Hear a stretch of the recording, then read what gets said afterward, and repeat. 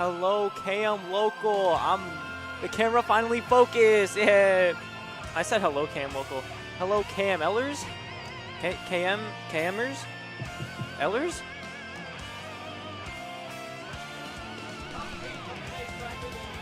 We have KMLocal number 59. Do not mind me. I'm disconnecting my Pro Controller. But yeah, first matchup on stream got Oriole versus someone. I know they play Ices. So it's going to be Puff versus Ice Climbers. That's certainly a matchup of all time. That's the beauty of MTVA, though. We get a bunch of like random characters. Howdy. What's going on? Is this thing hot? Yeah. This thing's hot. Are you excited? Mildly? I don't know how excited you can get about Jigglypuff Ice Climbers. No, I'm talking about the tournament. Oh, the tournament? I mean, I'm here weekly. It's hard to get excited anymore. No, that's how you lose. That's how you lose the passion. You gotta treat the local. Oh, the passion's been lost for years. The passion's been lost. No, yeah. No, you gotta treat the local like it's your partner, bro. Like you gotta be excited to see the local every week, even if you're working for the local. Sure. You gotta love the local. Oh wait, this is not Ices. Why was I've been lied to? So this is Frank. So this is actually Luigi Jigglypuff. Okay, is that better for you as a viewer? I mean, it's more familiar for me as a viewer. Okay. I know what Luigi's about a lot more than I know what Ices is about. Okay. What?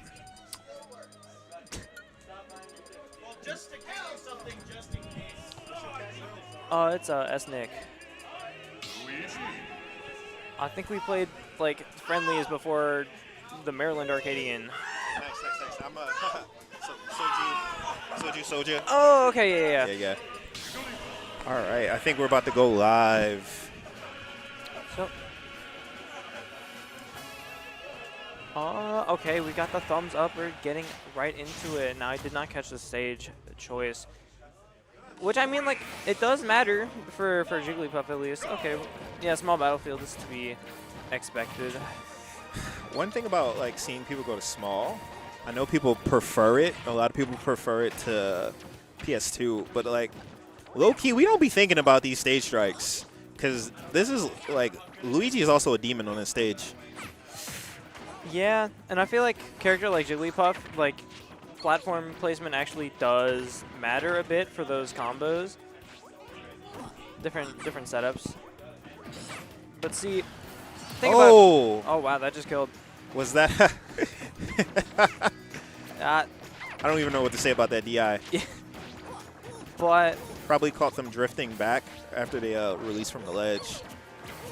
I mean, that kind of happened a little bit because I was playing friendlies against Oriole like right before this, and there were some interesting DI moments due to how they were holding like before they got launched. So I don't know. May or may not be a theme with them in this bracket. We'll have to see. Maybe not, but it's looking hopeful right now. Good choice on Frank not to go for that up B after that up tilt. Yeah, it definitely takes a lot of discipline.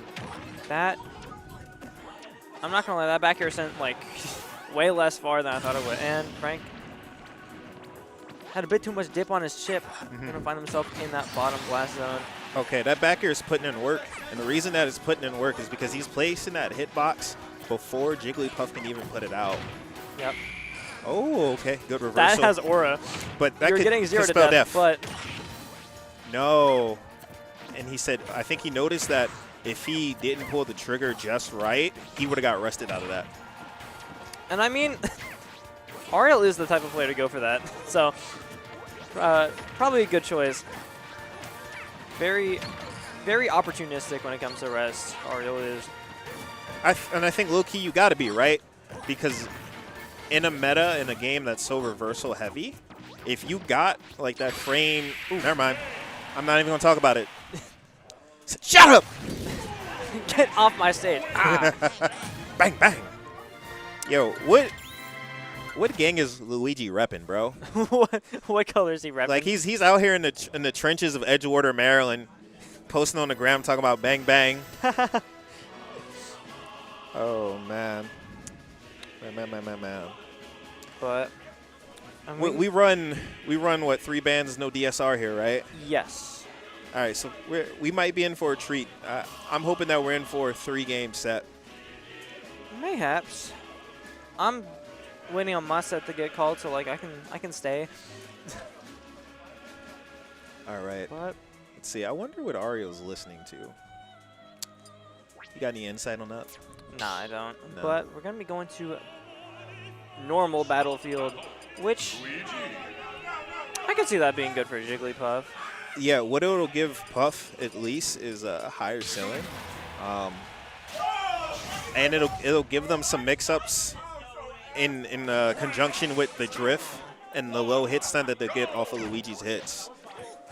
Yeah, that, and I think also the increased like vertical mobility that top platform gives you puts you in a great position, especially against Luigi at these early percents where you don't really want to be engaging with him in that bottom, part of the stage, because that's the 0 to death area. Although now we're definitely out of that percent range. Yeah, so we're definitely seeing that strategy you were talking about coming to fruition. So it's like when you're fighting like a Luigi or a Kazuya, the best thing that you can do for yourself is actually hug that platform, because they can't more than likely get their offense started that they need to when you're on the platform. For sure, and Ariel going to be pulling away with an early stock, courtesy of a mistech, but we take those. No, that's a forced error. Yeah, we don't take it. We got it. We get those. Of course, yeah. It was the mental from the rest that first game. Completely shattered. If they didn't trade right there, that up tilt and that that up air that I saw from the Wii, and we're living. And we learn our lessons mid-set. We learn our lessons mid-set, but we still take it. That's adaptation. Yeah. Not living that second back air, though. Okay. All right, that's the first one of those I've seen come out all set. Oh. I make her respect pay the for it? idea. Nope. We are not. Yeah, that was an awkward position on the platform for Frank there. Because, like, you want to get more than just a charge smash attack, but sometimes you get a big greedy, and yeah, that's just going to be it. Now, like I was saying, like, it's a dangerous place to be on the platform. Oof. Oh, almost got it. Are we alive? Are we? Yes. Crazy magnet hands. Okay. I have no words about that misfire. I'm still in awe that Jigglypuff grabbed the ledge. That was insane. Like, bro, she doesn't really have hands. She just has a face. There was like a... Okay. Oh. Almost looked like we lived for a second there. But... Yeah. Clean 2-0 going to Frank there, but Ariel definitely kept it rather competitive. Especially in that second game, just wasn't able to keep the lead they needed. Yeah, and like, despite it being like a 2-0 that quickly, that was actually a really good set. Sure. If we're talking about counterplay to people doing like ledge drop, trying to get back on, if we're talking about counterplay to like Luigi, Kazuya, like we got to see a lot of really good ideas be executed. Maybe not to the fruition where we seen a win, but like we seen some real development in that set. Yeah, there were some good ideas, definitely. Some skill expression. Say that again for the stream. Skill expression. Skill expression, player expression. Everybody says like, Ult don't have that. Like the game has that for sure. And I'm glad that like all it takes is the right eye, like a good eye like yourself, to be like, I notice what's happening in our game, and our game has stuff. Our players have stuff. They have the mental acuity and the fortitude to like make things happen, like be their own players. So super excited. Who we got next? I think I see Unlucky, known as Alice. And I think that is... The face is familiar, but I can't come up with a name currently. But I'm pretty sure that person plays Ness. So I think we're seeing like... I gotta play. All right. All right. Hold it down for me.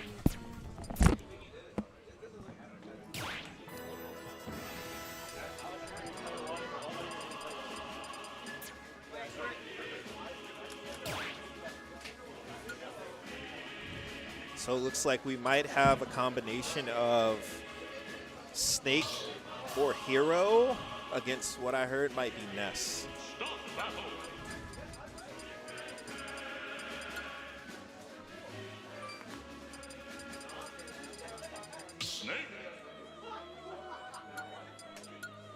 All right, so we got Alice here locking in the Snake. Oh, I gotta run. If I squeeze on him right here?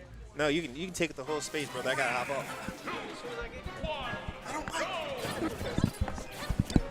Hey, this guy does not mess with me. Does not want me within a 6-foot radius. Hey, good luck in your set, though. Wait, this guy's playing Snake. I like this guy. Which one's playing Snake? Let me see. Alice. That's my guy, dude. He knows the parry that. Oh, dash attack, the little tech chase on him. Back air. I love that back air. I'll match that back air non-stop. Loki trying to 2-frame with the back hit of Snake down smash is some ferocious action. Not many people are trying to do that. Oh, yeah. Against the Ness, you got to get real scrappy. Maybe try to catch him. Almost. Just a jab one. F-tilt him off the ledge right now. Boosh! Yeah, you're dead, son. I can't remember if it's on Ness or Lucas, but... Oh, that's big damage. Oh, that's big damage. I would have gone for that upper, too. The down throw of F-tilt only works looking right or left. It doesn't work both ways. I can't remember if it's on Ness or Lucas. It's on one of them, though. Although it seems to not matter because it's a fantastic start for Alice on this set. In what many people see as an unfavorable matchup, you can't really be asking for much better than this. I mean, he's scrapping, man. Why would a dude throw a nade? Look at these legs. Like he's shielding. You're getting F-tilted, man. Get off my stage. What's up? I'm gonna play a video game. Oh, goodbye, Snake.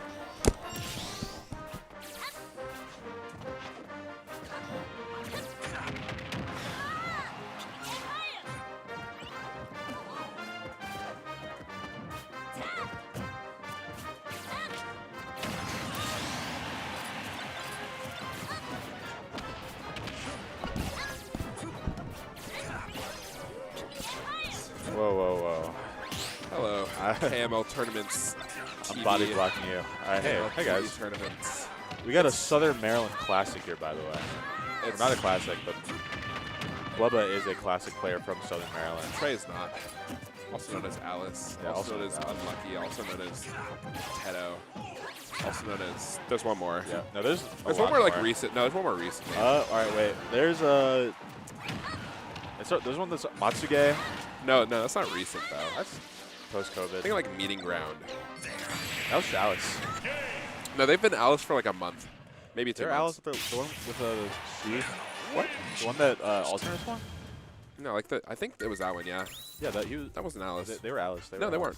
I swear to God, they weren't. They were like they've only been Alice for like 2 months. I swear to God, they were Alice. On Meeting Ground was on like 3 weeks ago, by the way. On cut. No, that was like a year ago.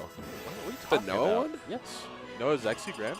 Oh no, you're right. No, I'm thinking of like the first one he won over like Blue. Oh, it was like It's like a year ago. I forget the character that Trey likes. It was that character. Yeah. It was the. Was it Annie? Yeah. No, that's just a different person. It was Uma. It was an Uma. Was it Emma? No, it was an Uma. No. Japanese horse. Was it? It was one of them. I don't know their names. It was short. Oh, it was Agnes. Yeah, that's what it was. All right. So Blubba switching to the Fox. I'm unfamiliar. I haven't been down to Mega Drive in a long time. So Well, you're gonna go on Friday to get your free patchwork. I think I get free patchwork by existing. You don't get free patchwork by you need to check your ego. You're nothing. I'm points. You're nothing. I'm points. You're nothing. I'm points. I'm 100. We're all worth Why are you points. points? Are you worth 100? Oh. I'm worth 30. I used to be worth 50 though. So like, Back. wait. I missed when I was worth 50. Back. I missed when I was worth 1. But you're worth 1 if you make the top 18 on MDV APR. True. Oh, 18. Ah.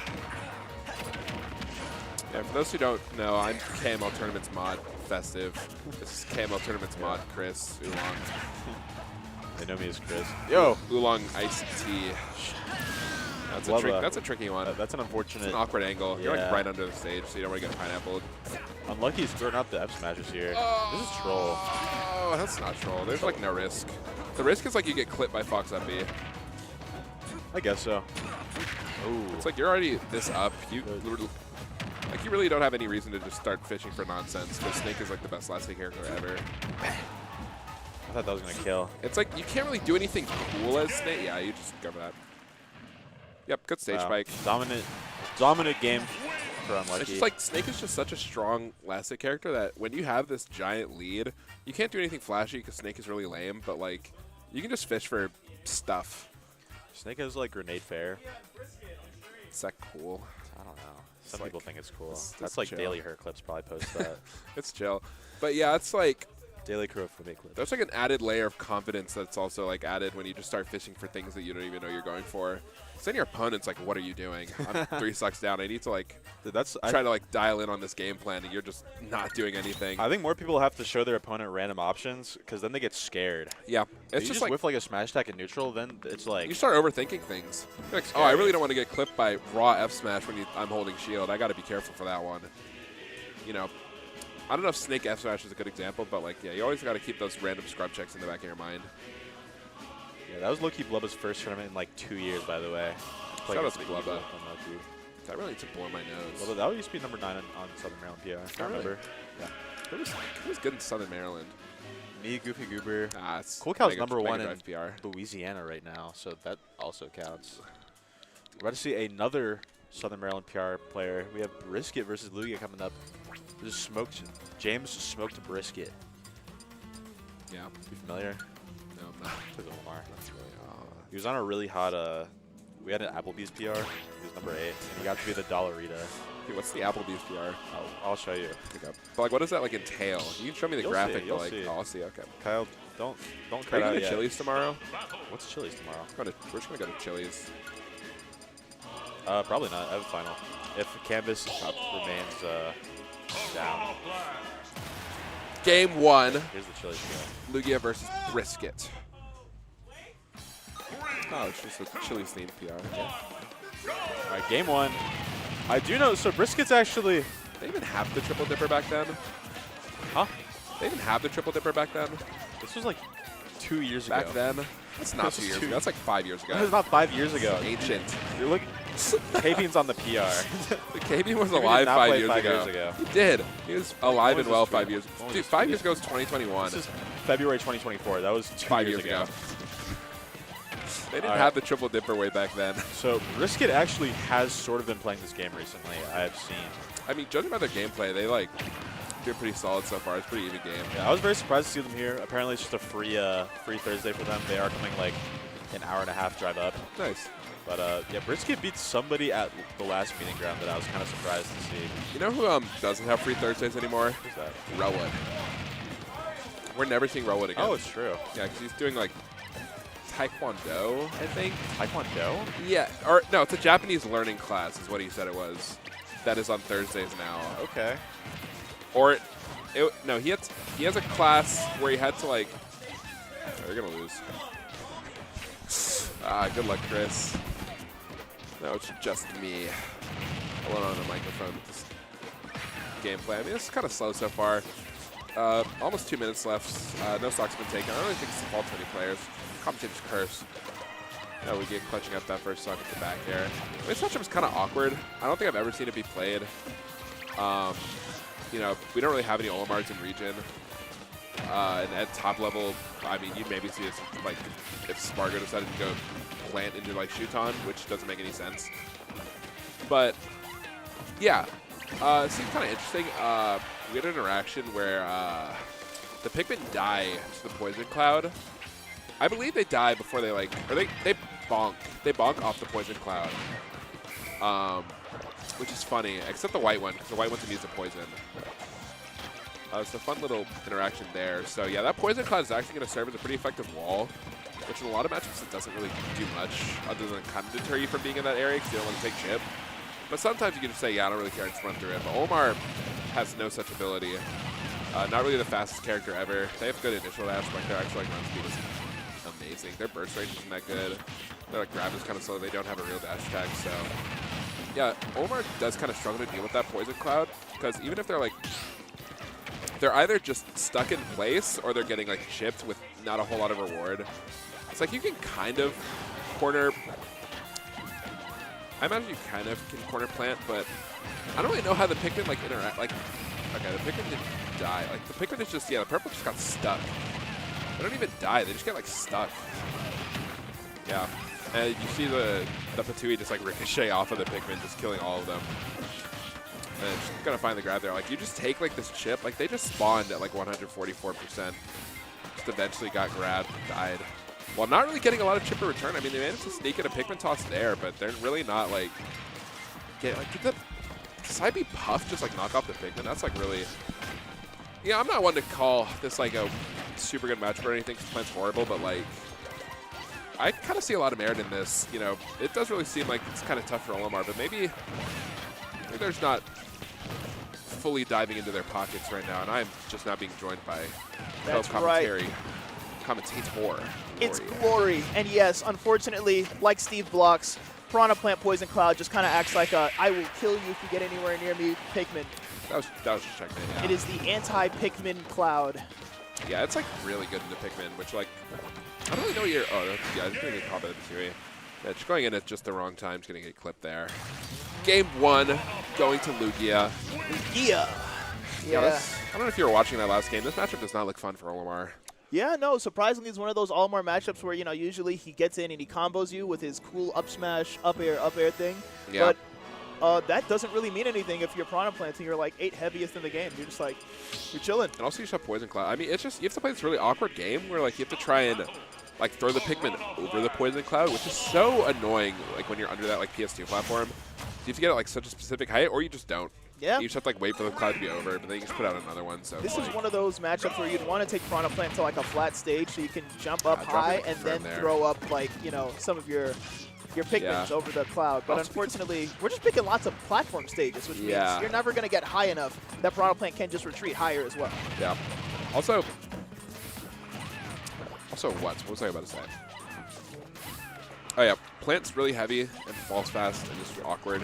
It's like you saw that like first interaction where they did actually manage to get the grab to start the game, but they just got nothing off of it because they just like fell so far. Yeah. Sometimes the combo food is too plentiful, you know? Yeah. My lobster is too buttery, actually. That was a really good call out on the neutral get up. Unfortunately, not going to time that properly.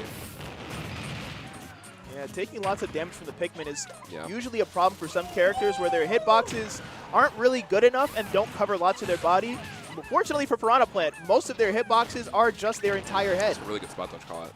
Yeah. I think Brisket is playing this game a lot better. I just think they need to capitalize a lot harder on these ledge traps because it's like you finally get this momentum, you finally put Plant into a position where they can get chipped out by your Pikmin, and then they just get back on the stage and reset. But they're actually doing a really good job of keeping them in place. Yeah, playing at the ledge, you can't do committal things like that because unfortunately Piranha Plant, just as heavy as they are, they also kill really easily as well. So you play that safe ledge trap game, you know, stand a comfortable distance away and then punish something with a non-committal option. For sure. Like up throw. Yeah, but Olimar also, you know, going to have a lot of strong kill throws. I mean, those blue Pikmin tosses are very, very strong. I don't understand the canonical reason for up throw. They're really powerful. They have good lift. Yeah. Good lift strength. Survive water. Survive water, yeah. Strong. I don't know why the purple ones, I mean, maybe they want to make the purple ones too strong. Or like make the other Pikmin like too undertuned, like in comparison. It's like all the Pikmin have their own like little thing, you know? Yep, they've all got their niche. And it's one of those things where in this case, I feel like the niche of the cool yellow Pikmin is to get thrown at an arc that's high enough to get over the Poison Cloud naturally. Yep. Unfortunately, that's going to be a dead Olimar, man. It is going to be an incredibly dead Olimar. I don't think niche is even right. I think niche is like, if you're obnoxious and have no life or job, then you say niche. Or if you're like European, maybe, I don't know. No, if you've got a curriculum vitae, then yes, niche is. If you studied, if you did like cursive in elementary school, then you might say niche. No, secondary school. Yeah, can't forget. Yeah. Sounds like someone who did secondary school cursive. Ooh, getting the 2-frame there, but not getting anything off of it. Did you have cursive? I did have cursive. That was still back in the day before they freed us from our turmoil. Yeah. That's a weird subject to. Oh? No, I'm not going to get anything. A down air potentially? Yes, a down air you will. That big ass That down air head. is so. I was wondering. wondering when they were going to start like actually downing that recovery because it sticks so far into the stage. Not to mention down smash as well. I don't know if this is a yellow Pikmin exclusive, but you throw out that down smash and that hitbox is active. I think it's the electricity hitboxes that Smash Ultimate has. Olimar has just, or not Olimar, Plant has this just massive head that is completely uncovered when he's up being. So Huge I'd head. imagine just like putting the downer out there is like kind of free. Speaking of free, if Lugia wants to win this game, they simply have to get one more grab or one ledge trap, just like that. Tricky position to find yourself in is Plant, or not Plant, I keep mixing them up. The other planting guy, the guy who pulls plants from the ground. Okay, I gotta play Mr. Pink. And I've got to play Lugia. So yeah, looking at the highlights there, you know, breaking the shield there, spitting out your iconic Poison Cloud and hitting them with your giant head. And then, of course, using Patui to ledge trap immaculately. There it is. The first active frame, and just like that, we are both your commentators not here anymore. One of your commentators is now here. I am leaving. You're leaving. Well, I'll only leave when my game gets called. How about that? How about a delay bracket just for the sake of commentary? That sounds like a good idea. That's fire. Exactly. See? You agree with me? Chat, he agrees with me. Hold up. Chat, let's draw a circle around this guy. Big thumbs up. Okay, he's gone now, so this doesn't make any sense. Now it's like, who is there? Who's that for? You're actually circling the ceiling light, Oh, I think. there you go. Yeah, we'll just clear that for now. And in the meantime, we don't know who's coming up on bracket for stream next, you know? I feel like it's there are not clear. there looks like there's two possibilities. J-Tank versus Mr. Pink or Coltman versus Micro. Coltman is here. Wow. We got 2 snakes in attendance today. And it looks like we know who's on stream next. That's right. Chat, if you're a Kirby fan, if you are a fan of... Wait, is that Festive versus Mr. Pink? Yep. Yeah, if you're fans of Kirby and King DDD, you're in luck because we're going to see an iconic, potentially, canon matchup. I'm not sure if Mr. Pink will opt for one of his secondaries and sort of just, you know, change the vibe there. But there's a chance of seeing that matchup in a tournament setting, which I've actually never seen before, Kirby versus DDD. Both pretty rare characters. Yeah. I feel like it goes very heavily in one direction because, you know, eventually DDD does get that hit and, you know, he'll do a lot of damage to Kirby and potentially kill, but I mean, that's if he gets the opportunity to not get comboed. As far as kill power goes, DDD actually has relatively low kill power for a heavy. Yeah. And Kirby actually has pretty high kill power for a lightweight. They kept upping his numbers every single patch they could. Nair, make it stronger. Down tilt, make it faster. Less recovery, you know? So it's really dangerous on the side of Mr. Pink. They're literally allowed 0 mistakes or else they're going to take 70 or just die outright. Yeah. Then again, I know one thing Mr. Pink really loves is camping the ledge. Yes, I know that for sure. Mr. Pink has made that an iconic factor of their gameplay. It'll be interesting to see how Festive deals with that. Surprisingly, I've tried like playing a little more defensive against Festive in the past, and they're one of those players where it's like, I'm going to slowly make my way up to. Kirby's not the fastest, but they're fast enough. He'll just walk towards you at, you know, Kirby's running speed, which is a walking pace. Yeah, I don't actually know where they rank in terms of running speed, and I am a very curious fellow, so I think I'll consult the iconic website of Smash Ultimate frame data, which has Street Fighter frame data too. Where are you? There we go, UFD. Chat, soon we will have our answer, but in the meantime, if you ever wanted your question, how can I watch more Smash Brothers answered? We have the answer for you. That's KML Tournaments TV. If you like watching Smash Brothers, but whenever our stream turns off, you got no more Smash to watch, well, you're in luck. Because on Twitch TV and on YouTube, we've got a 24/7 stream running all of our matches from every single game we play on our stream. Whether it's, I think it's Rivals 1, Rivals 2, Smash Ultimate, Smash Melee, and sometimes even Rock, Paper, Scissors. You'll have to tune in to find out at KML Tournaments TV. But yeah, what does that Smash Ultimate frame data website say about Kirby's stats? Run speed. Where is it? You see it anywhere? There you go. Dash and run speed. So Sonic's, of course, the fastest. No way he's towards the bottom. Please don't tell me.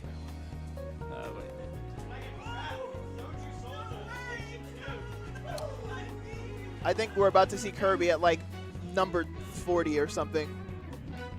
Oh, relatively fast this character is. Oh, yeah. Yeah. Kirby's got a run speed of 1.7, which is actually middle of the pack. Highest is Sonic, of course, at an insanely unrealistic 3.8. Although His initial dash is slower than like most of the other characters at that speed. Which I guess is fair considering how Anyways, small he we're is. seeing Mr. Pink's brawler. That's right. I knew it. He wasn't going to play that King DDD. It just wasn't that nuts of a matchup. Okay, so now doing the iconic Mr. Pink of running back. I'm not entirely sure how that's going to play up against Festive because it's just going to be a lot of boxing, and I think Festive will just win that more on average. Yeah, this is one of those matchups where both characters stand to benefit a lot by running up and pressing buttons, but it looks like Mr. Pink is taking a lot more of a methodical approach of just hitting one time and then waiting for their next opportunity to hit, never overextending way too much. Unfortunately, when it comes to single hit interactions, Kirby's going to be beating you 9 times out of 10. Yeah. You're the character that kills off of down throws into up Bs. Oh, just barely. Ooh, whiffing that grab, but no punish. Let's consult the chat on what they think about this matchup. The uppie above the ledge getting hit out by the shot put. And as good as shot put is, once you're off stage, you genuinely risk. Was that a misinput? That might have just been a very, very intentional dash grab. That might have been the most honest dash grab I've ever seen in my whole career. Okay, and now Festive is saying, okay, the ball is in your court. I have advantage state. It's your turn to approach me. Because he simply does not need to approach. I think kills here. Oh. Not unless you mash as hard as you can. Down air. Okay, second hit of it. More ledge camping. Ooh, overextending there. Mr. Pink realizing that when you play the game slow, you can very slowly lose the lead as well.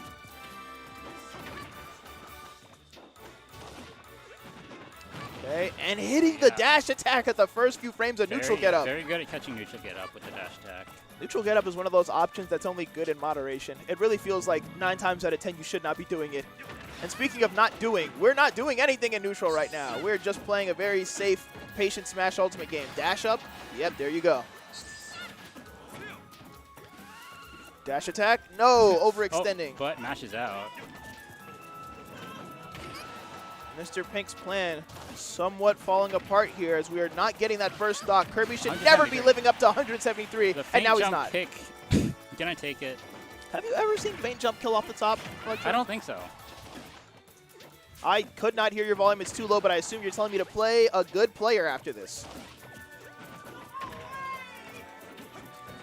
Understood, Mr. Tournament Organizer. But chat, you have no idea who I'm talking to. Your volume's completely perfect. And speaking of perfect, Kirby's green, like Perfect Cell. That's my segue. And so is his dash attack. So, taking a look here as the game is running close to its close. Mr. Pink still struggling to, engage a little bit more with Mii Brawler's excellent approach buttons, and Kirby's lightweight should make a stage like Town and City a dream. Yeah, you gotta, when you're playing Brawler, you gotta get a bit more off each of these hits than what Mr. Pink is currently getting. As it stands here, Festive just never feels like he's in danger. It kind of just looks like he's enjoying the slow pace and playing the match to his own, comfortabilities. Yeah, those kinds of air dodge reads, Kirby's got a lot of air drift. You got to be a bit more aggressive with them. Yeah, and I know that there's the fear of Kirby reversing your combos and, putting you in a bad situation, but there's no risk without reward. So you're not going to see any reward if there's no risk, especially if you're playing a character like this. Yep. Clock getting down pretty low now. Up smash not connecting on its sweet spot, which means no kills will be awarded. Oh, missing the tech. That's going to be a somewhat long cutscene combo. The up tilt into downer not quite working. Oh no, whiffing the side B2. Mr. Pink slowly bleeding out over the course of this match, but still hanging on to life. Finds the back air. If we play this last stock just right, approach properly. Oh no, I saw the whiff jump there.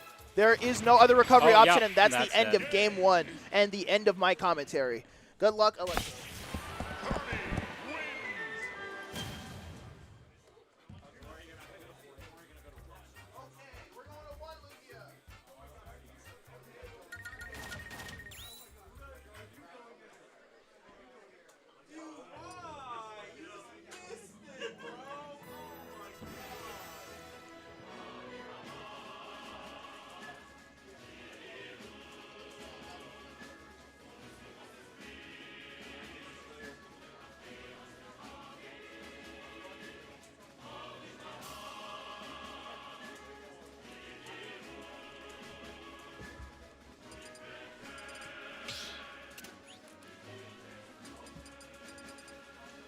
If I was Mr. Pink, I would definitely be considering swapping to the DDD right now. I'm not sure how that matchup is, but the Meat Brawler did not seem to be the answer.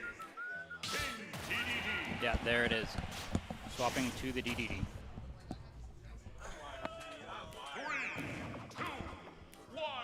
Got ourselves a little Kirby matchup going. Yep. Fun.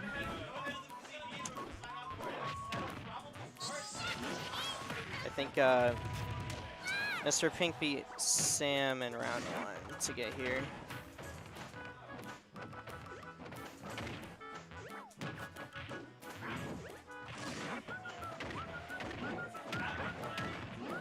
Oh my goodness. Oh! What in the world? I'm not entirely sure what happened there. I thought he got hit by the dash attack, He but I guess armored the dash attack. But then he canceled his uppie a little bit too early. Yeah. Yeah, I'm surprised that the uppie just didn't just snap ledge. Probably because he was holding down.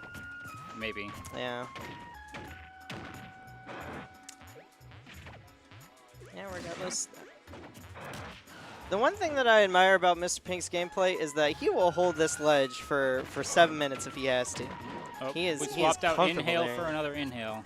Yeah, it does more damage to be fair. Yeah, it did. Yeah, it does.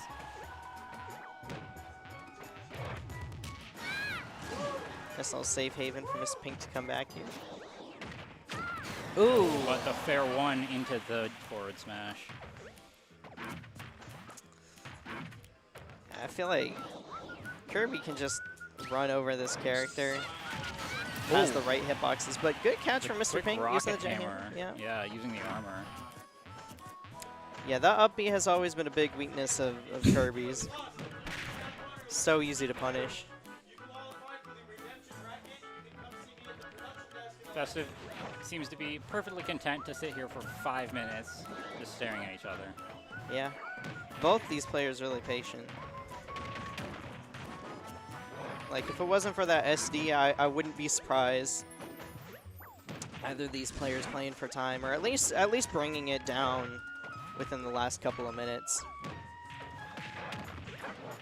I think that's what makes Festive's Kirby unique in comparison to like IRLC. He'll stand there. He'll wait for you to make the mistake first, and it's kind of the same thing for Mr. Pink.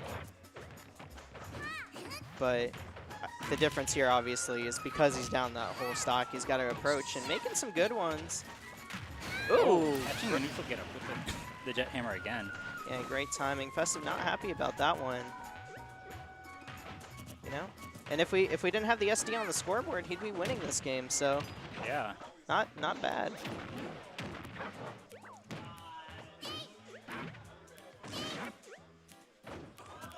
Nice little 2-piece from the Green Goblin.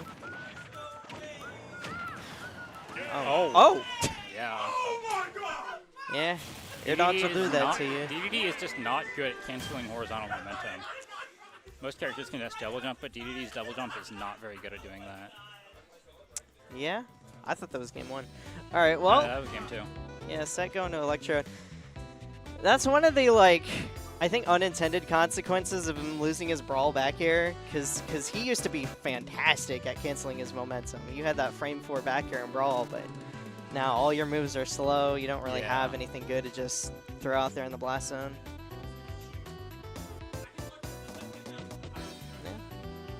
I don't know how game 1 went, but that game 2 is definitely like... Game 1, he went Meat Brawler, and Fester just completely won. You know, honestly, that makes sense, though. That matchup is really, on paper, really bad for Kirby.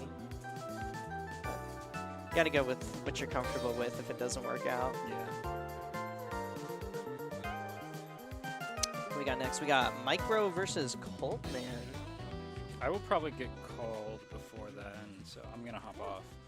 Yeah, I'm good to camp out the mic for a little bit anyway, so that was a fun cast. Ooh, we got a little chat thing now. Man, it has been a minute since I've been here. I like that. I like that. Check out the chat from the folks at home. What's up, everybody? How you doing? Now I don't got to go on my phone looking for the messages from you guys. Yeah, but Coltman versus Micro coming up. I don't know if it's round 2 or quarters. honestly, it could go either way at a tournament like this. There are a lot of like really good players, but I think we're at that like awkward number where we've got like 26 entrants. So there are a lot of like really good players that, you know, have to face off against each other in round 2. And these are definitely 2 of them that I can see regardless of where this next match is going to be top 8. So it is winners round 2. All right. It is winners round 2. Yeah, these two have to be like pretty close in seed to be meeting this early, which makes sense. And Snake versus Steve is a matchup that we see all the time, at least at the top level. But I don't know. I personally still think that Steve should be winning a match like this, but because of like his mobility options, I feel like having Iron, having Minecart as that like get out of there tool is such an important asset that stages really, really matter for Steve in this matchup. So if it were to favor someone, I would actually probably argue with Snake, just because you know, Steve not having that mobility is going to put him in a lot of tough spots. We're not going to go through this journey alone. I got S-Nick joining me on the mic. What's up, gamers? We got Snake versus Steve. This is a crazy winners round 2 match. Right? Did they even play at a Kagaribi? Did it hurt and Ashimo run into each other in bracket? Hurt and Aquila, they... that's what I meant, yeah. I don't think so. They fought in... No, no, I think you're right, because Aquila lost to... That was Dormigi. Yeah, Dormigi twice. So no, I don't think they did. Okay, so we're making up for that here. Yeah.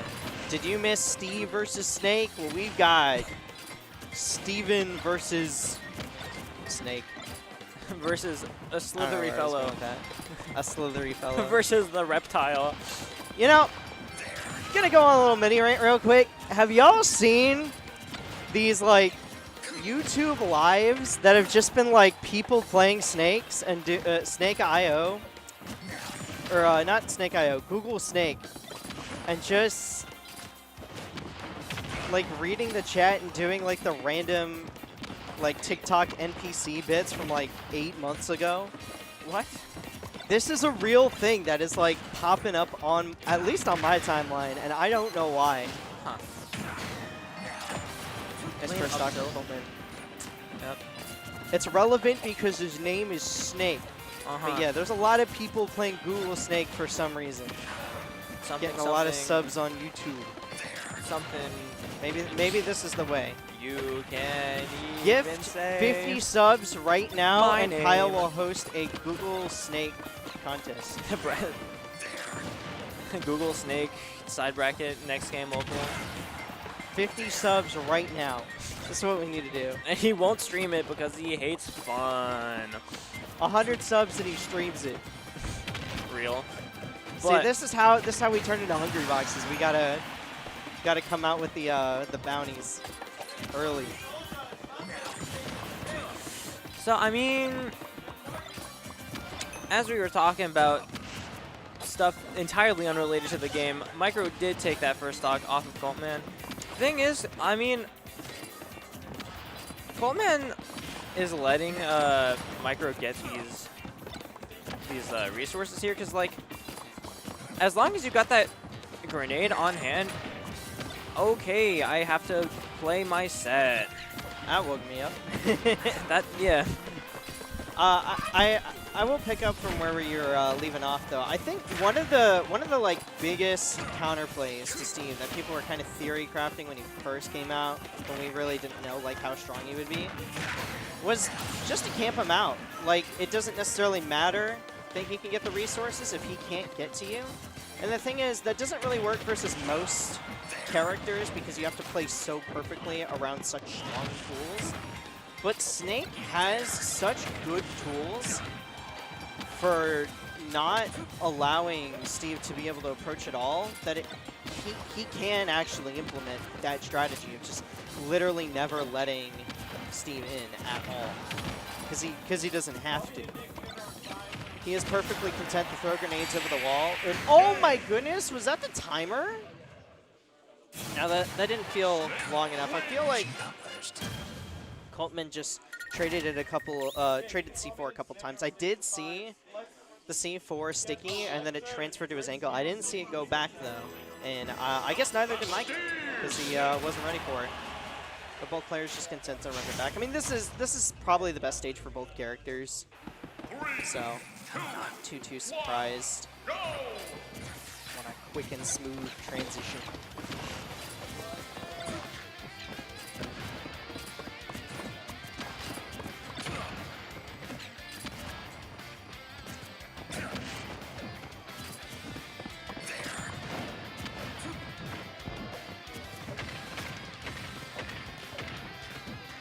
Ladder coming out from Micro. Yeah. I feel like a lot of the biggest struggle that I see out of a lot of Steve players is when they're put into a position where they have to be aggressive, just whether it's by nature of the matchup or being behind. That seems to be the biggest pain point for a lot of these like mid-level Steves. And I mean, Micro's good, but you know, he really does seem to be struggling to make these approaches because, as you see right there, right, we're using the minecart to try and get out of the corner, which we have to do versus a character like Snake. It is our best mobility option. But Coltman was just completely ready with the coverage and had a great read on when he was going to try and escape that corner.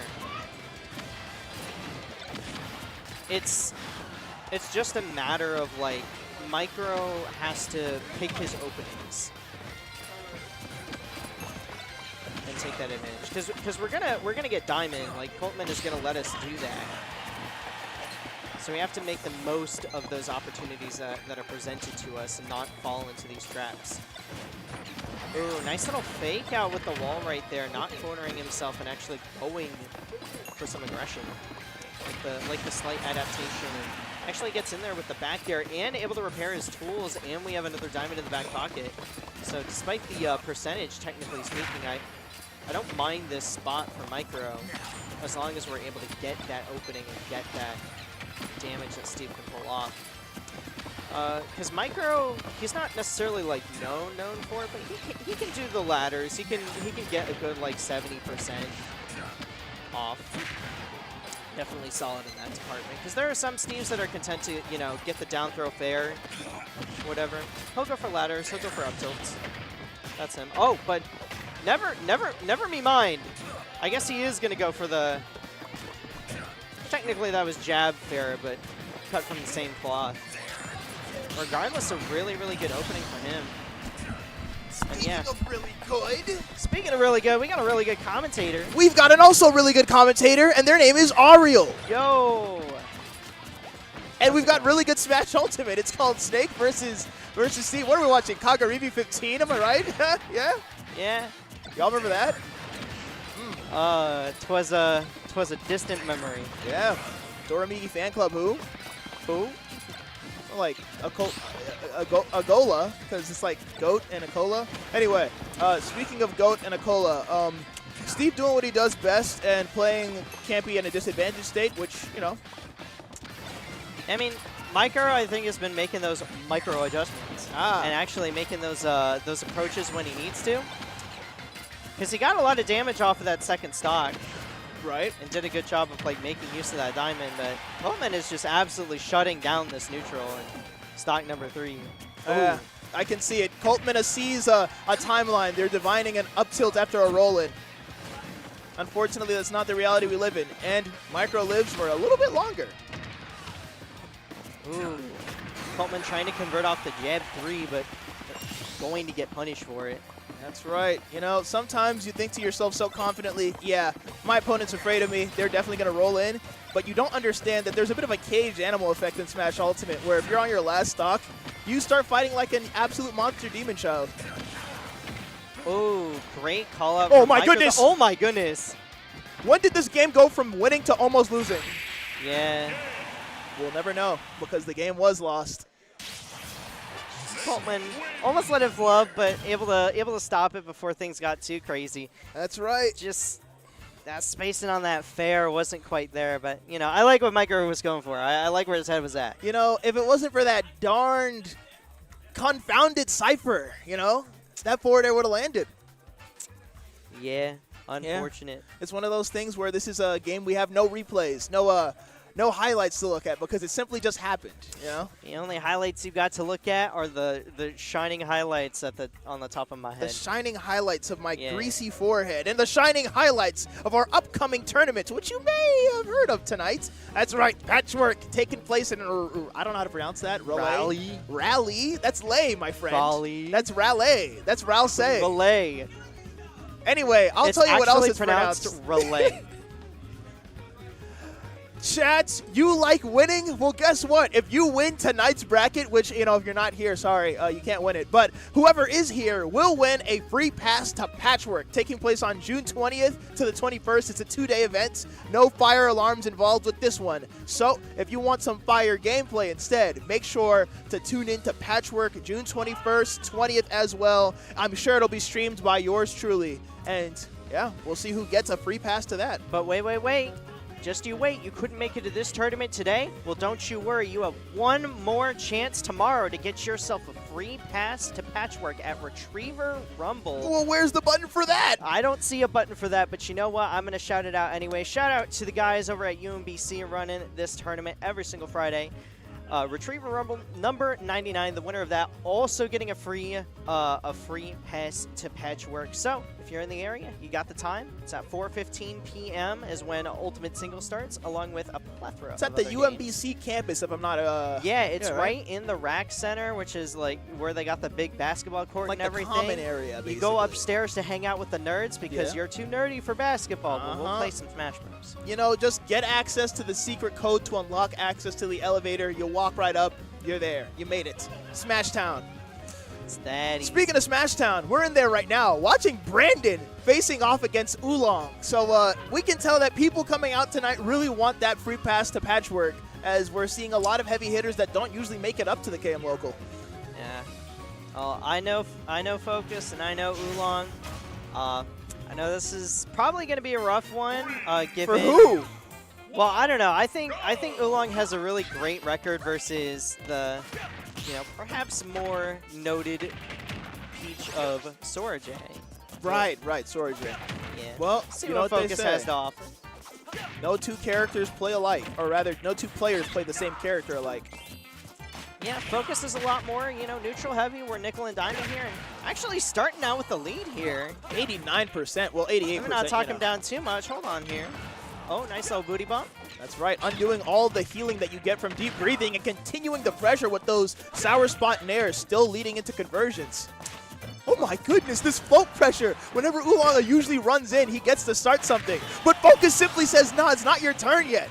Oh my goodness, let me lean in, lock in a little bit, says Chris Oolong, because he needs to wake up. We're going 0 to 60, and a little combo right there. Preparing a bit of a fruit salad there, trying to get Oolong on the side of a quick 42%, almost lapping them entirely in stock. Yeah, delicious, tasty turnips. And now we're playing volleyball. We're hitting the volleyball over the hoop, just trading back and forth.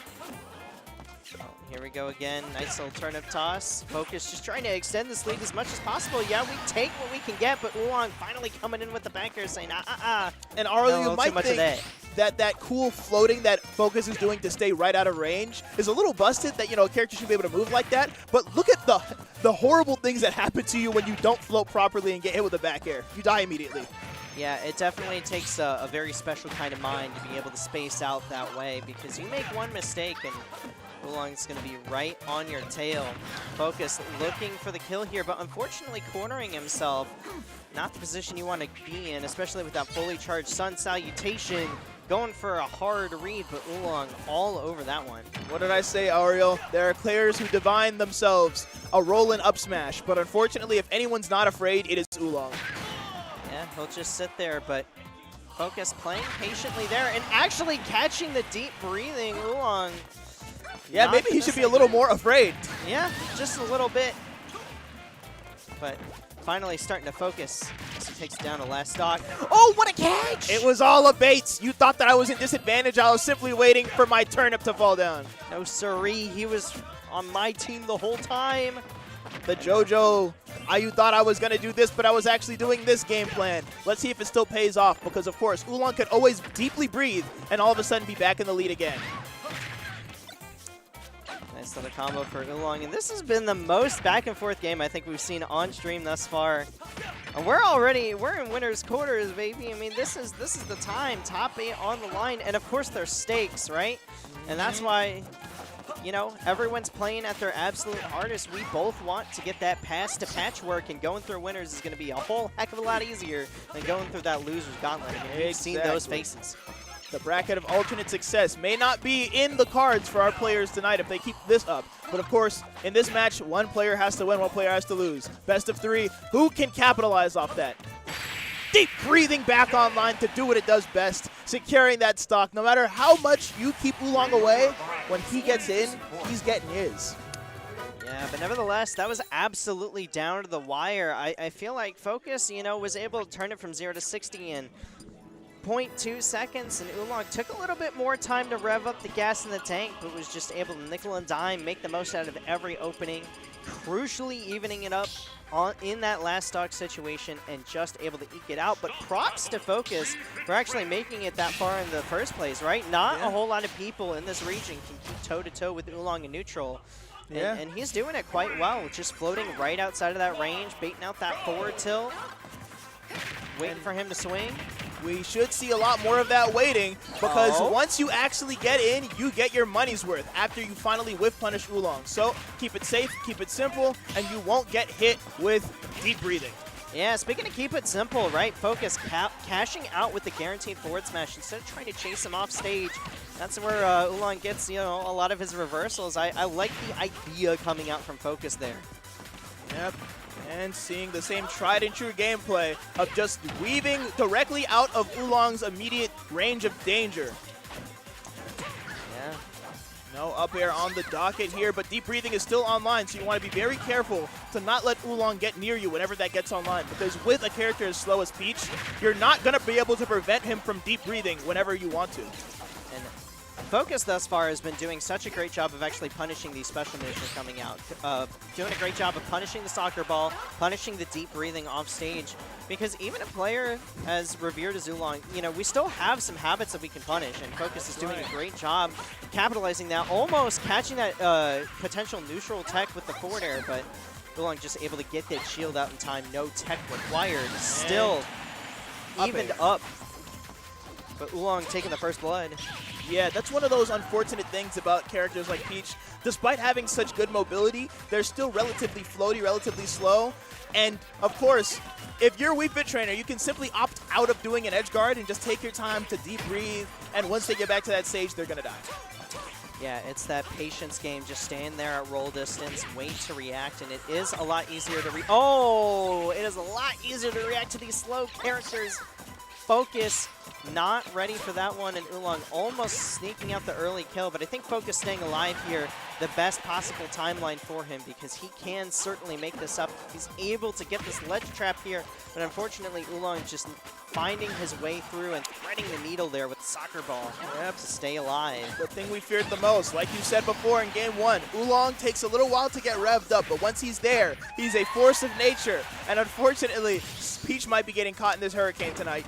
Yeah, once he gets rolling, unfortunately, it's straight down that hill. Sisyphus dropping the boulder a little bit as Oolong is inevitable, but Focus getting a little bit of damage started, trying to go for the back air. Great tech on the platform for Oolong, but still a nice 54%. Got to take it one interaction at a time, and Focus still staying primed, not necessarily making too many obvious mistakes.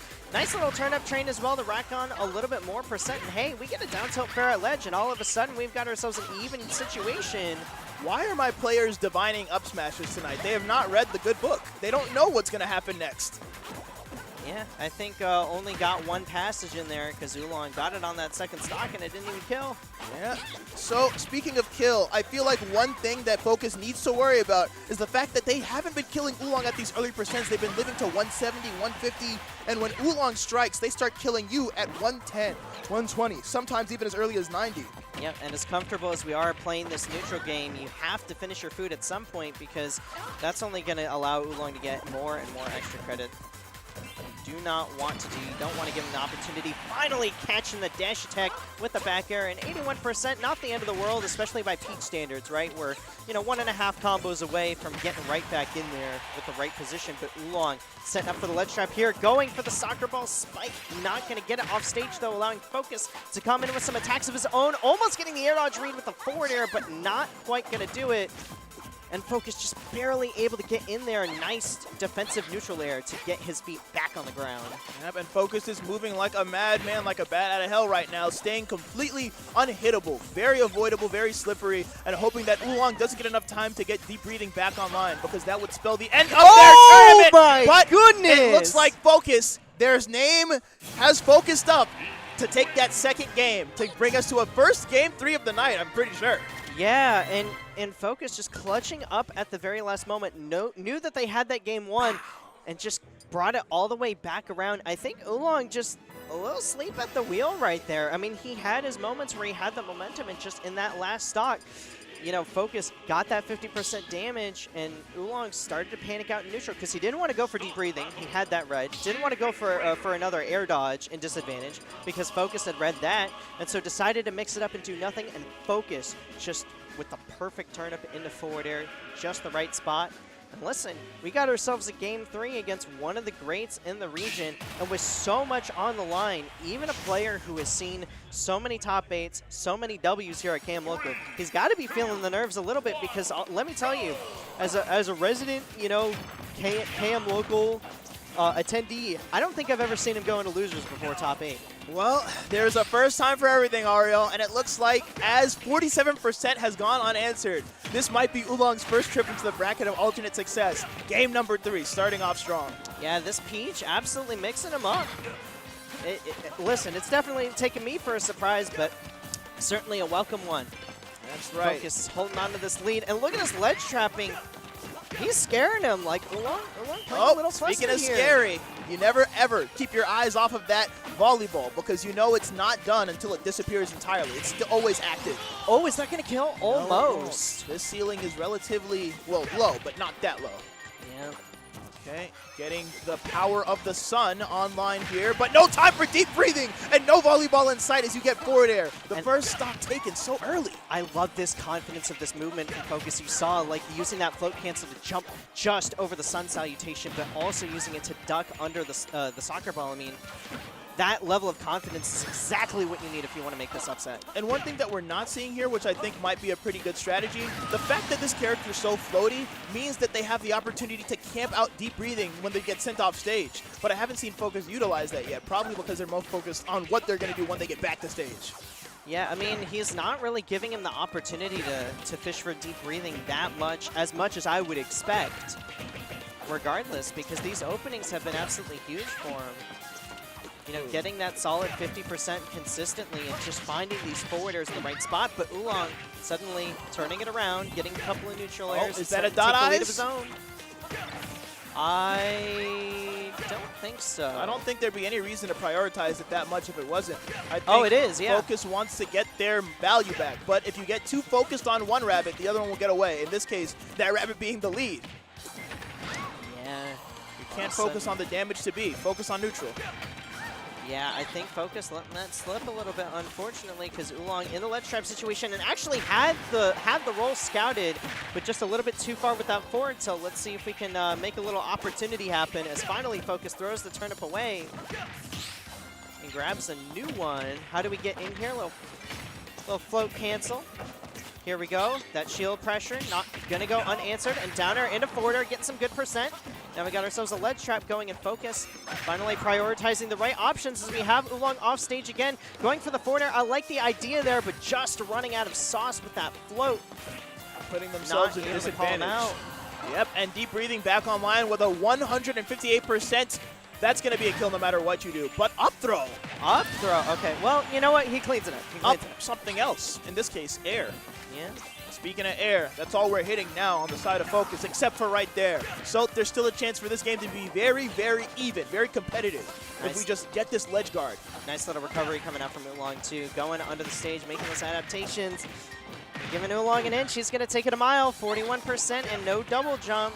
Now the percent is stacking. Starting to catch on to these disadvantage habits, but nice little turnip toss. Focus with a little bit of an opportunity here. Can we get the kill with the forwarder? No, not quite going to find it. Can we catch this landing? No, but Focus scouting it out and keeping Oolong in the corner, but just able to get in there. Nair one into that up air. Oolong bringing it right back into neutral, not wanting to let Focus bring it back like he did in the last game.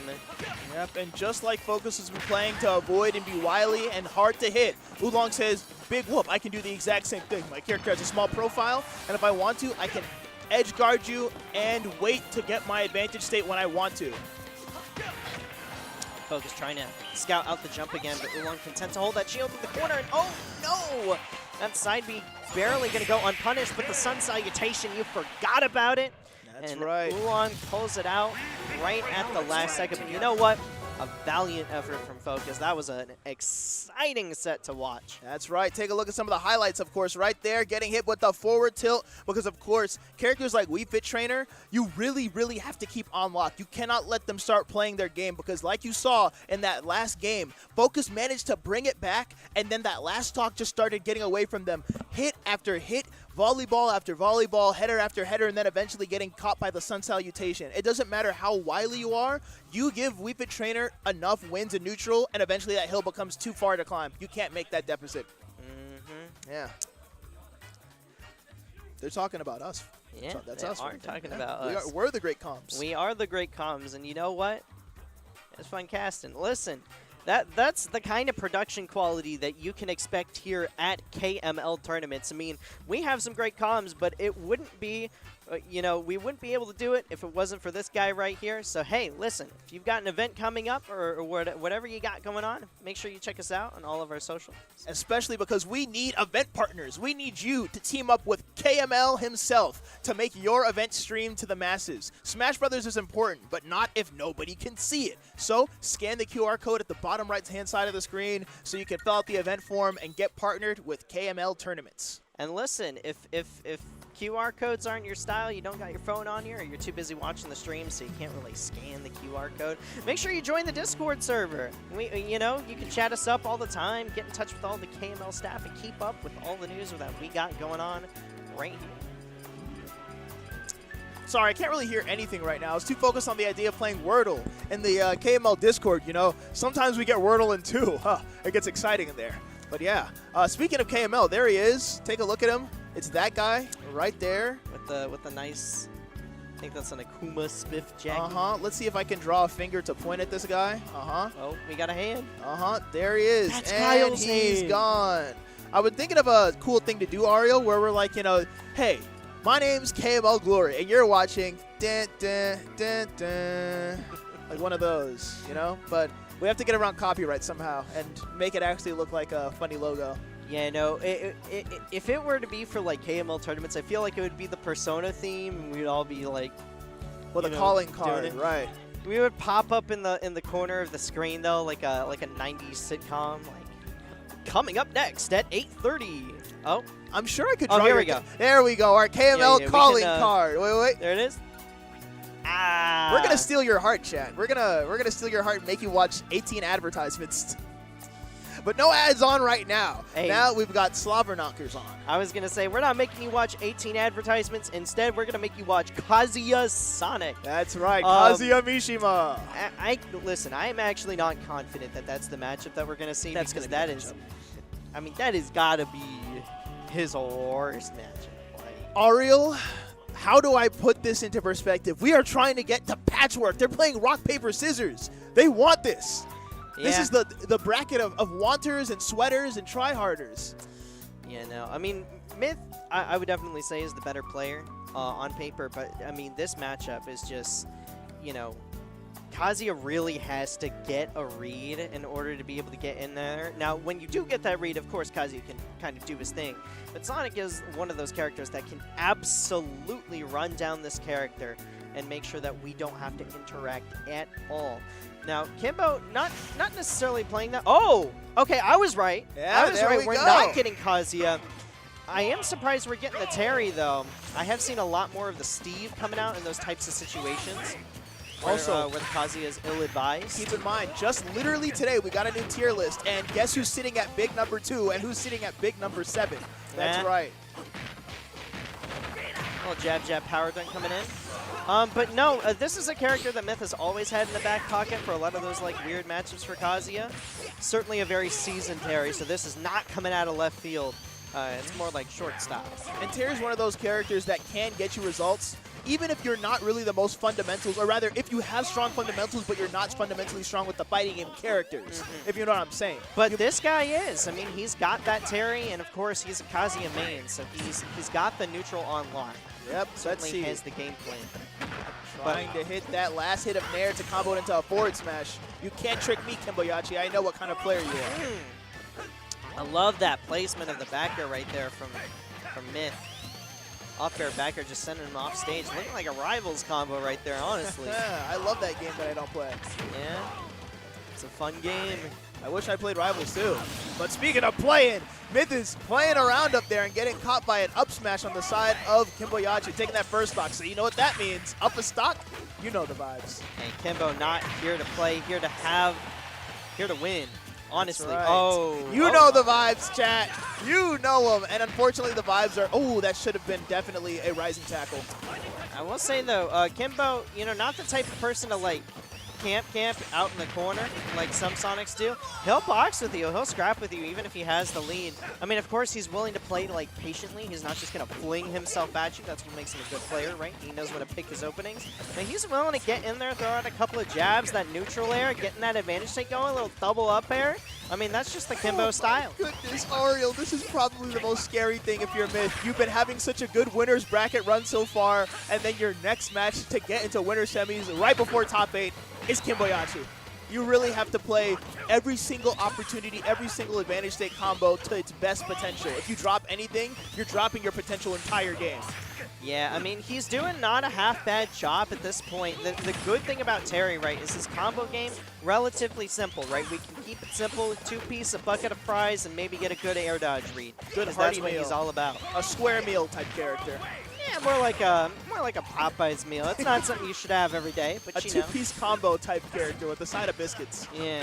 Ooh, and speaking of sides, we're hitting with that dash attack there, potentially setting up into one of our super specials.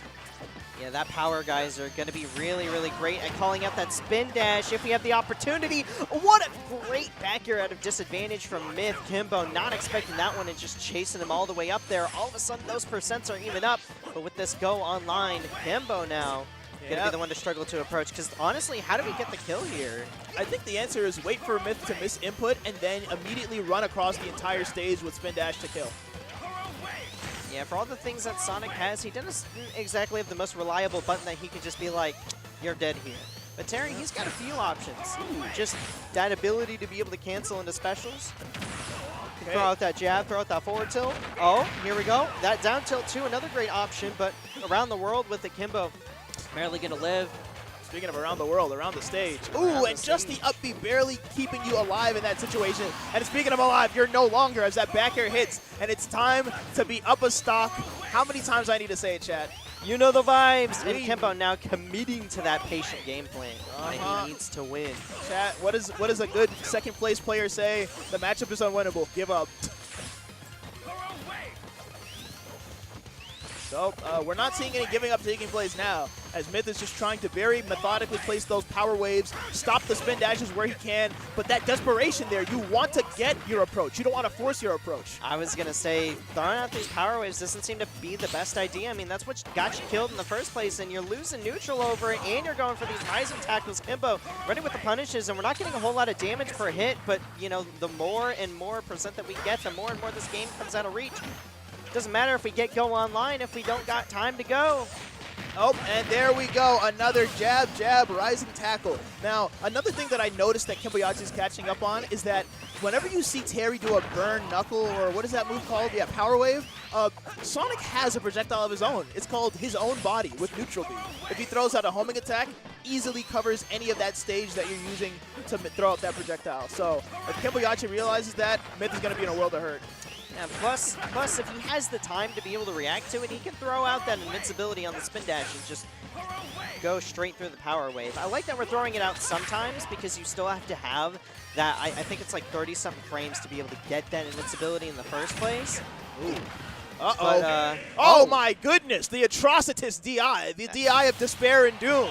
I was not expecting that. That was, we want to take the bracket of alternate success kind of DI. Speaking of alternate, we've got some advice from a good, very iconic slow character player in the chat, Rowood, saying that he is 9-1 against Kimboyachi with characters like Terry, Incineroar, and Kazuya. So, you know, I feel like Kazuya might make an appearance despite what we saw in Game 1, just because that's your bread and butter. You can't leave your bread and butter in the closet. Yeah, I mean, I'll be honest, I don't think that Terry was necessarily doing that bad, but you really do have to ask yourself, is the secondary Terry going to be enough, or should I just stick it out with the character I'm most comfortable with? It looks like Myth is going to take the ladder. And here it is. Oh, well, okay, and there it goes. The ladder fell down. Oh, wait, no, there it is. Okay. Oh! I was so worried. Yeah, that's one of those things. Help me. Help. Yep, and still needing help is Myth. Stuck in disadvantage because the thing about Kazuya that we need to mention, obviously, this character moves like a lumbering oaf. He's a big, heavy guy from Tekken who's not supposed to jump, and then Harada put him into a funny platform fighter game where he has to jump around and hit funny moves against funny jumping characters. Did you see that dash attack straight up beat Electric? Did you see that Rage Drive I completely did. beat that Hedgehog? I hate that Hedgehog. It killed at 6-7. Whoa. What was that number? 67. Interesting. Speaking of interesting. There's nothing else funny about that number, guys. Is there a second jump online? There is. And just barely making it back. And just relatively not barely getting killed off the top. Okay. Get a little conversion there. Here's the thing, though. You see what Myth had to do to be able to make that? He had to get the luckiest read with that Rage Drive in order to be able to come back. If we don't get that Rage Drive... Oh, no. DIing towards the platform. This is not what you want to do when you are Kazuya. And, you know, I really do appreciate Relwood's advice of playing the character that you love the most, but I think we're starting to see why that didn't happen.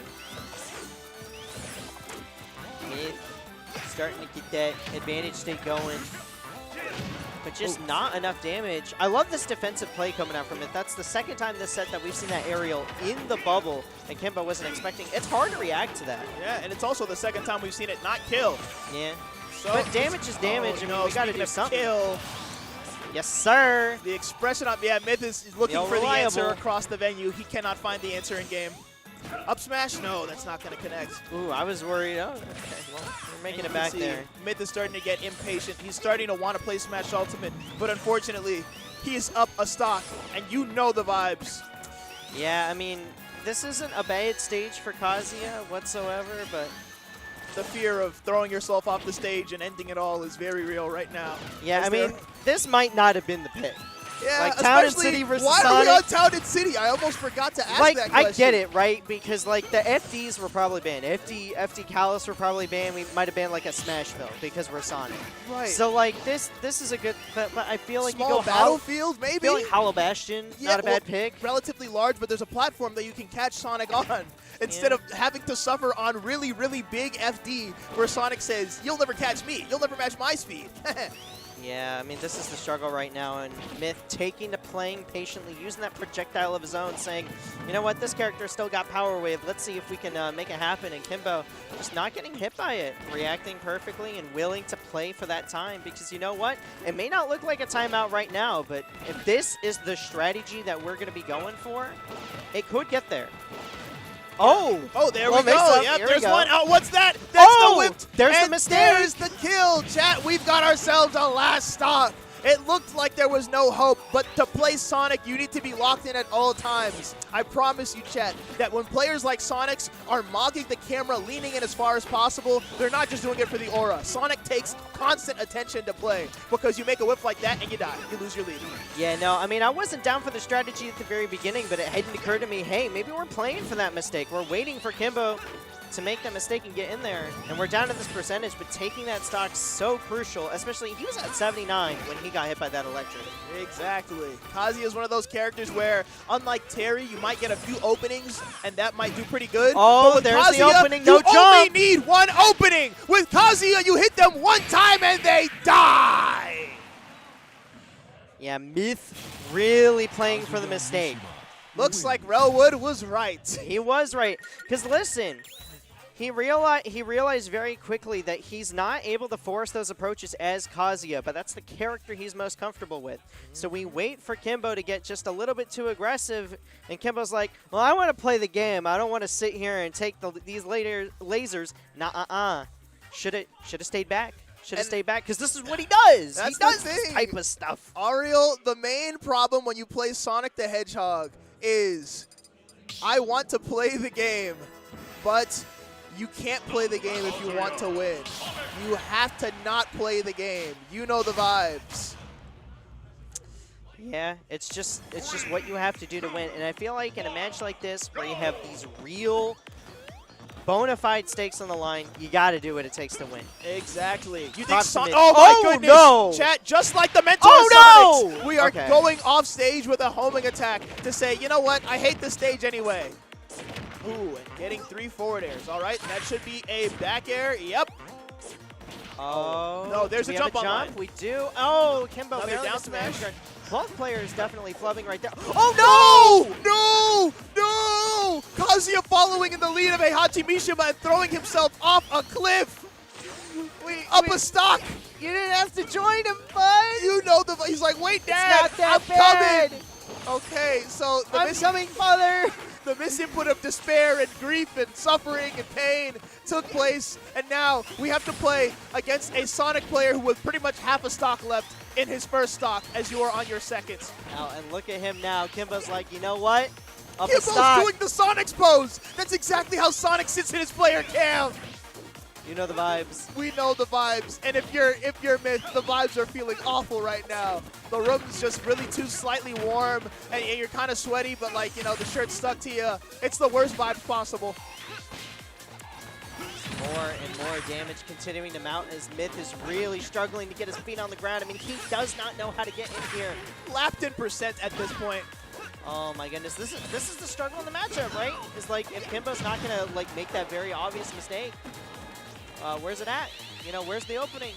It can be hard to find, and Myth just being forced to hold shield in that position. I mean, what else can you do as Kazuya? Well, you can get a read on when that spin dash is going to come through. It has invincibility, but it's not invincible forever, and just creating enough space to be able to get that electric off in perfect timing.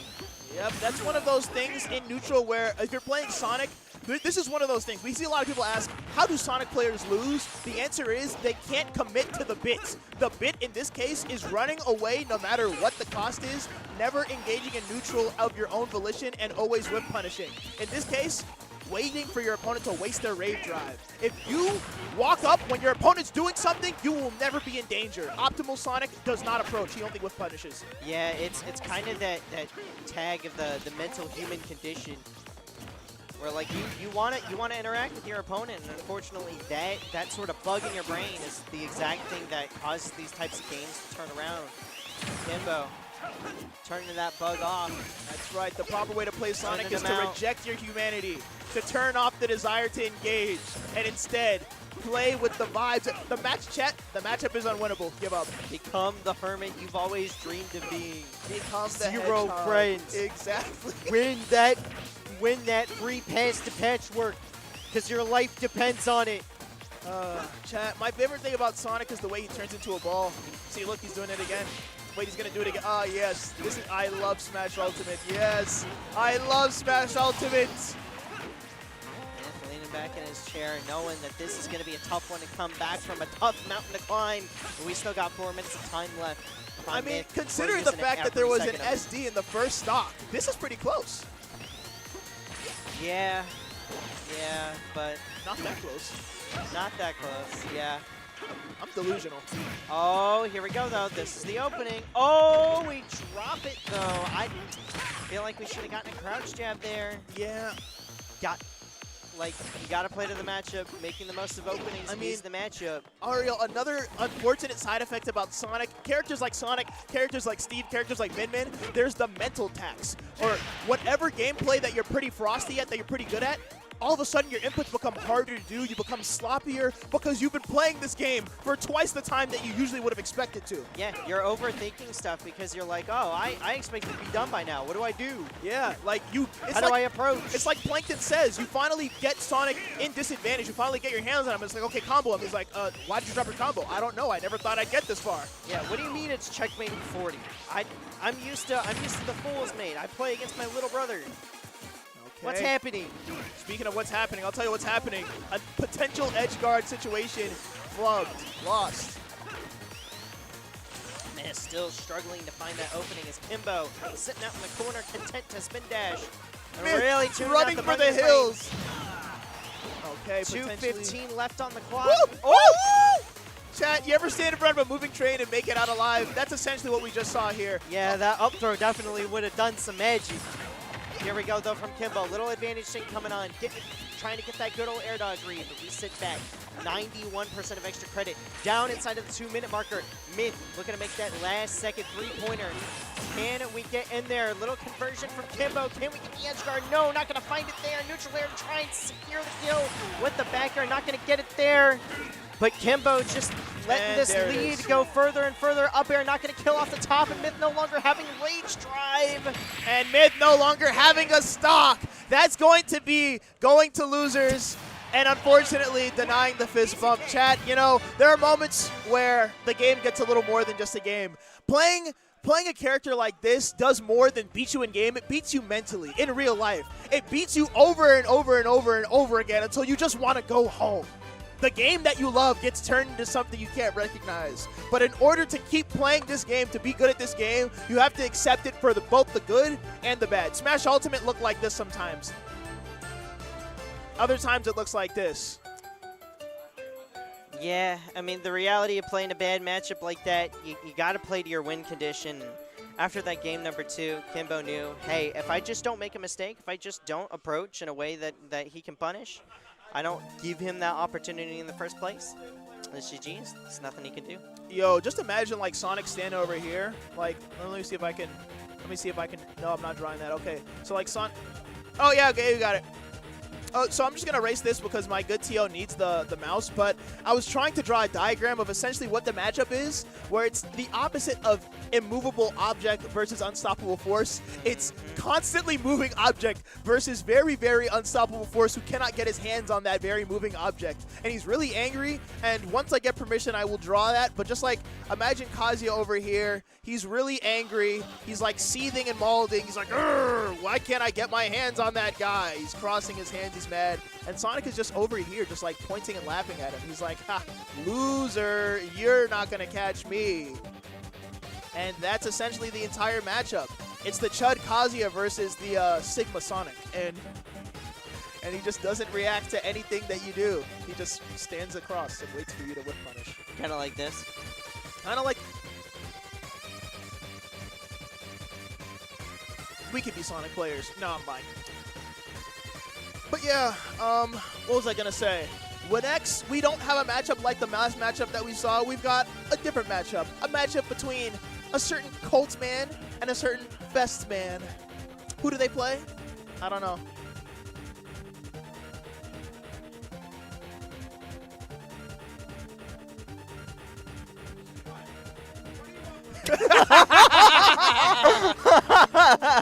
Chat, the aura farming comes at a cost. Unfortunately, our crops are running dry. Our bad crop, we're going to starve. There's a famine of aura this season. Hello, chat. Yes, it is me, Glory, and it is them, Ariel. And today we're going to be talking about, I don't know, another tournament. The Beast in the East. That's right, chat. This tournament has had the most games in it of any tournament possible. We got 2XKO, Tekken 8, Soul Calibur VI, Guilty Gear Strive, more Guilty Gears, more Street Fighters, more...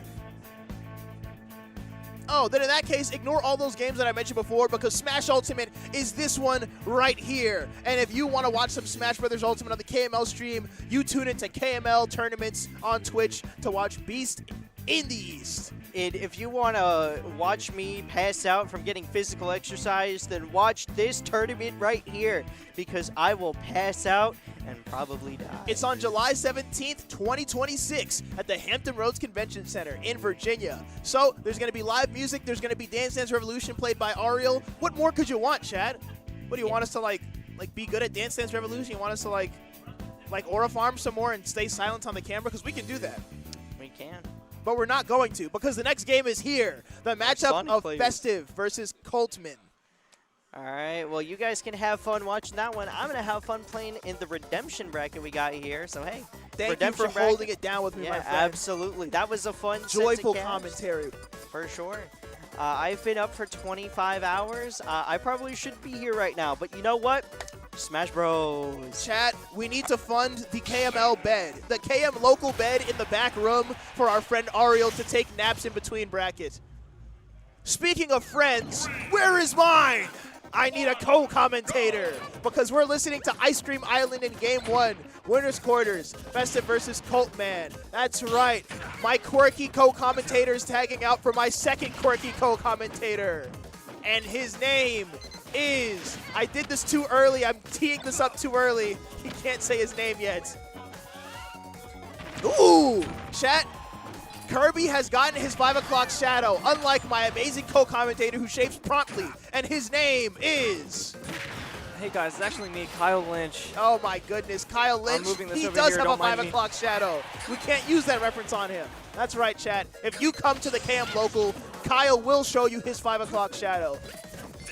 You gotta request it specifically. Exactly. If you walk up to the venue and you say, yeah, I'm here for the 5. For the 5, he'll know what you're talking about. Yeah, you gotta meet him out back. Anyway, Banger said, you know, Kirby doing what he does best and using other people's stolen techniques. Kirby be like, perfect. You're either perfect or you're not me. What the hell was that? Kirby. The explosions, they were too loud. PTSD from the jaws of war. Kirby does not want to go to Iran. He is not dying for it. And that's the end of my sentence there. Okay, so looking at Kirby trying to make it back with Nikita on lock. Hey, the grenade play from Festive to get back to stage, kind of clean.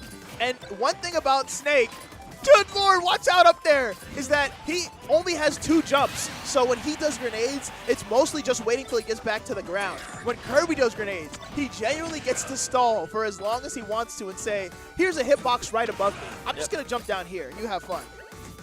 And he gets to do it several times even. Actually, 6 times. That's how many jumps he has. That's several. Are we going to see down B? Nope, just the weak hit of Nair. And that's have to attack those. And there was a C4 on the stage, so there was no C4 to get yourself back. This matchup's closer than I thought, but that's mostly because Snake, he has CQC, but Kirby's been doing the CQC thing his entire career. I don't know what that stands for, I'm not gonna lie. CQC stands for Close Quarters Combat. I see. And speaking of close quarters, we're going to very closely watch Snake corner himself and get hit by multiple aerials and prevent his recovery back to stage. Back air again, and that's the stock uncontested.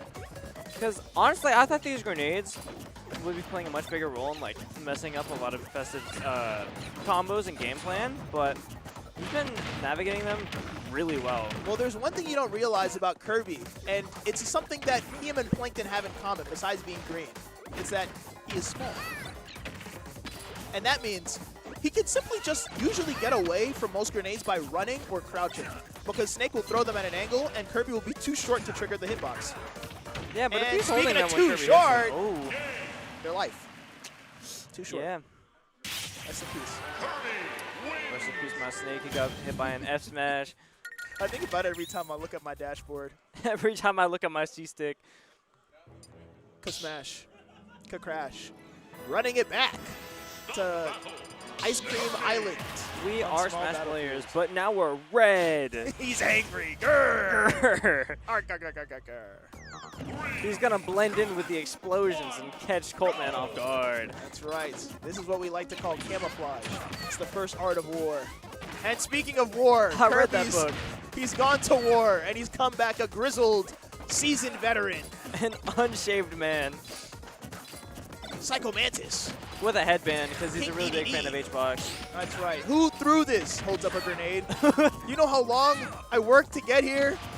Throws grenade on ground, it explodes, blowing up the audience. Hashtag deserved. That's not- my goat. It's not who threw this questioning, it's who threw this concern. Who threw this? Where did you get this grenade from? Answer me. Okay, But- see that right there? That was the example.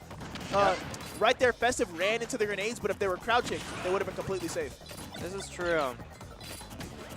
Now, this is actual warfare.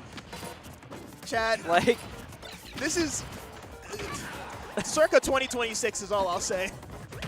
Albert Einstein was wrong. World War III is being fought exclusively with grenades. Exactly. The No weapons sticks of or war will stones to not be get found. better. Classic CQC, sticks and stones, more like kicks and bones. There you go. Uh-huh. That down there does like 20-something%. But that up air is all you need to kill.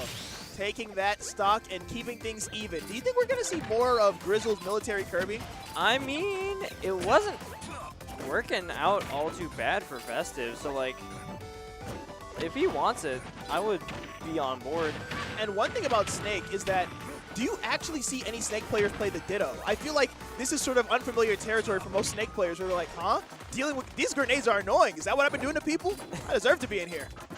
Well, yeah, because fun fact about Snake grenades, the hitbox on the explosion is smaller for him than it is for his enemy. Thank you, Sakurai, for coding that in and then making Steve have a back air that hits above and below and inside and in front of him. Yeah, just all around him. You know what? Just Might as throw well it be in a aerial, circle. bro. Ooh. Oh! The up smash of Doom and Demise. The up smash of whiffing and missing. Intended Doom and Demise. You can't pummel when you grab a grenade holding Snake. Speaking of can't, you cannot defuse a missile with your body. That is not safe. In theory, you can, because that's actually how that move works. Right, but like by swinging yourself at the explosive, I'm going to say that we don't see many of them. Oh my goodness! Whoa. Casual aura farming in the middle of warfare, in the heat of controversy. Controversy. Oh my goodness, throwing as Oh many my. bombs as possible at the end of their fuse, so that way, no matter how you duck them, you're still going to be in danger. But speaking of danger, But nobody's I mean, in danger. Festive is doing a really good job of catching Coltman, specifically when he has no grenade in hand, which I feel like against Snake can kind of be a monumental task. Because when does he, oh my goodness, I was going to say when does he not have grenades? When is he going to hit one of these techs? Because when you keep getting hit by Kirby in tech situations, you're going to put yourself in more danger than almost any other character in the game. Finally got one there. Oh my goodness. I think Kirby's one of the only characters that has like a guaranteed, I'm going to jab lock you move up until like 110%. I can believe it.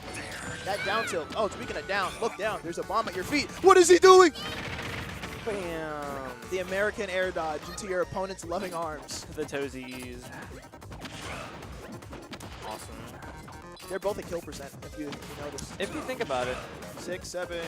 Haha. And that's been my time on comp. I am going home because we are now at 85%, and this game has become a lot more even. A single dash attack, a single grab, Nikita time, it's time to die. We are evading it.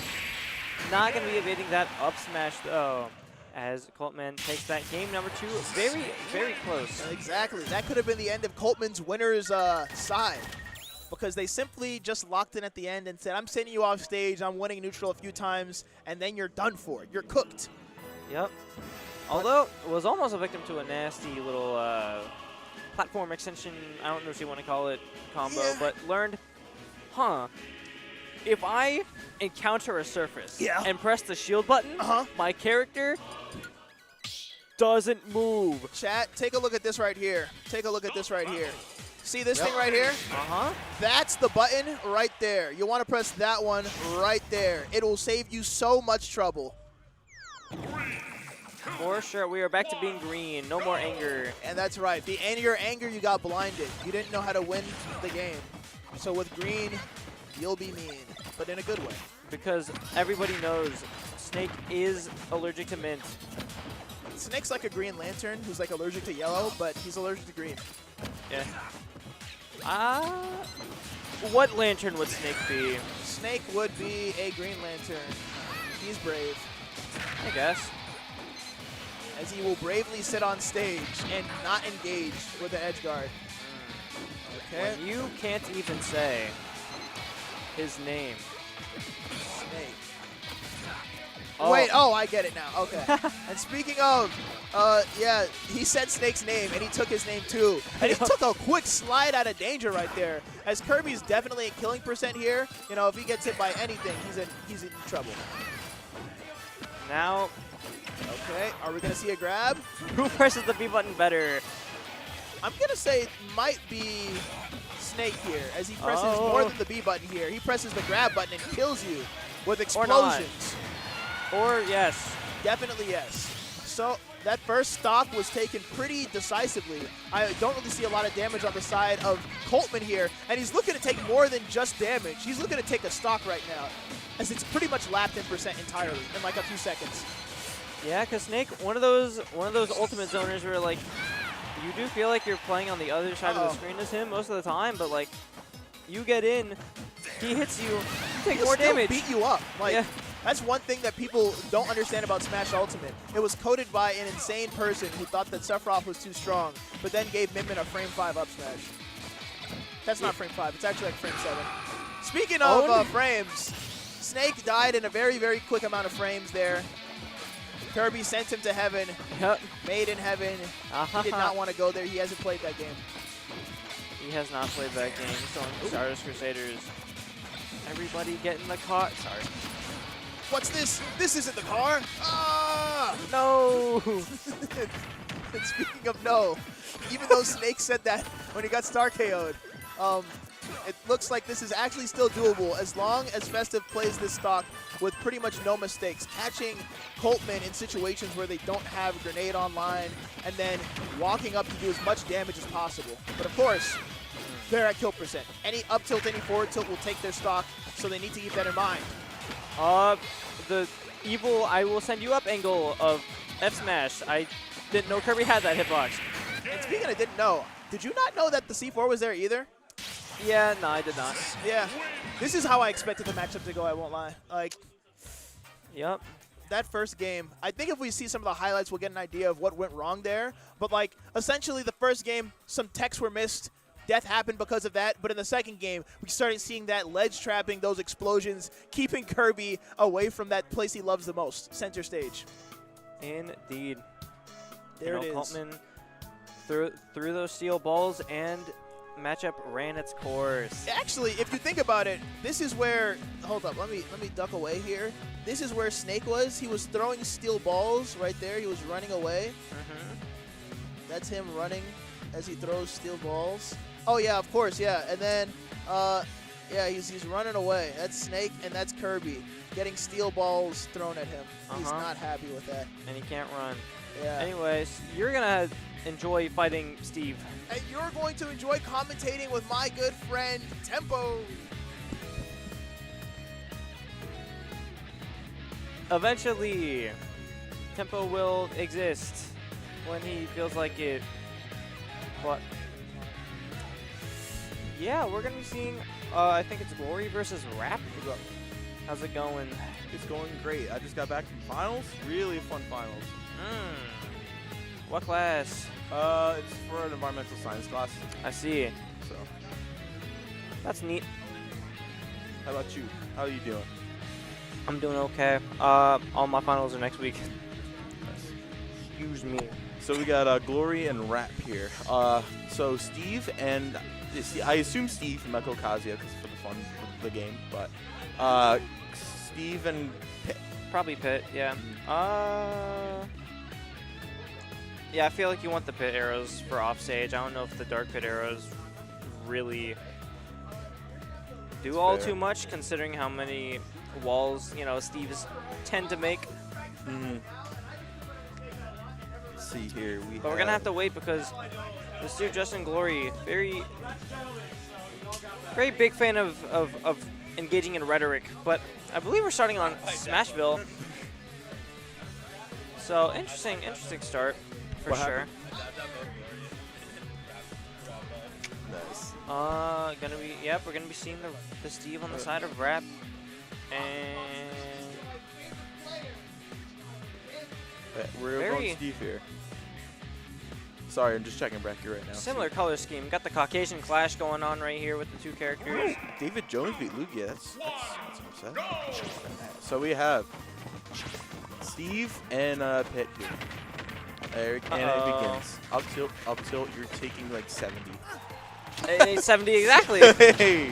This guy might play the game a bit. This guy, yeah. Okay, and Glory responding to that 70 with a nice 4. Yep. I play way too much against Steve. Yeah, I mean, players of your caliber tend to do that. Nair, fair. I like the idea with the side B. Not getting the anvil there, but What are we doing? And not getting the same magnet hands that Ariel got on stream earlier. Oh, I saw that. Up tilt. You're gonna be taking a bit more than 70. Almost. 93. Yeah, this game is just not going Glory's way. This game is a game all time. Because he's getting like singular hits in neutral, whereas Rap is just getting combos consistently. And yeah, just really making it hard for Glory to actually make things happen in neutral, make the magic happen. Oh, look at that. Victim of disenchantment right here. Air? Because like in theory, Pitt should have like a decent time dealing with the blocks, but you have a character who actually has to like work in neutral versus Steve. This is not looking good for Glory here. Yep. I liked the idea. I think Glory was trying to break the block and make Rap fall off, because I think if you're shielding when the block gets broken, like weird things happen. It was gonna catch that with like up smash, but yeah, it didn't really work out that way. So I'm gonna have to see if Glory's able to make any adaptations. And this is a rather large bracket, so even though we're in winners' corners, it's still best of 3, unless Kyle just didn't update the overlay. I saw that. But I'm assuming my cool stream runner guy, he knows what's up. Yeah, sorry. Dude, what are we doing? I was like, get a load of this guy. Stalling! When I get iced out by the Steve player. And I think we are going back to Smashville. Man, arrows just does not do anything to block. Like actually nothing, yeah. Like, why are we spamming arrows here? It's not doing anything. I mean... anything. I think Dark Pit probably does better here. I mean, if the pit arrows aren't doing anything to block, I don't know if the Dark Pit arrows will either. It does more damage. Were the pit arrows doing any damage? No, they weren't.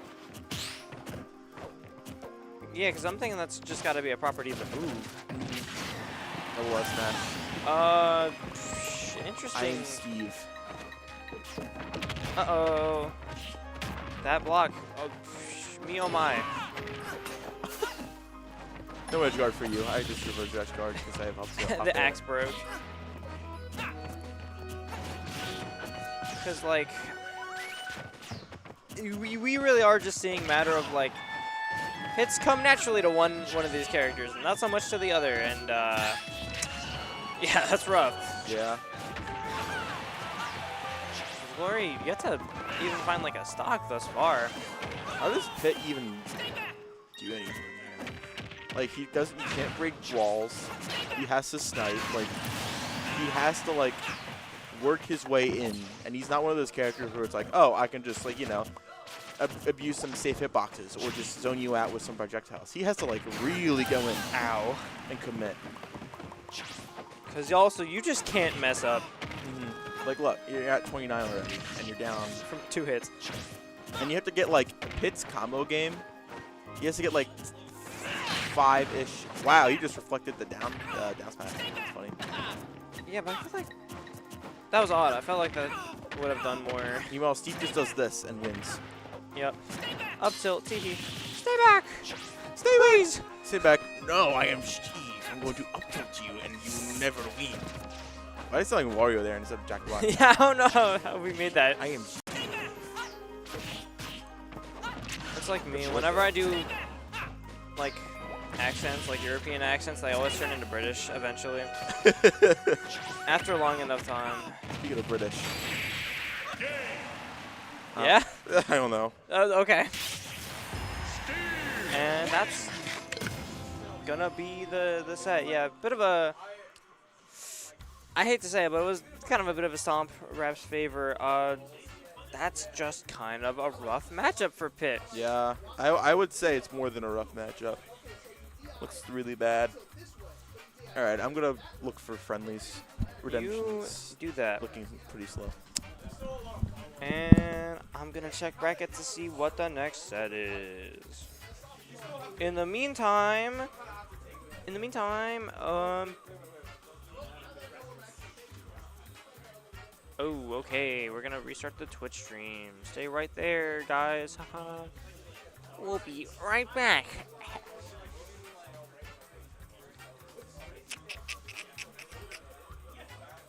So, ultimate singles. Then we wait for it to load, and then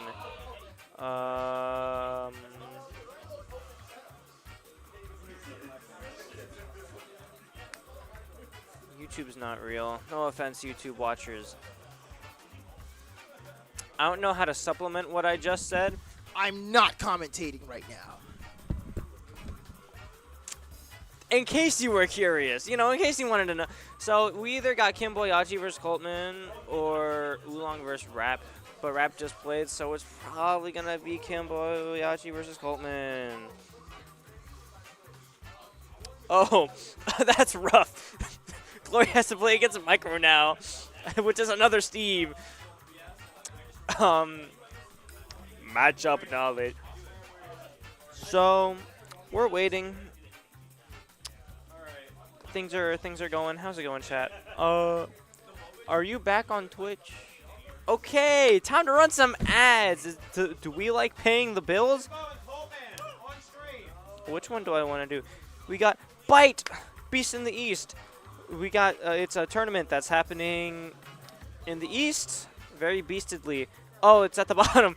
July 17th through 19th of this year, Hampton Roads Convention Center in Hampton, VA, which is like Southern VA. We got all these cool, awesome, amazing games. I'm going to list all of them, even though this channel is only probably going to be streaming like Smash and Rivals. So we got Virtual Fighter 5, Street Fighter 2 Turbo, Third Strike Street Fighter 3. I don't know how to refer to a lot of these.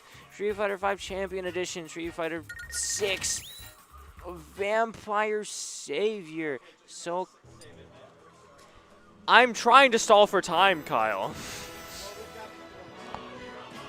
Okay, I've stalled long enough. But there's also Smash. We like Smash. And, I will do no more ads. My cool time buying method worked. So, Sonic versus Snake. I'm honestly not sure how this matchup plays out because, like,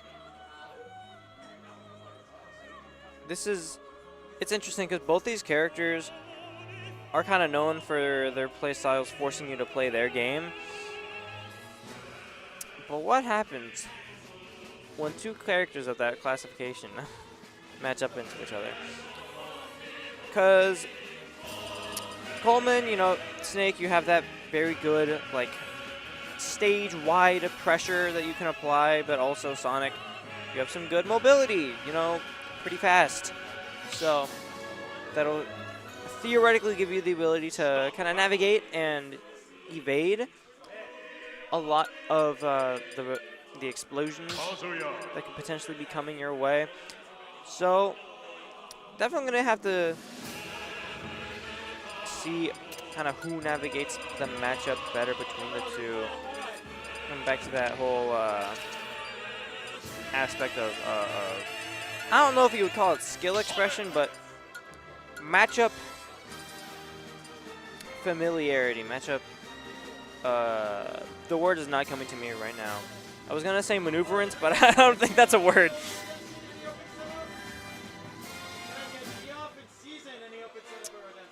Familiar, god damn. Familiarity works as a term. And we're being very boring today, as in that I mean we have 2 default skins. But KMLocal kind of opting to run it down here, and it's working very well. I mean, ooh. I get you can act out of that down air fast, but I always hold my breath when I see Sonic's down air. I'm saying crazy. So we are playing super incredible I hate you rush down Sonic. This is there's malice in this gameplay right now. Which I mean, character like Snake, you probably do want to speed the matchup up a lot. Don't give the Snake the time to breathe, because like, even though it is frame 1, you know, it's still kind of a commitment to pull out the grenade. At the very least, it's a mental commitment because you have to think to do it. Unless the Snake hive mind is so strong that it's just like instinct. Which, you know, if it is, more power to them.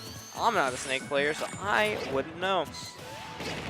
Probably not intending to Nikita there. It was most likely supposed to be like Fear versus grenade. Yeah. Eftel coming out, not quite going to be taking the stock. Oh, and neither will the Nikita. We are holding on to this life. None of these hits, all of them are hitting, none of them are killing, I say as the hit killed. I like that homing attack a lot, actually. You got the invincibility, so you just, yeah, make the explosion happen. They're coming out. Ultimate multi-hits, very, very consistent, so the up air not doing its thing. Y'all remember when they buffed Sonic up air to be more consistent? Of all the multi-hits in the game, they were like, we need this one to hit more. I always like talking about when different aspects of characters got buffed on comms. It's fun to go back in the history. This game came out like, what, 2018? So we're 8 years old? Right? Anyway, as I'm reminiscing, KMLocal takes that first game. 2 stocks, very, very dominant, especially in that first stock. Which, I like it. I'm here for it. Just not giving Coleman time to breathe at all. Keeping it fast-paced. Keeping Coleman on his toes. And I think Coleman was caught off guard, but I think now things are a bit different. We have the knowledge of what the Sonic generally wants to do. We're going to be more mentally prepared, in theory. Asterix, in theory, Asterix.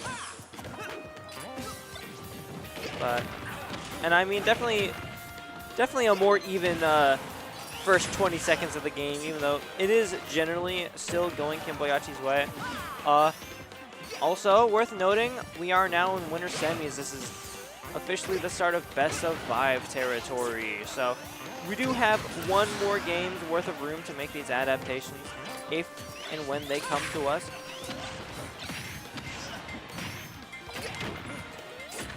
And the grenades coming in. A lot more in this game than they were in that first one. I feel like how I was saying, Coltman, kind of, I'd say more mentally prepared for like, okay, the Sonic is gonna come in, he's gonna throw hands. Let me have my cool my cool explodey fireballs ready.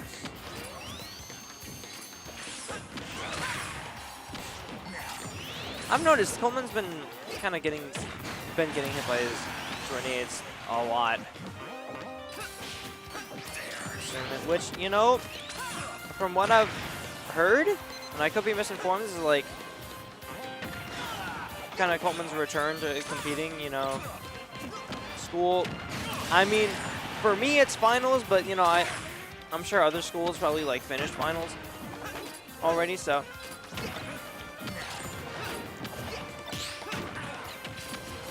A lot of people like returning to the scene for the summer. I still have finals to go through. I still have like normal assignments to go through. What? Canvas is down. It got hacked. But speaking of down, Coleman down significantly in this game. Because like we're finding hits, just nothing too substantial to really make any progress on this second Sonic stock. And not quite dying to that F smash. I think the last game also ended with KMLocal being on second stock at exactly 40%. So technically this is progress in Coleman's favor. Gonna be... So Coleman has been doing, or sorry, KMLocal's been doing a very good job of actually like tracking these different recovery options and movement routes that Coleman has been taking.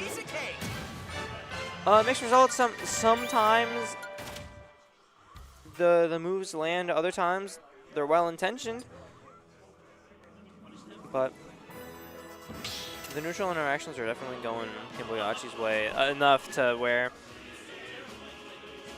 can't really be too nitpicky about the gameplay. Looks like we are considering our stage choice because there is a mental aspect of like I don't feel like thinking about my stage.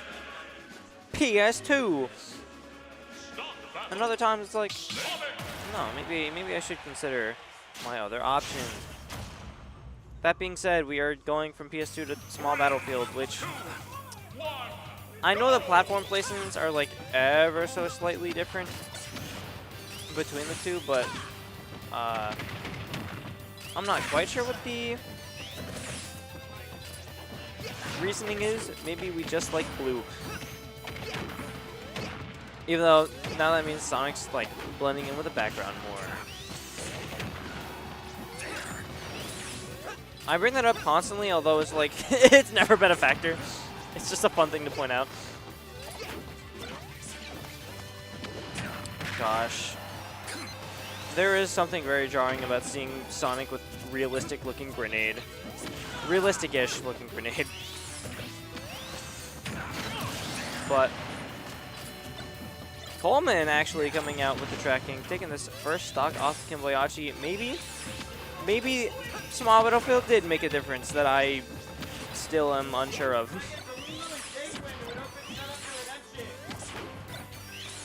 And I mean, we are living. Going into the stratosphere, I didn't know that grenade was there. And KMLocal going to be avoiding, very narrowly avoiding that F tilt, and going to be finding a up smash for it. I hate when Sonics do that. Why are you? They put the trampoline down like right under the angel platform, so you just waste your time getting bounced into the stratosphere. Like you're already playing the game the way you want. Why are you? Why are you taking away my invincibility time? Cut it out. Because even like the lower level Sonics are doing that now. It irks me.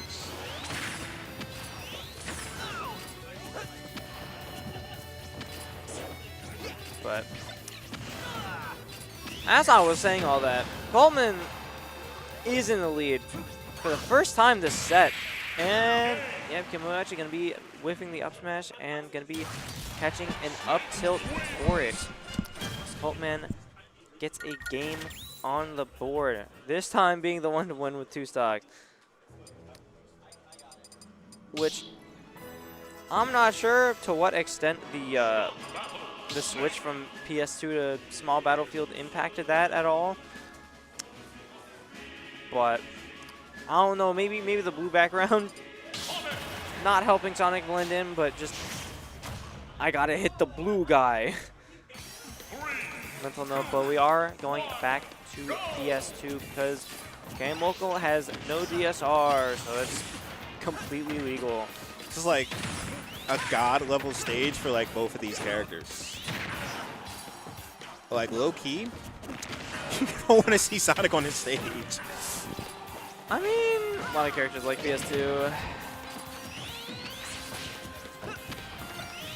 But like one of the things that Snake benefits from on PS2 is that he has more room to set up. This is true. Than he would on small battlefield. Like other than that, like the blast zones are pretty similar. Like he had room to fuck up, basically. And then like Snake kind of like benefits like ever so slightly from the C4 if you place it where you see it like on the like Pokeball, on the black, even on the red. For sure. I feel like the lighter ground does make it like overall easier to catch where the grenade is. Although a lot of these stocks that Coleman has been getting with the grenade, or sorry, with the C4 has been like landing. The camera hasn't panned down yet, so you don't know the C4 is there. Yeah, it's like when you're playing or watching Marvel vs. Capcom. You're just like getting air comboed, and you're like, where the hell is the ground? So like the crazy thing, the reason I hopped on the mic is because last time this happened, there was, I think it was the other way around. Holtman was up 2-0 in the best of 3, and then Kimbo reverse swept.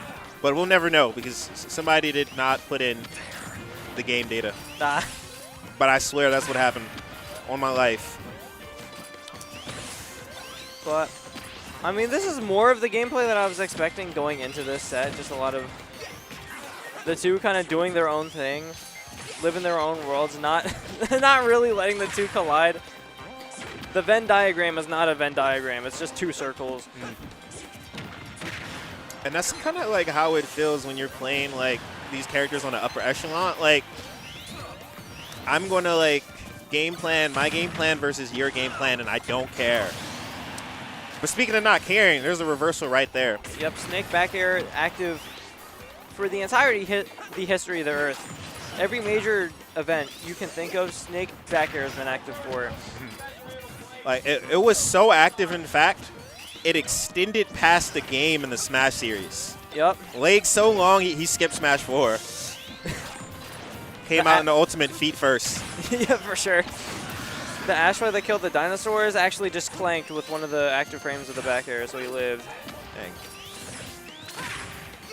And when I watch like Snake die to like his own explosives, I think about, I have nothing to say anymore. Yeah. He took him out feet first. All right. Yep. All right, now we got maybe a tense game 5. Like as a spectator, it might not be tense.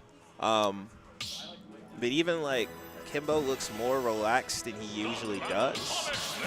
For sure. That's a player that usually like feels everything in his body, and like he's still not a lot of head moving, not a lot of body shaking. He's still locked in, so that's signs of life right here. And we're back to PS2. Honestly, against a character like Snake, I'm always thinking of like stages with higher ceilings, because a lot of his kill moves are off the top. Think that up tilt, the C4. There's got to be others I'm just not thinking of. Grenade, even to a certain extent, and up air. Yeah, but like his kill power, though he has like those things, he also has really good horizontal kill power, right? That's true. You got the back air, you have F tilt, right?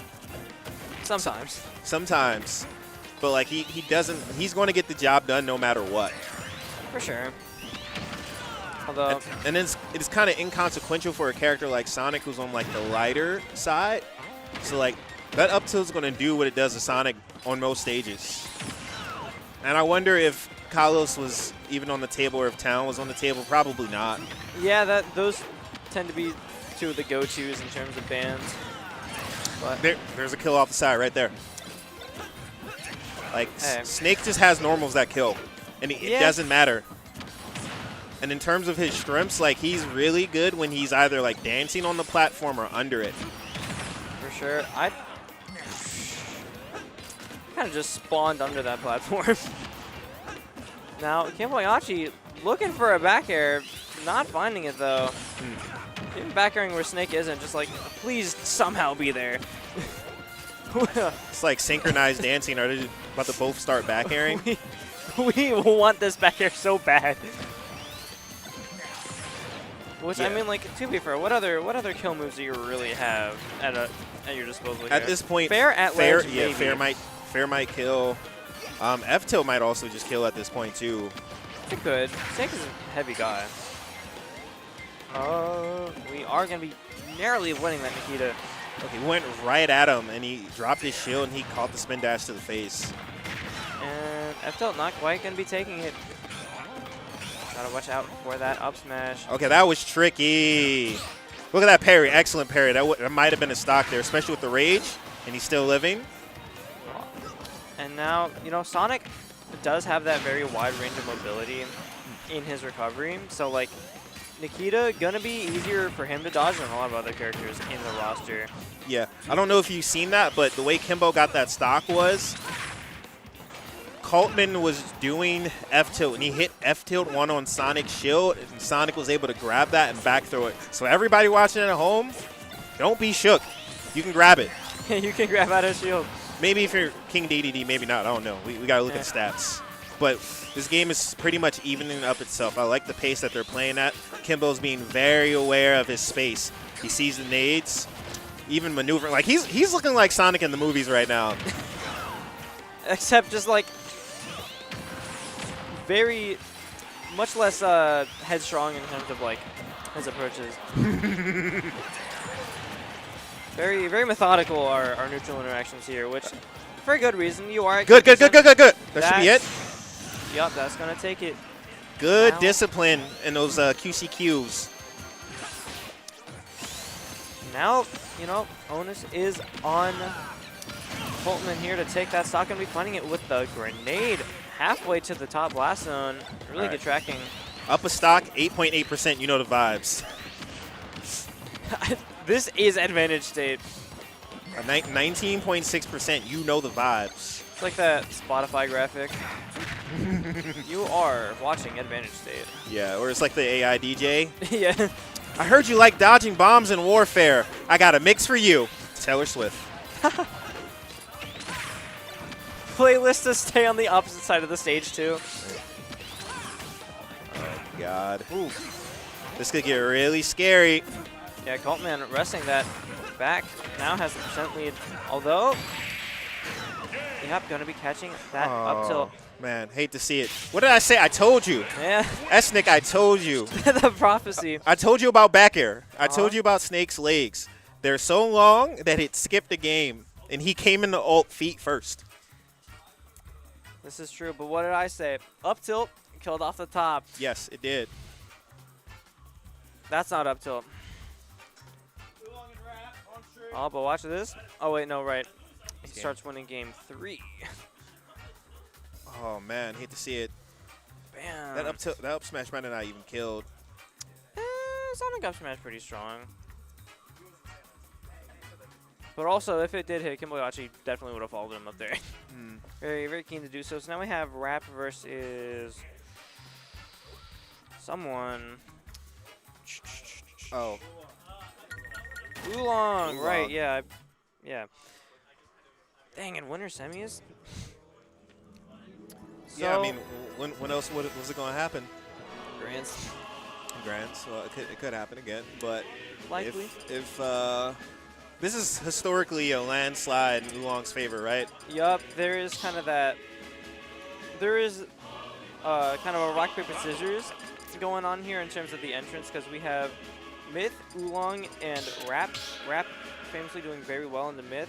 You know, Oolong doing very well into Rap, and Myth doing well into Oolong. So, gonna be interesting to see how these unfold. Maybe that general formula might break down or get reinforced.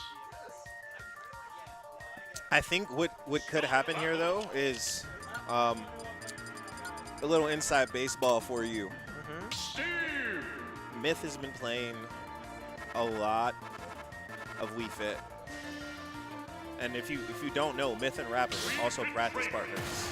Interesting. So little inside baseball. He may be more prepared to make it happen. He's beating his chest, getting his chi up. Let's see it.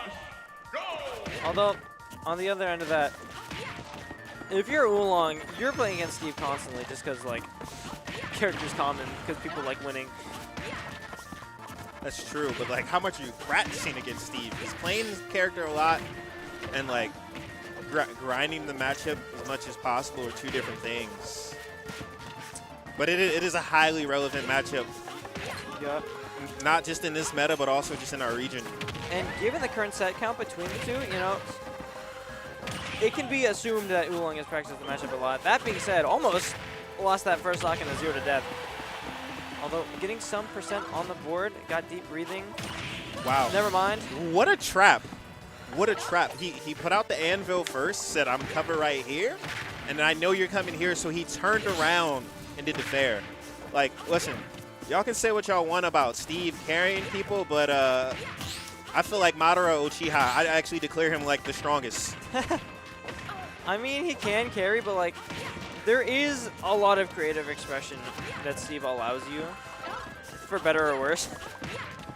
And the good Steves, they're gonna be the ones that like, they're gonna be the ones that are inventing things, that are gonna be playing more, or I guess less intuitively, and kind of paving the way for other Steves to. Yeah, like, I don't know, it just was so long ago, but like his movement, like he'll walk up, throw out a hitbox, bounce back, throw out a hitbox, and then try to catch and jump out the corner.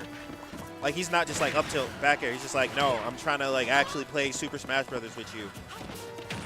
Except when you're at co-percent, then it is literally just the back air game. What you gonna do? Win cons. Yes. What are you gonna do? Yeah. Speaking of win cons, Oolong has deep breathing on deck. This is true. Oolong can do some pretty nasty things with deep breathing, as we've seen plenty of times in the past, although it has worn off for now. Because here is the thing, like, while yes, while Steve is getting his materials, you might as well take the time, or you would think you might as well take the time to get that deep breathing up, but then, like, you still have to get past the wall, right? And that is going to be taking up your time. You know, Steve's going to be ready for it. Going to be maneuvering around the down smash. Not quite going to be able to dodge the F smash, though, although we are going to be living.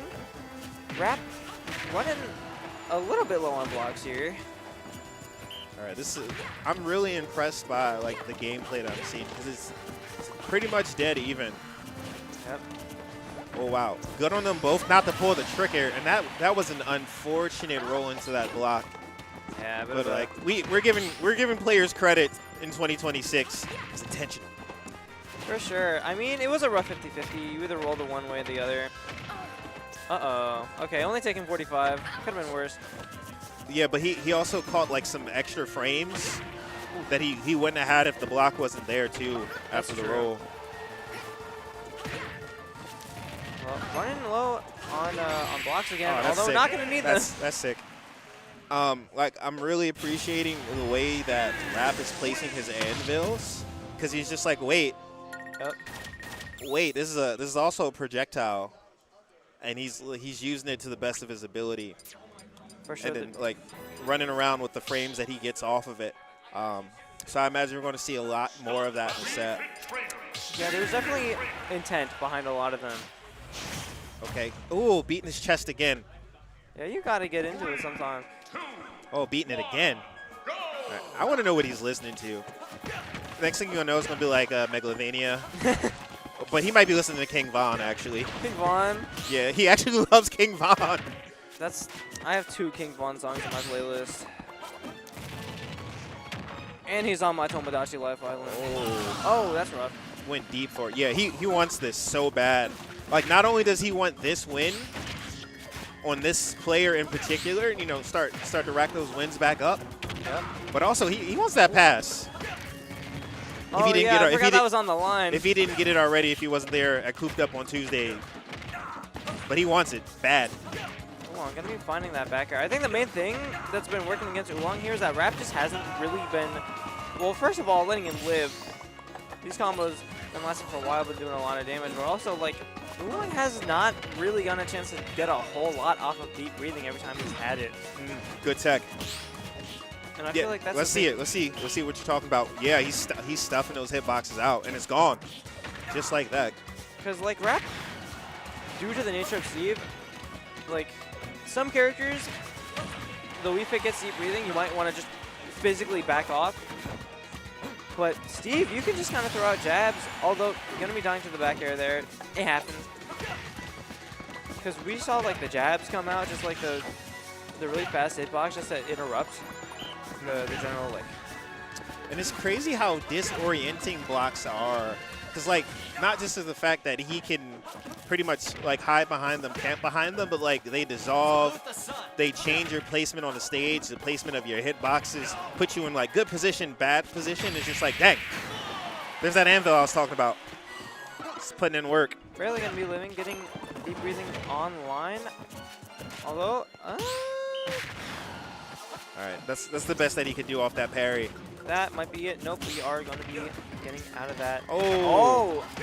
Rap reading the air dodge, is not getting any time, but we'll be getting that footstool down air to close out that game. Number 2, Oolong on the back foot right now. Oh, is he about to cry? Is he about to? He's about to hunger box him.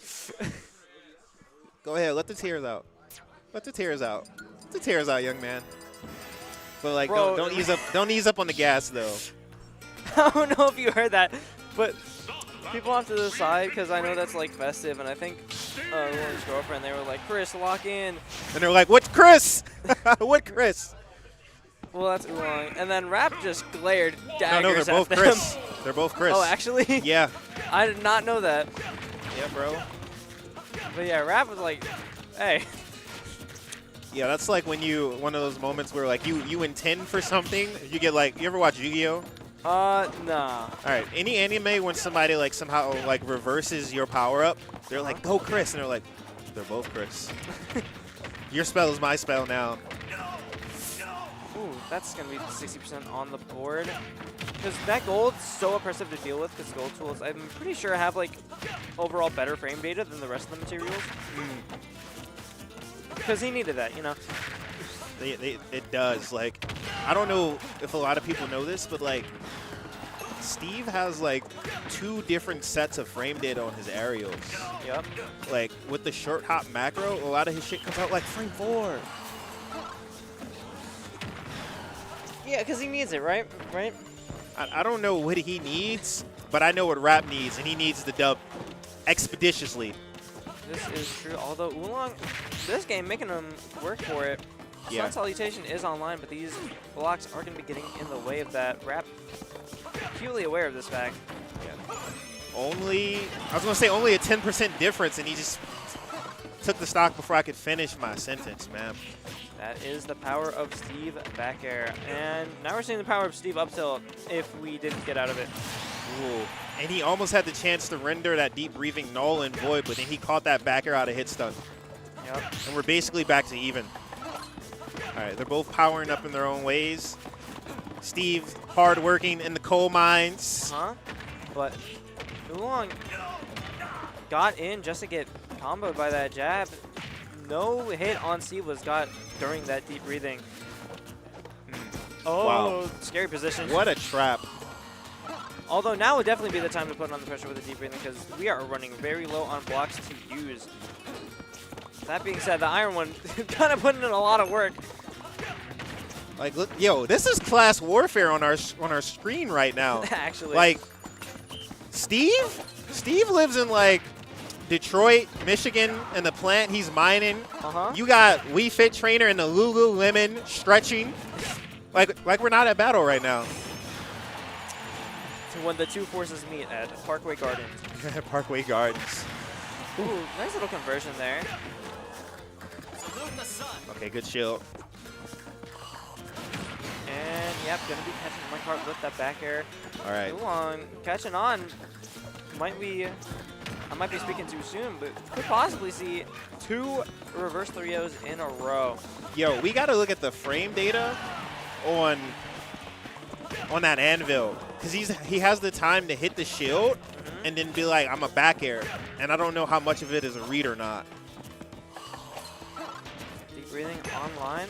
Got to get over these blocks first. Wrap just making more and making that very hard. Okay. He's holding the stage. Good on Oolong to be cognizant of that anvil. Okay, let's see if he can mash out and live. Okay. Because I think one part of Steve that like people don't really know it on a lot is that like, while yes, very strong frame data and very strong moves, that there is a mental aspect to that, because you have to play like flawless, it feels like, the entire game just to keep even with the character. Because you mess up one time, get hit by that up tilt, that's 58. And that, I'd imagine, has quite a strong like impact on one mentally. It's hard on the mental, but like you kind of gotta like you gotta like Cinderella yourself or whatever the hell. Like you gotta Beauty and the Beast yourself to like liking these messed up matchups. Yeah. That's the only way you don't crumble. You get hit by the up tilt combo. That's rage. I have rage now. I can kill better. Yeah, like, yo, mental reframing is real, because, like, sometimes I used to see this character and I start fuming. I'm not a mad guy. There are definitely characters like that where they just hit you with, like, the cutscene combo. You just got to accept it. Yeah, but what is a cutscene but rage if you don't die? Real? Speaking of die. All right, we're going to game number 4. Yep, number 4. Oolong gets one on the board, keeping this set competitive as we would expect from a top 3 seed in this tournament. Right. Everybody take notes from Oolong. He's drinking water in between matches, staying hydrated. Look at his skin. He's drinking water. Deep breathing in real life. Yeah? Deep breathing is actually a buff in real life. Real? Yeah, you seen that guy on Twitter? He'll be like, yo, if you're not taking deep breaths, you're throwing. Imagine you're just sitting there, your opponent, like, just breathing really hard, really heavy. Now, all right, we're back. Kind of back to form here. Yep. That TNT is always, like, active so much longer than I think. Yo, minecart's a crazy move. Yep. And you know what? Big props to Rap, because I said, yo, we're giving players credit in 2026 for him knowing what happens and what to do off of every hit that he gets off minecart, where it's powered minecart, where it hugs you, wraps you up. But speaking of wrapping you up, Rap just got wrapped up in the casket. Yep, and that happened. That kill happened entirely because of deep breathing. That is the exact thing that Rap was kind of playing around the entire time, but you let Oolong get in one time. Holy hell. Esnick, I don't know if you've seen that. Oolong got hit by the anvil and then footstooled, but he was able to get out. I'm like, yo, what is this witchcraft? Very functional game that we play.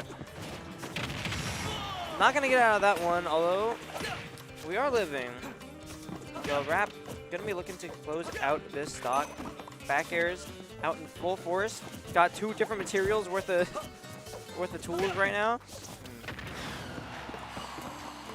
But Rap still has to find this kill somehow. Looking for the back airs. Although, you know, taking the time, still got 5.5 minutes on the board. The kills will be found eventually. Yeah, I kind of like the pace that they're both playing at. It's like, while there is an urgency to win, it's not Street Fighter, right? It's not a 90-second round, excuse me. Like, you have time to be down and take your time to get back. Yep. Because while we were saying that, Rap getting a lot of materials, has crafted the diamond, which I was a bit unsure about, and then had enough time to craft more diamonds. So even though now we're on our last stock, we do get to start it fresh with diamond tools. Yeah.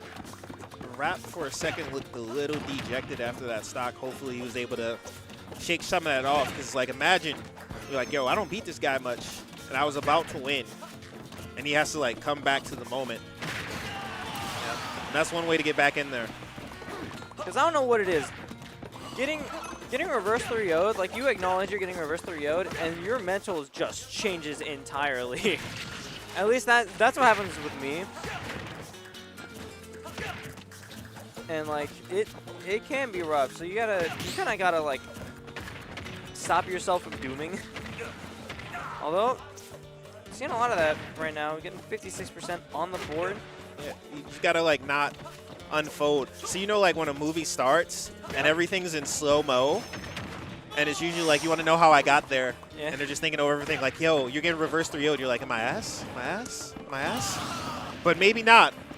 He's dealing with the demons in his head. Oolong bonking his head on the block as Rap brings us down to a last stock scenario for both of them.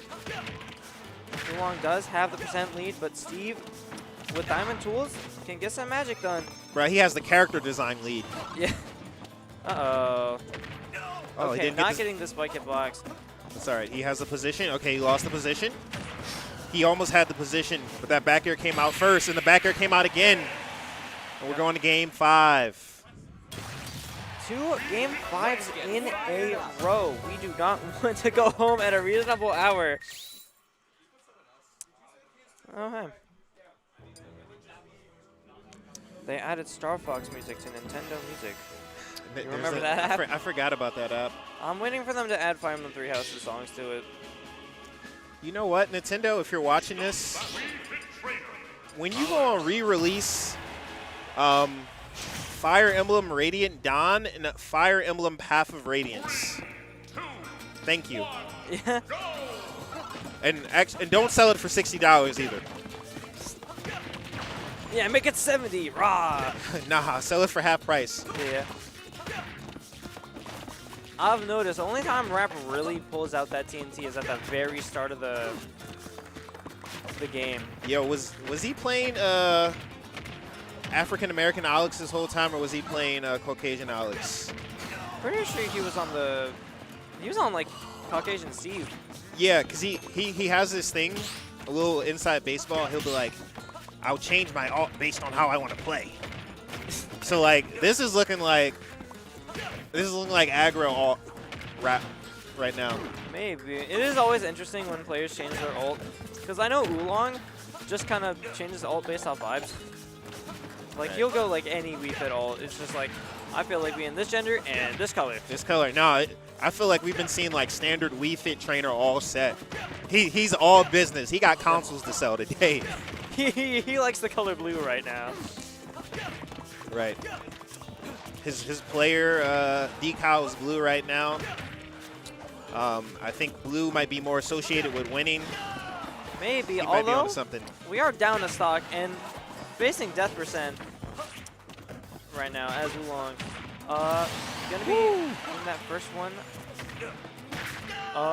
Okay, only wooden sword, so not quite gonna be taking the stock. Although Oolong gonna have to play on eggshells here. Yeah, I don't know what he was cooking there.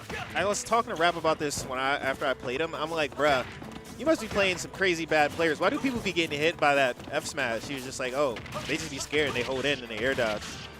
Because it's true. He's like, just hold away and jump. Yep. And I mean, like, that F smash, quite spammable. So like, you can just throw it out sometimes. Oh. And Oolong throwing out that F tilt, gonna be caught with an anvil. Although was able to get the percent up pretty high, so like probably not gonna get anything off deep breathing this time around. But if we manage to find it again, magic could happen for Oolong. Although Rap definitely applying a lot of pressure. Not teching. Whoa! And yep, Oolong gonna be finding that down air. Very Dang. Very opportunistic. He just changed his tact unlucky for a second. That was unfortunate. Because Oolong, I know, like if there's a down air to be hit off stage, he's gonna be going for it. You got to. Because you got to be willing to shoot that 3. Speaking Let's see. of, Oh, he made it. yeah, we are at low percent. And this game, even right back up. Actually, in Oolong's favor now, in spite of that stock deficit from earlier. Either way, no matter which way this set goes, we're going to see a dejected player. Because this set's been going the distance. Yep, Diamond is online now, so we are going to have to be very careful. That's all right. But and so is deep breathing. So like that goes both ways. Going to be getting caught by the up tilt and. But hey, that was still winners. So Rap still in the tournament. Yeah. Has the ability to run it back in grands. Or even in losers if Oolong loses to Myth, question mark? Who's waiting on the other side of winners here? I don't even know if Andrew's still in. I gotta look at bracket. Oh wait, no, that Kyle, you are way too loud. That's fine. Yeah, I mean Myth is still in. He's in losers round 5. So yeah, other side is Focus still in, or did Micro take him out? Hold on, I gotta update my bracket here. Yeah. Is Coltman. So, and you were asking about Focus. Yeah. Beat Okay. Micro and. Oh, Kimbo on stream. in Kimbo front Focus on against stream. Oh man. This is going to be a hot set. For sure, that's gonna be what? Peach Sonic. Pete Sonic, yeah, it's going to be a banger. Or as they used to say, slobber knocker. I think in terms of like the way both of these players have very strong advantage states, and I also think the way that Kimbo is willing to play if he needs to get the win will also be beneficial to him as well. So, but the stages are going to matter a lot. Stages matter a lot when you play top tier when you play against top tier characters. The stages are going to matter a lot. So like the 3 bans, no DSR is going to be to Focus's benefit, I feel, because he'll be able to get if he wants to PS2 offline. He'll be able to get Town offline, and then if it matters for him, FD. But like the 2 big ones that you need to get offline most of the time is Town, PS2, and we're starting on FD. Interesting. A lot of Smash players don't like this stage, like at all. Yeah, that's another discussion. We're not gonna have that right now. Peanut said it best. FD doesn't suck. You're just bad. Real. Well, because like a lot of characters like having that the presence of platforms. They do, so they can hide under them. Or there's players who are just like, bro, my character can't land. No, you can't land. Yeah. Sometimes platform is actually kind of like a bane.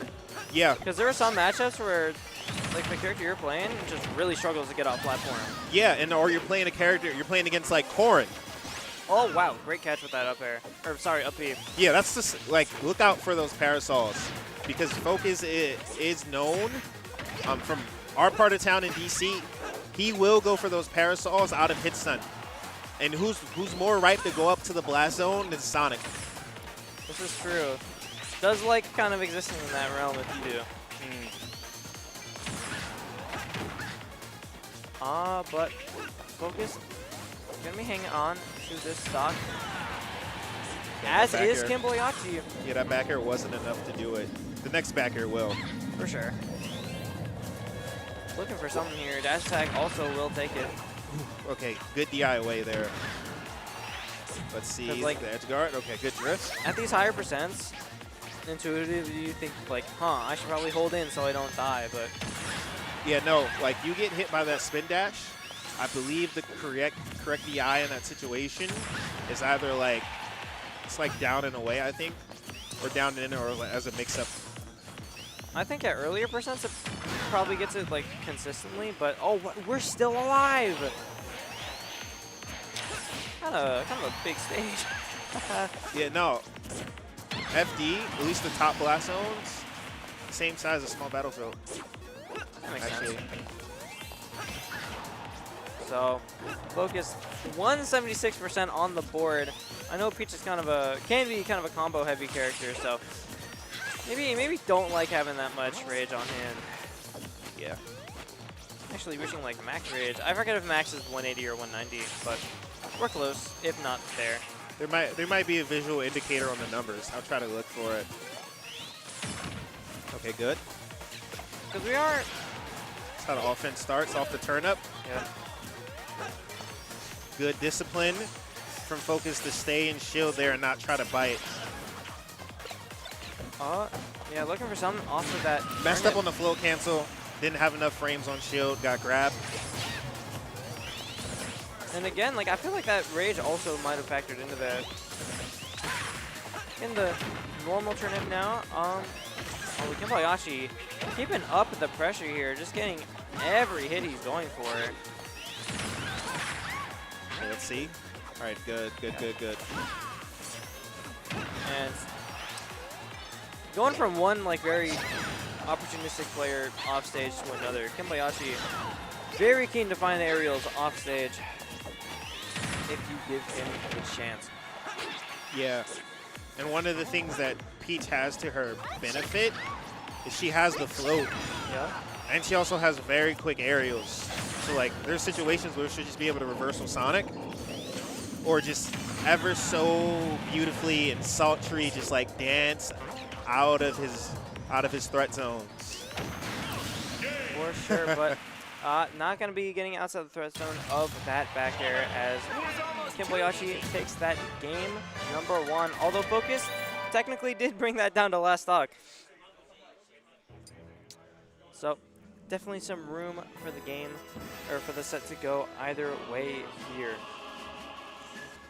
Yeah, I think I saw a lot of good stuff from Focus in particular. I think there's a couple of things that he'll just have to catch differently. So like these Sonic players, they be picking like some of the seemingly most unga-bunga options off ledge. Yeah. But Sonic's low-key not that good on ledge. So they'll like let go of ledge, spin dash, try to turn around. And sometimes you just gotta hold shield and just like up smash. For sure.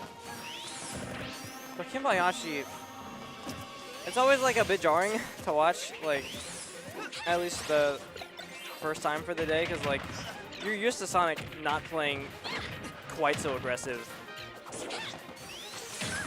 Kimbayashi gonna be pressing you, gonna be in your face a lot, looking to find those hits, although that Nair barely whiffing. Yeah, he's doing a lot of work. Good work putting on that percent and staying in the face. Like, we associate Sonic with like running away and camping, but like if you ever played a Sonic game, it's like he's only running away because he's waiting for you to be vulnerable. And the moment that you're vulnerable, Sonic just runs in there and hits you just like that. For sure, yep. And Kimbayashi finding that fair off stage to take that first stock off of Focus. Yeah, and it's also like it's not to Sonic's benefit to actually camp Peach. Because one of the ways that Peach is going to get her offense started is usually off like a down tilt. Maybe Nair if she continuing to tumble. Or a turnip. And one of the ways that you can negate the turnip pull just by getting in there and just like being the fastest character in the game. Yep, that is a resource that you are denying her if you just, like you said, stay in her face, which, you know, you lose your sock, she's going to pull it. But outside of that, kind of limits her options a lot. Because it's one thing to be a character that doesn't normally have an item with an item, but like, if you have turnip in hand, especially with float to where like you can keep the turnip in hand and still use your normals, or at least your aerials, Peach does not mind. Yeah. Because sometimes I'll be playing against like Rob or something, or like Pac-Man, I'll pick up the gyro, I'm just sitting there like, please give me my normals back. I don't want to hold this. Peach has no such issue though. Yeah. But even then, like, the turnip's so crucial in this matchup just because it by nature of being an item, is a disjoint. And that's going to help with the contesting, the trading, and the negation of like spin dashes and spin charges. Yep. Although sometimes, I think it is spin charge. It does kind of just randomly clank with things. And turnip might be a part of that. It might also depend like on the specific turnip. Yeah, but even then, like a clink is a win. Because like you either want to be able to negate the spin altogether, or you want to beat it. Like beating it is the ideal, but that's like the hardest thing to do. But if you can stop that clink and maybe you can catch them lacking after you're both out of stun and you have frames from the clink, ooh, good drift. Because that F smash, something I know KMLocal is very fond of. Didn't really see it a lot in the Coleman set, which like understandably so, you know. Don't really want to be throwing out too huge hitboxes when Snake Grenade is a factor, but yeah, that is not here for this matchup. Yeah, and the reason that Gonna be living. I'm gonna hold the thought, because something dangerous could happen right here. All right, still gonna be Focus living. is still alive. Keeping that DI pristine. Okay. Oh, that's probably gonna be it. Yep. Yeah. And that's like, yo, sometimes that's just like the cost of like execution. Because imagine if he had the recognition there and saw that he wasn't going to be able to get that fair, or maybe say he didn't even drift in, he stayed placed, drift back, and was able to react to not being able to get there fast enough, we got a different game. For sure. And also just the way that that fair was placed. It wasn't placed in the way that it would be. It would give him the best frames on the shield, so he got grabbed there. Oh, we got a character swap. We got Daisy. And let's see what the Princess of Sarasaland can do. For sure. I'm sure the extra width on the hitbox in exchange for the extra height is going to make a gigantic difference in this matchup. Is she slightly taller than Peach? Peach is slightly taller and Daisy is like slightly wider. And that is the one and only difference between the two. Interesting. Like how slight? Slight for it to actually matter? No. No? Definitely not. The turnips used to work differently, but apparently that was just an oversight from like porting things over from Smash 4, so they changed it. Oh, they just made her Smash 4. Peach. Or yeah, the turnips had like Smash 4 angles. Definitely interesting choice on the side of the devs. Okay, that's good. You know what? I think both the costume and character change and Focus taking off the hoodies made a big difference. He's seen some things that he wasn't seeing before. Breaking out of the shell. Yeah. So like, look at that corner pressure. He's recognizing. That's what I'm saying, right? Sonic just tried to jump off the ledge, try to get. Sonic is not good off of the ledge. That's one of the character's few weaknesses. For sure, and taking that platform away means that KMLocal has less options in terms of like places to go once you actually get off of that ledge. And Focus definitely making it work for it to get back on stage, although gonna be careful of that shield. Wow, what a frame trap if that hit. He said, okay, side B, Peach Bomber over. Whiffs, immediately back airs. Wasn't even look at him, just like, I know you're coming. That's such a jump scare in air. Now you see the ledge trapping? Oh, with the taunt came out? Yeah, 2,000% more potent than it was the last two games. Because that's part of what you got to be able to do to beat Sonic. For sure. And well and truly, I think the lack of platforms here is doing wonders for Focus. Yep. Because like, if you ever think about it, I don't know if you ever played like Sonic 1, like the original Sonic. Like small battlefield PS2 are actually like laid out like the first boss stage in Sonic. It's just two platforms in a corner. Interesting. And you're fighting Eggman and you're just running from platform to platform to like dodge the hits. I did not know that. I'm not a big Sonic head. Although KMLocal putting on a lot of pressure here. Gonna be, I think, one good back air ledge away from taking the stock, but yeah, he's not gonna get it. Yeah, definitely will not come easy, if at all. Focus continues. Focus is realizing that, yo, I got back here. I can actually beat your spins, especially if I'm at the range where the iframes are not there. So, like, he's doing more than negating spins. He's beating them. That's probably what you want to see. Ooh, not quite. Because I feel like as the games have gone on, Focus has gotten, like, the hang of the timing with the back air. Because, like, before, it was either coming out, like, slightly too late or, oh, wow, that was from center stage. Oh, my. That was the instant transmission DI. Yeah, it was like, I'm done with this game. We can just move on to the next one. Yeah, but also that move was hella fresh. That's true. Move was hella fresh.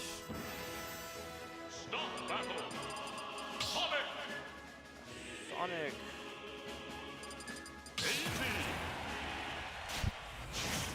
So. 3, 2, 1, go! Going back to small battlefield, which, yeah, if I'm KMLocal, I get it. Yeah, you probably can't go to PS2 or Town. Or probably also can't go to Kalos, so. Kalos might not be the worst stage for Sonic. But, I mean, found success on here before, I think, so. Yeah, because like this is the second closest thing to PS2. Actually, the closest thing to PS2 in terms of what Sonic is able to do. Stitch is on deck, and Stick is no longer on deck. Now, Sonic could pick up the... Never mind, it's despawn. That would be scary. He said it's not a chili dog. I don't want it. Yeah. Now, both of them kind of looking for some kills here. I mean, KMLocal not quite there yet, but close. I'm loving Kimbo's movement. He's doing those spin shots. He's saying, nope, I'm backing up, backing up. And just like exercising his superior mobility over Daisy. For sure. Good avoidance of the spring. Down air to get the reversal. Now we got Focus in control. There we go. Looking for a back air here. Not quite going to be finding, but will be finding that forward to close out this first stock for KMLocal. Yeah, as cool as like spins are, it's like spins put you at a very unfortunate trajectory where you're coming at a downward perpendicular angle to your opponent, and they see where you're going. They're going to hit you. Yep. But as saying that, KMLocal evens it right back up, and we are at Smash 4 stocks. That's good. But okay. Getting something with the up air, but nothing out of it. Yeah, probably ended up throwing that turnip the wrong way. Maybe meant to Z drop it. But either way, it didn't cost him too much. He still has the 10% lead. And the spin dash nearly could be missing. It's always awkward when that happens in Sonic. You get put in an awkward position because your homing attack just doesn't home. It's like, I thought they were here, huh? It's unfortunate. It's like, no, it locked in. It locked in. It's actually not a homing missile. Or is homing, but it's not heat seeking. Right? Yeah. But bit of a return to form for both players here, kind of just doing their own thing. Alright, this is important. Ah. It's crazy. I don't even think Daisy's roll is that long for him to be doing all that right there. It's not. Although that move is gigantic. Move's crazy. Yeah, dog. Listen, you got to get up on your Sonic lore. Sonic's F Smash is from like an arcade game in the 90s called like Sonic the Fighters. Interesting. Yeah. But we're just talking about lore because you know they're taking their sweet time. Yeah, and not much. Really. As a spectator, I don't gaff, but as a competitor, I love it. I love it. I'm looking for a back air here. And Kimbo's aware. He's just like, bro, my character low-key not good at. I've been getting cooked off this ledge. I'm trying to take my time. I'm trying to get back to center. Good call with the dash attack. That might be it. Nope. Gonna be breaking through the shield, although not gonna convert off of that. Or that either. We're at too high percent. That could have been a back air, but good on him to back off because he wasn't certain. I feel like strong nair would also start killing here. that move can also kill for some reason. Crazy read. Focus was trying to go for, miss the nair, and then try to get an F smash to read the tech in. Just wasn't quick enough. Yep. F tilt kind of still here. And we take that. We want to negate, trade, or win. I was gonna hop off comms after this set, but we have a third, potentially game 5 in a row. Oh my. Yo, Focus is in my carpool, so I got mixed feelings. Told my wife I'd be home at 12 a.m. It's possible. You get home. Listen, my boy locked in. My boy, she knows Brandon. She knows Focus. Tell her, Focus locked in. She'll probably understand. Now, I love this. 2 minutes left on the clock, I guess. It's a back throw. Are we? Wow, I don't know if I've ever seen Sonic up throw kill. All right, we gotta be careful here. All right, let me look at people's body language right now. Actually, the more I think about that up throw, the less I like it. Like as a concept, he's just stabbing you with his hair. With his spine. Yeah. Oh, he has a hedgehog, so he does have spine. Good spikes. And that wasn't that. And Smith cheering in the background because he knows he has to play the winner of this. Yep. Oh, first time we saw that F smash come out this game, or this set even. And we're coming down to almost a minute left on the clock here, so like Focus could go for a timeout here if he really wanted to. He could, but he won't. I mean, we are at kill percent. Might as well go for it. Yeah, at this point, yo, Steve almost had it. Not quite. Yeah, but yo, and in a lot of ways, Peach, Daisy are low key. Base game, Steve. Those back airs just start coming out. Maybe. Or like Luigi for people who hate their fingers. Yeah, we got to be clutch because like we got to be careful. And back there we go. There we. Let's go, Brandon. Let's go, Brandon. So I hope y'all wanted a third game 5 in a row. All right, this is hype. This is like super duper hype. Town PS2, small battle. Okay, he banned small. He said we're not doing that again. He said I banned Town PS2 small battlefield. He's locked in on the game plan. He's done the knowledge. So where do you think we're gonna go? Honestly, I wouldn't be surprised if we saw like a Hollow Bastion come out here. Let's see. Or maybe even a Kalos, because like at least you have those like really accessible platforms, specifically where ledge is. All right, let's see it. Kalos. Aha! Second time. I like this stage a lot, actually. I know. I like the stage too. Very common ban for a lot of people, myself included, but like there are definitely, it has its moments and its applications. Yeah. So one of the things that you're going to see on this stage in particular is that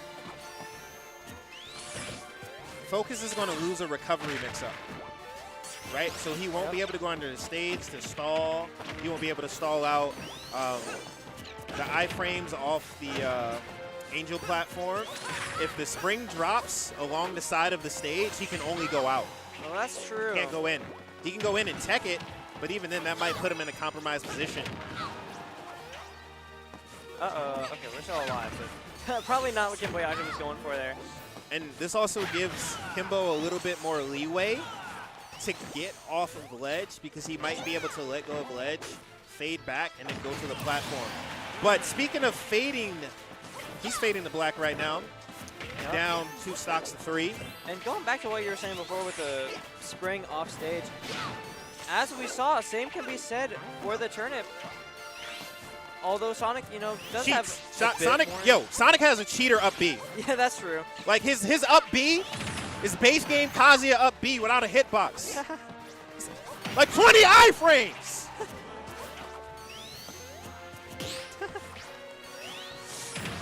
You have some support from Glory in the background. But speaking of iframes, Focus was looking invincible right there. Oh, then why can I see him? Why? I said invincible, not invisible. That's the joke. Anyway. Oh! Oh, okay. Well, he's Saturn. doing tricks with Mr. Saturn right now. I actually really like it when Saturn comes on stage because that's also just like good catch. Okay, that's what you were talking about, S-Nick. Yep.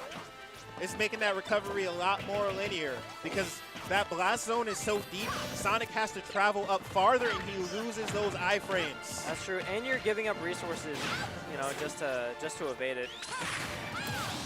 Okay, home in attack. All right, let's see what we got. All right, up air. Misses the turn-up toss. Let's see how he maintains the pressure. Hits the back air to the grab. Gets the up air. Misses the turn-up toss. Kimbo trying to stay in the game. Trying to hit his shield. Gets the nair, gets the up air. Gets the nair again. Catches the turn-up. Finding some good hits here is Kimboyachi. Gonna be looking for a back air or F smash. Try to bet it all on that F smash. Yeah, but when you're at get-up attack range, there's no reason not to go for it, you know? Facts. You can always go for it because like that move is so scary that if Sonic whiffs it and you don't play a fast character and you like ledge roll in, he's safe.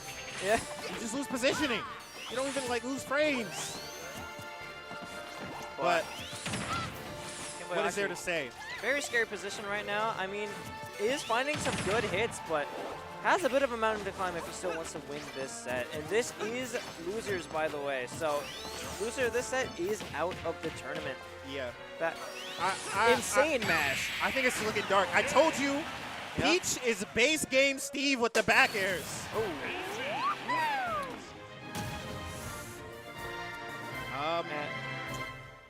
He threw the headset. He might catch a ban, bro. I don't think he threw the headset. I think he threw the controller, and the headset just happened to fall off of him. Not the headset. But was that 3 reverse 3-0s in a row? Maybe.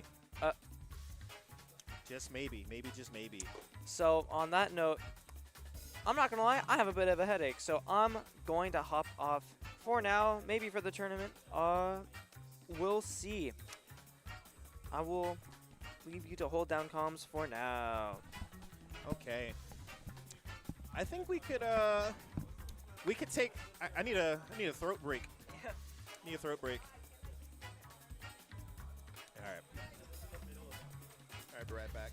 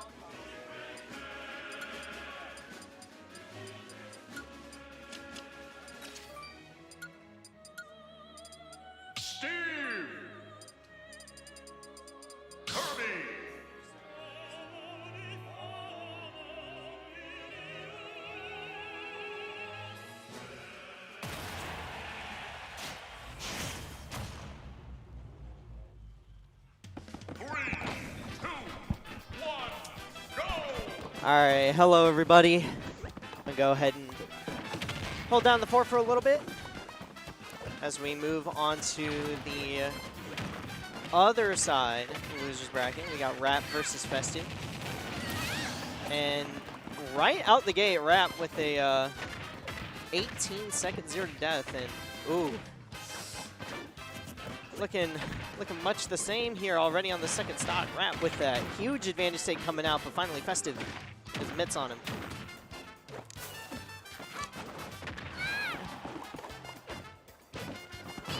Fortunately, Kirby's mobility also being fairly limited as gonna mean that he's gonna struggle to actually directly deal with mining, and so Festive picking the right options when he can and making the most of his advantage state. This is also another problem in the matchup too, is unfortunately you get spiked down there, you're forced to recover low, and Steve just has all the right tools to be able to exploit your linear up B recovery, unfortunately.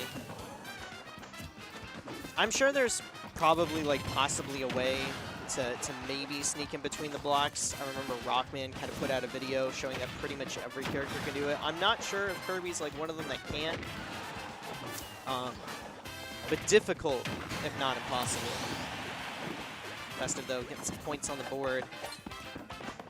At this point, you know, Steve with Diamond, we're spending a lot of time just collecting some information. At this point, right? Sometimes that happens. Good character gets the better of you right out the gate, but you still have plenty of time to be able to catch on to some things. Rob is doing a very good job. He's not. Oh my goodness. That was a bit goofy.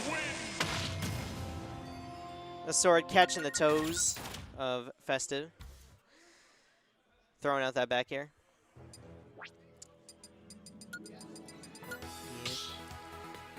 It's a little bit rattling to kind of come out of the gate with a opening like that, but you know, props to Rap for being able to come out with that, and props to Festive for like keeping his head in it and still, you know, having the wherewithal to be able to take a stock there and get some percent, maybe learn a thing or two. Because what I noticed that Rap's doing is he's not putting up blocks in the 3-wall setup. He's putting up the 2-wall blocks, and he's being very aggressive about his mining and keeping his options open. Because Kirby does have things like back air and forward air that are pretty safe to like bait out approaches against blocks. And so perhaps Rap is opting to say, well, it might actually be better if I conserve on resources a little bit. I don't even have to put the wall up. I can just continue to throw out hitboxes. And maybe you get a couple less materials in the short term, but in the long run, you're saving your weaker materials and holding on to the strong ones for when you might need it.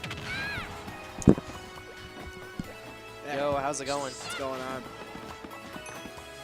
How did Kiboyachi wrap up? I didn't see the end of it. Focus took it with a 2-stock on Kalos. Pretty convincingly. Seriously? Oh shoot, I thought. Yeah, in game number 5. I left to get some chicken McNuggets like halfway through game 3 when Kimbo was up 2-0. Yeah, no, it was reverse 3-0. Focus just ended up locking in. Yeah, we'll see if Festive can do the same this game. A lot closer than that first one. Oh, was first kind of like smoked. Yeah, unfortunately, Rap just kind of started out with the 0 to death, and once you know, Rap's got those. Yeah, he does. Rap's got anything, he's got those nils, man. I've not seen a Steve nil like him in my entire life. Yeah, that stuff is scary. And advantage state is kind of the one thing that Kirby's going to have in this matchup. They're both stubby characters that don't really have mobility, and so yeah, you get pushed around like that early. It's hard to come back. A lot better. So Festive got to make some stuff happen. Up smash missed it just barely. Yeah, great wave land to get out of there. Spin on him a little bit. You're dead. He's got the call out on lock. What is there to say? You die at 86. You shouldn't have done that, man. You're dead. Okay. Kirby does have the kill throw, despite what people want to tell you. Goodbye, Kirby. Nice. Yeah, I noticed it. I never really thought about it in this matchup, but like Kirby offstage just cannot recover at all versus Steve. Tough. Like if Steve puts up the barrier blockade on you, like you can kick it, I guess, if you want, but it's gonna be tough to get around. Yeah. He's at a place you do not want to be right now. Get this guy out of my cart, no! I thought he might have died at Sour Spot Fair. Get around it. Well, yeah, that'll do it. Bless. Yeah, I would have been surprised if the Sour Spot Fair killed there. No, he's at like 50, but he was very far off. We might have just sent him. It's yeah. True. What I mean, you see him try to get around the blockade. You can't do that. You get fared. You go under the blockade. You obviously die. Because I don't think Kirby up B is getting you past. It doesn't like blow past the blocks, right? It'll just stuff them. Yeah, I mean, the best thing that I saw Festive trying to do was at least try and stall out so we can try and sweet spot that ledge underneath. But I don't know if that's possible with Kirby. I know it is possible with a lot of characters. Yeah, they kind of phase through it a little bit. Yeah. I don't understand truly how that interaction works. I just know sometimes it happens and sometimes it doesn't. I think it's Are you because, fair? like, oh, little train going. Advantage state gone. Oh, Take and 8 million. I feel like Steve Up Air is the melee Luigi Nair of this game, where it just leads into. It might even be more oppressive. Yeah. Personally. Actually, I don't think that's like a hot take at all. I don't think that's a hot take at all. Tactical. Good pressure plate by Festive. Can we ledge trap this dude? Kind of, not really. This is tough. Yeah. Okay. Ooh. Okay. Great conversion gets him out of that tough spot. Yeah, I need a couple more of those. Yeah. Well, I mean, honestly, I don't know how much I'd force the occasion if I'm Kirby. Like, you have the lead. I feel like it's so dangerous being literally anywhere near Steve in any capacity. Unless he whisk grab right in front of you. Yeah, I mean, he's definitely trying to prevent him to get those diamond tools, so at least, like, being close to him forces Rap to think about what he might throw out. Yeah, like he tried to forward smash him off the blocks. Oh, I thought he was going to build on him. Yeah, I don't know that I agree with spitting him out there. I think blocks are... You lose the stage control for a brief moment, but you get such a powerful tool. It's so powerful. You might be dead. Oh, no, up smash. Maybe he wasn't reacting to that as fast. Get past the blocks, idiot. Oh my god, he did. Yeah, nice little air dodge. I mean, we had the dirt blocks up, so oh, true. that was your One up best air, spoke situation. him away. Look out. Oh, he knows, he knows. Oh, shoot. That's a stock. Yep, and a Now second diamond, too. He's got more diamonds on him. Great backer, though. Right on top of that minecart.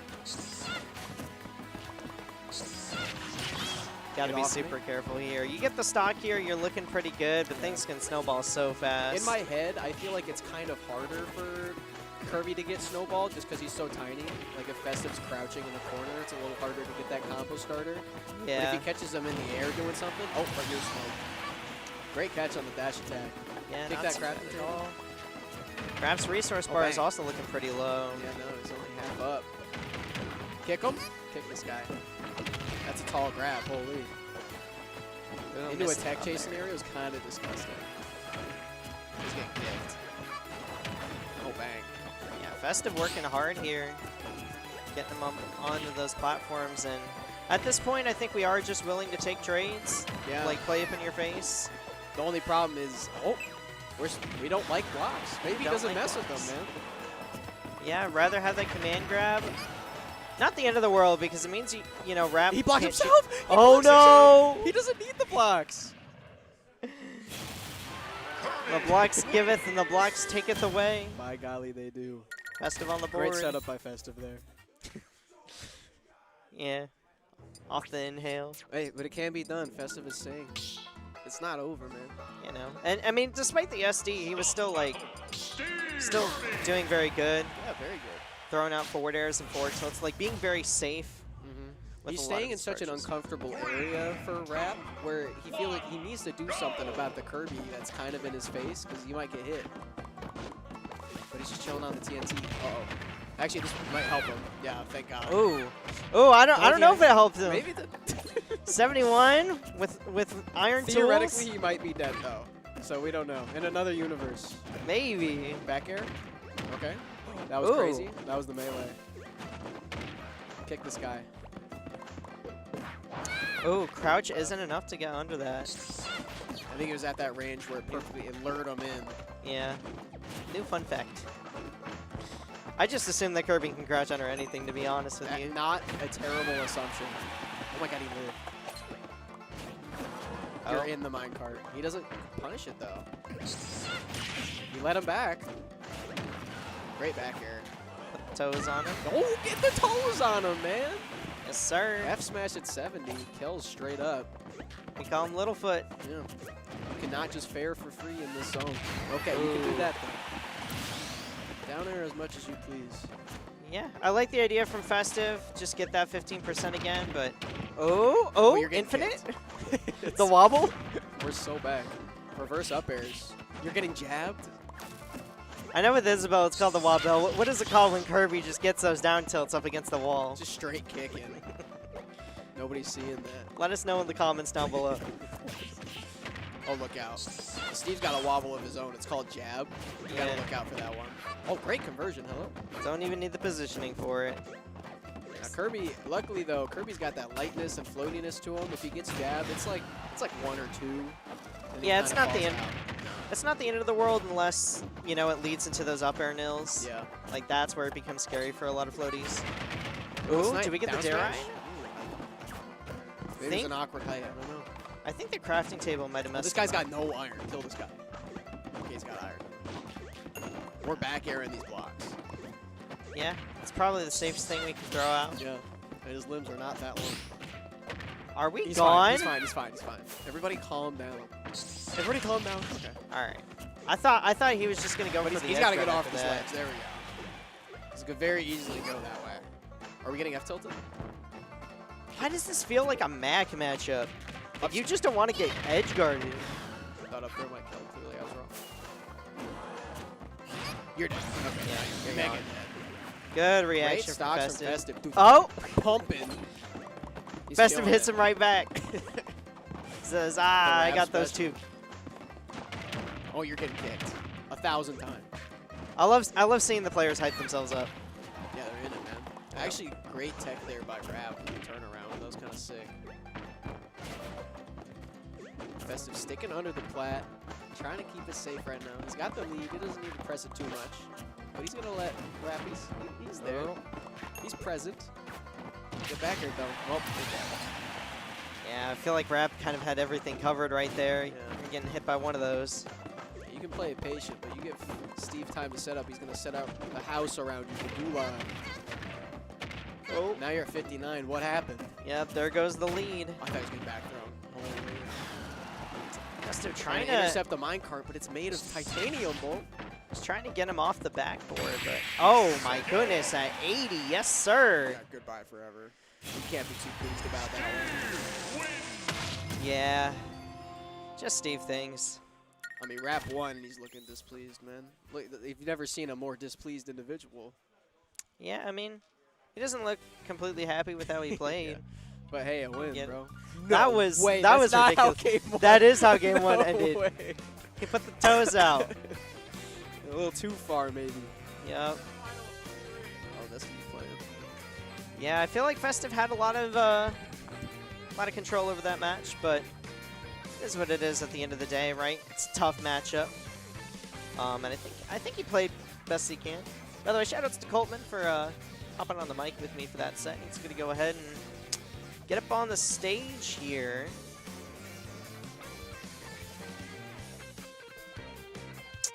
Alright. Get a little message from the casters, so it's going to be a little bit before our next set. In the meantime, make sure you drop a follow down below if you're not already following at KML Tournaments. You know, we work hard to keep the lights on, so we would appreciate all the support that we can get. And of course, if you got an event going on yourself, we are always looking for event partners. If you've got an event coming up, you just want your advertisement here, anything in between, make sure you follow that QR code that is on your screen.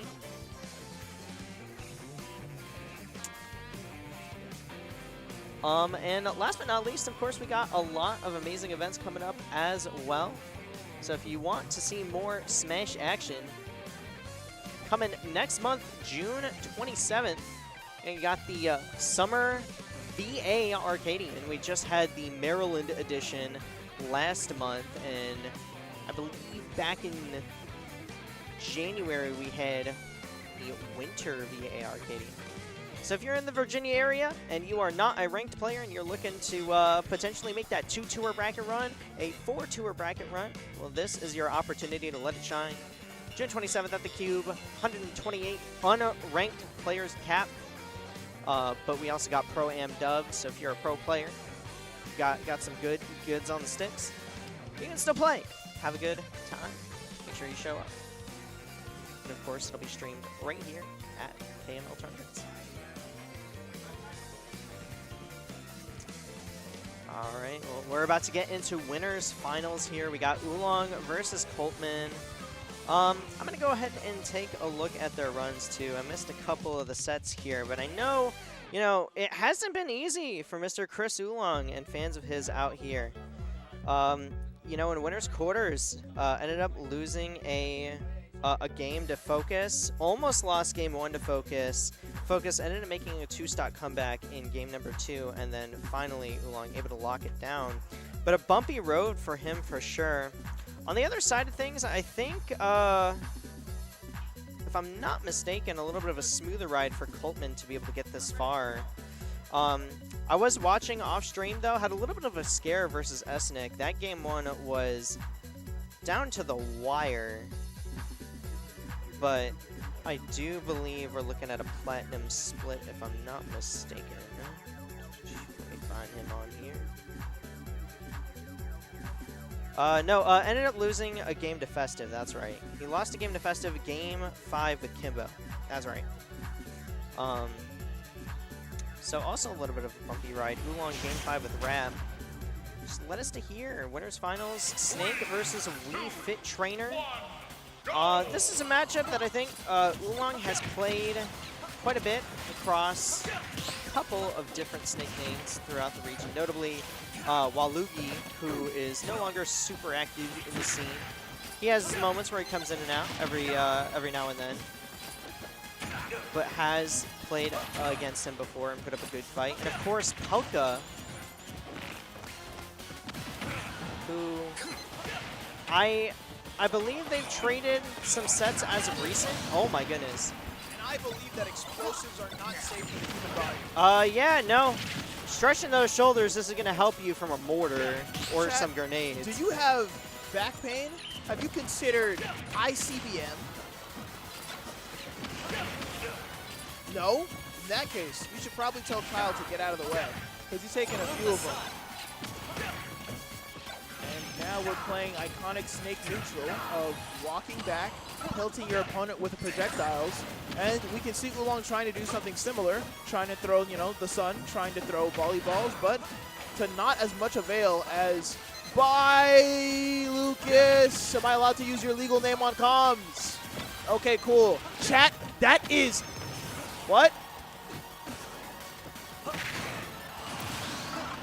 Chat, Bro today, did not I am know your legal name. I am Michael Afton, and we are going to be watching some purple guys Smash Brothers as he punches and slaps and attacks the iconic Snake from Metal Gear Solid. Up airs after up airs, 98 and 110% unanswered. You know, I've been watching Oolong pretty consistently over the last 5 years, and every single time I think someone's like got his number in a game, he just brings it out of nowhere. Yeah, it's called the X Factor, the ability to simply change your gameplay on the fly and become a different person. And it looks like even though Coltman was taking the advantage in that first stock and the second, well, let's just not call anything yet. Yeah, I mean, it's pretty evened up at this point. I think more than any other player, Oolong has the ability to even up games in the second stock just on the fly.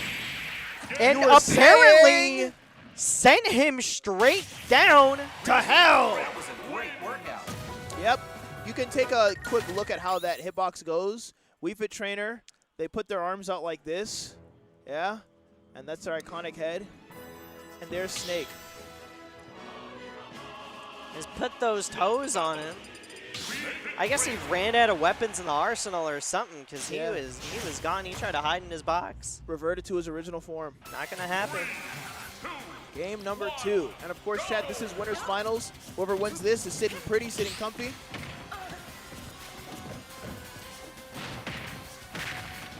In grands, winner's side. So both of these players are very, very, well, they'll do well to make sure that they win, get that comfy spot, and position themselves for the best chance of getting that patchwork sign up. So let's see here, 66% on the side of Coltman, now 87, now 97. And now you're at 100% off stage against a deep breathing Wii Fit Trainer. Truly, terrible things await you. Yeah, no, Oolong absolutely riding that momentum from that last game. Took a little bit to wake up, but the second that he did, oh boy, is he running. All bets are off. Now we're just waiting for the next deep breathing, the next advantage state grab to finally close out this stock. But of course, Coltman's not going to go down without a fight. The practicing of CQC is very strong with him. I mean, the problem for Coltman here is he doesn't really have a whole lot of great, like, rising burst options that I think work versus Wii Fit Trainer. He has that dash attack in the back pocket, but I think it's a little bit awkward in a matchup like this. Oolong is just going to, like, create as much space as possible to try and avoid situations like that. And these grenades, they're not hitting. Yep, and they're only hitting Coltman, so that's not really what you want to see here. And of course, if you try to land on top of Wii Fit Trainer, it doesn't matter what move they have. Up tilt, forward tilt, sometimes even down tilt. You're going to get hit. And got the anti-airs.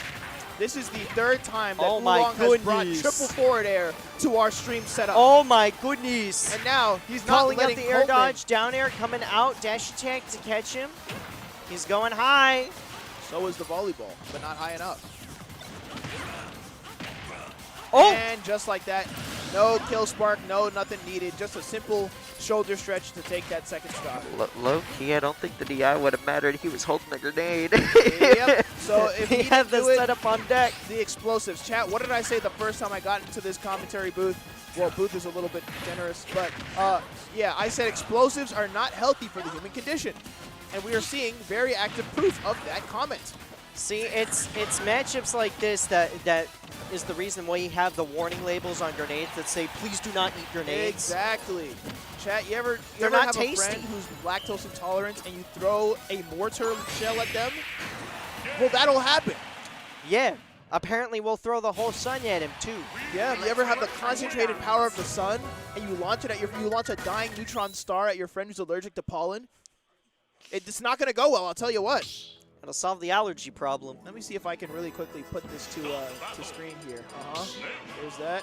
And there's his thumb, and there's the dying neutron star. There we go. Man, really making great use of that art degree. Thank anyway, you. you're It's welcome. Not doing anything else. I'll tell you much. I'll tell you that much. Game number 3. Oolong Knowing slated something. to take this. But anything can happen. Coltman is a good player. Coltman is a consistent player. So if they find an answer, you know they're going to be riding it all the way to the bank. Ooh, quick 47%. The grenade into the Nikita. Coltman trying to figure something out here, playing a little bit more aggressive in Oolong's face, but Oolong making those quick adaptations. I think those boxing options that Wii Fit Trainer has are just too awkward for Coltman to be able to deal with in a conventional way. And just really not finding a consistent way of breaking through. Yep, throwing those grenades to try to get Snake to get some leverage in. But the thing about Sun Salutation is that not only is it a very strong projectile, it's a constant wind box. So those grenades will just fly right off the Sun and fly right back to Snake. And Snake will fly off stage, making Coltman lose his first stock. Yeah, just really making use of something that would seem like pretty insignificant, right? Like, you know, why is there a wind box in Sun Salutation? Well, it's for things like this. It's got its own niche and purposes, and I think I'll try to draw that as soon as possible. Oh, and speaking of as soon as possible, Coltman tired of losing and being at disadvantage, saying, let's just speed run into the next hey, stock. you stretch your shoulders, I'll stretch my quads. Chat, have you ever tried to replicate Snake's up tilt animation in real life? That is not humanly possible. It doesn't matter how much of a super soldier you are. I've tried doing that. Spines don't bend that way. Yeah, he's literally built different. That's right. They built him in a lab. Psycho Mantis. I mean, Echo Fox. I mean, wait, no, that's a tournament sponsor. Foxhound. Thank you. I know my Metal Gear lore. Yeah, something like that. I definitely don't. And Coltman definitely doesn't know how to get back to the stage safely, as Oolong is one stock away from taking this to winners finals and more like grand finals winners side. Uncontested tonight. Yeah, and it's crazy too, because Coltman really feels like he has the most of this stage control, but Oolong is just embracing Nazin right now, just not getting hit. This is one player that can do it all. He can play up Isaiah, in your face. excuse me. Oh, that's right. Long credits. Got to make sure that people get the right credit. if I'm using Exactly. their Chat, quotes. credit your people, credit your artists, credit me. Credit Give me your credit card. careers. Give me your debit card. Give me your social security card. I need it more than you do. And speaking of give Coltman an inch here so he can start the reversal. And hopefully he reminds himself that C4 might explode in the next 10 seconds. Okay, good. Detonating it Yeah, himself. sets it off himself. Doesn't want to turn into hurt. Exactly. We've Hurt. seen it one too many times. And speaking of C, I don't see a way off this ledge. And speaking of hurt, that's going to be it. No, I'm kidding. I lied. Yeah. That's right, Chad. Hey, We can listen, never I thought call I these. had it. But you know what is going to be it? That's going to be a down throw. That's going to be a forward air. And now we're at kill percent. Please do not forget that that C4 is there. Ooh. Okay, good. Now we've Pulled got the ourselves a oolong match. on him. Unfortunately, deep breathing is on. The next hit will kill. And now at 175%, Snake genuinely has to just not get breathed on wrong, or he dies. Should have stretched them shoulders. Oolong, once again, sitting pretty in Grand Finals winner's side. And He Coltman. is poised to take that delicious patchwork pass. And Coltman just oolong for the ride. I assume he Taking probably the, doesn't want to get back on commentary after this. Yeah, perhaps not. Taking the bracket path of alternate success. I am not going to talk in the Discord. I'm not gonna do that. All right, chat. I've got 3 seconds to draw something really cool. Okay. Here's what we're gonna do. Okay. It goes like this. It goes like that. It goes like this. 2. And then there's that. And he's like, he's really sick. He's got like his toes out. He's like, I'm You so. lied. It's okay. I'm a quick liar. I told people I was gonna get the hold top up. 8. Yeah, what's up? I'm so sick. Wait, There we hold go. up, wait. Hold up. Give me that back.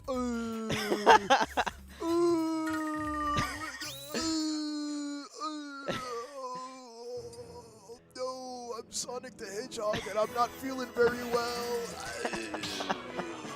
Glad I could be your reference. Yes, I needed that. Okay, wait. Guys, look at the screen. Guys, look what I did. Guys, look. Isn't that cool? He did a thing. Isn't that cool? All right. We're This gonna is get rid of what that now. this is what an $80,000 loan from the government that you'll never pay I off will spent do to you. $250,000 on this. Oh my God! No, I didn't. I'm using hyperbole. I only spent $2,000 on this. It was actually relatively affordable. I went to like a state college. I don't believe you. I think it was slightly more expensive than you're letting on. Chat, if I was a Smash player who was in incredible college debt, you think I'd be going 0-2? You think I'd be going 2-2? No. I'd be playing Kazuya Mishima, and things would be different. He has gone 0-2 before.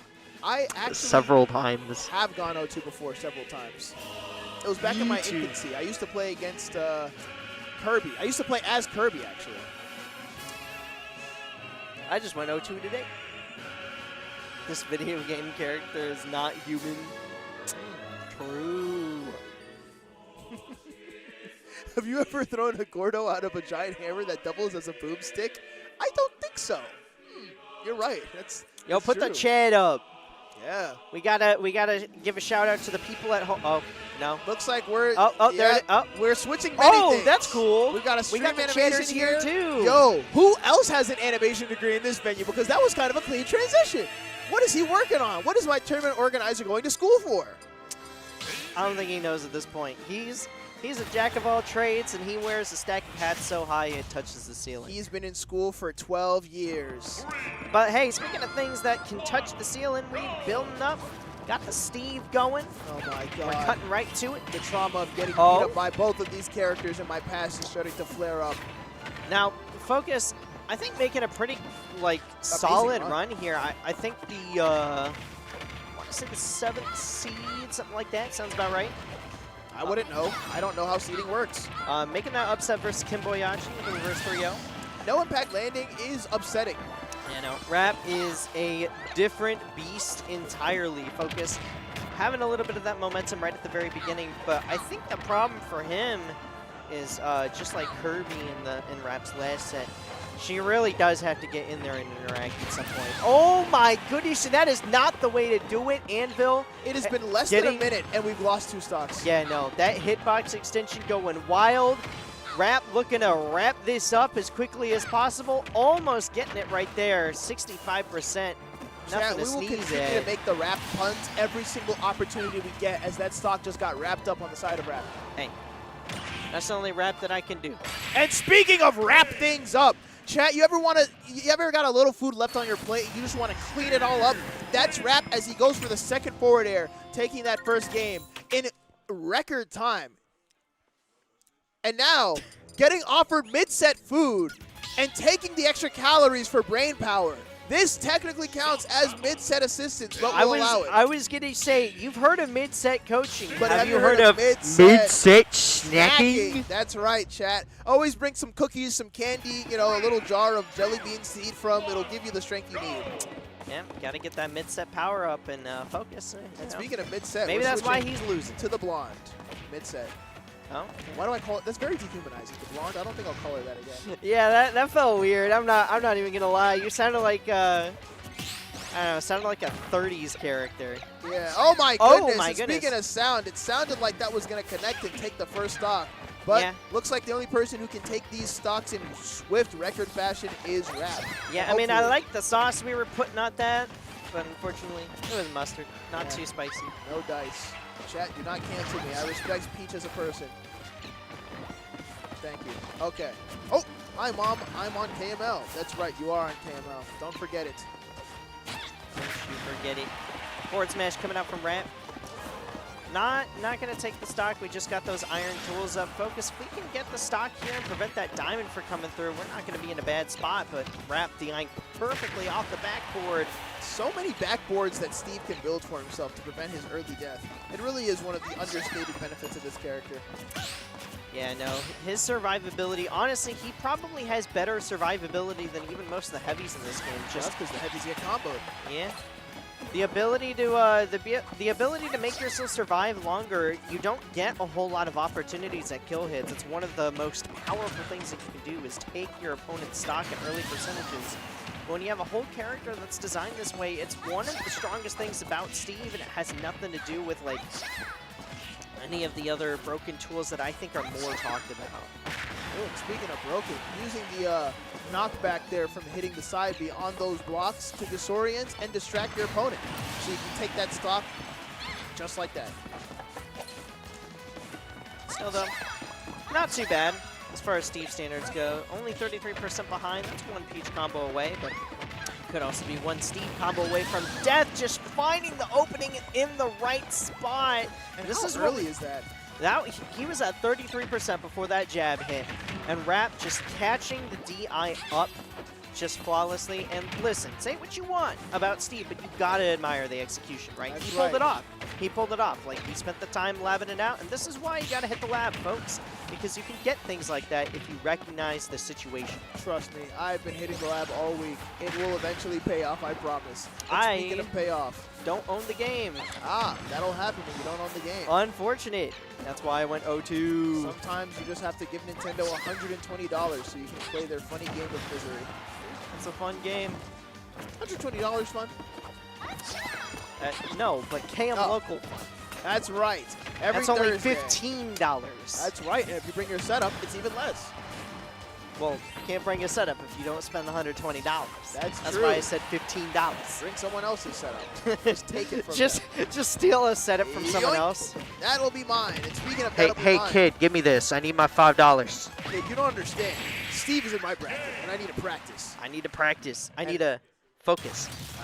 Speaking of focus, Focus just got his stock wrapped up by Rap in game number 2. And now we've got one more game before Rap wraps this set up and continues on to wrap up the night in another game. Did I mention Rap? Yeah. Rap is wrapping up a delicious bag of chips. Feel like with those bars you can rap about it. You know, I think I can draw the bag of chips right now before the game goes. Yeah, and it's gone. Well, that was a pretty good picture of the rapper. Thank you. There you go. Some of them. Game number 3. We are seeing the exact same stage as game number 2, and I don't know if that's to the benefit of Focus. All right, yo, I just want to say, good recognition on that side switch from Rap to get some more percentage there. Great DI from Focus, but Rap just being able to see that situation and make the most of it. 98% barely answered here. Sort of reminds me of certain, you know, 4th generation of this game characters. No idea what you're talking about. Yeah.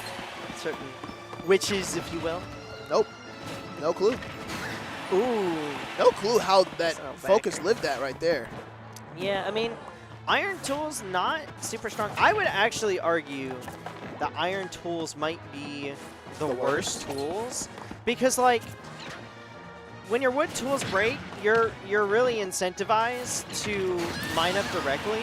Iron tools waste resources, but still, like, in the long run, don't really amount to much. I'm going to have to disagree with you there and say I'm going to say stone is the worst, purely because it's like a stepping you know what? stone.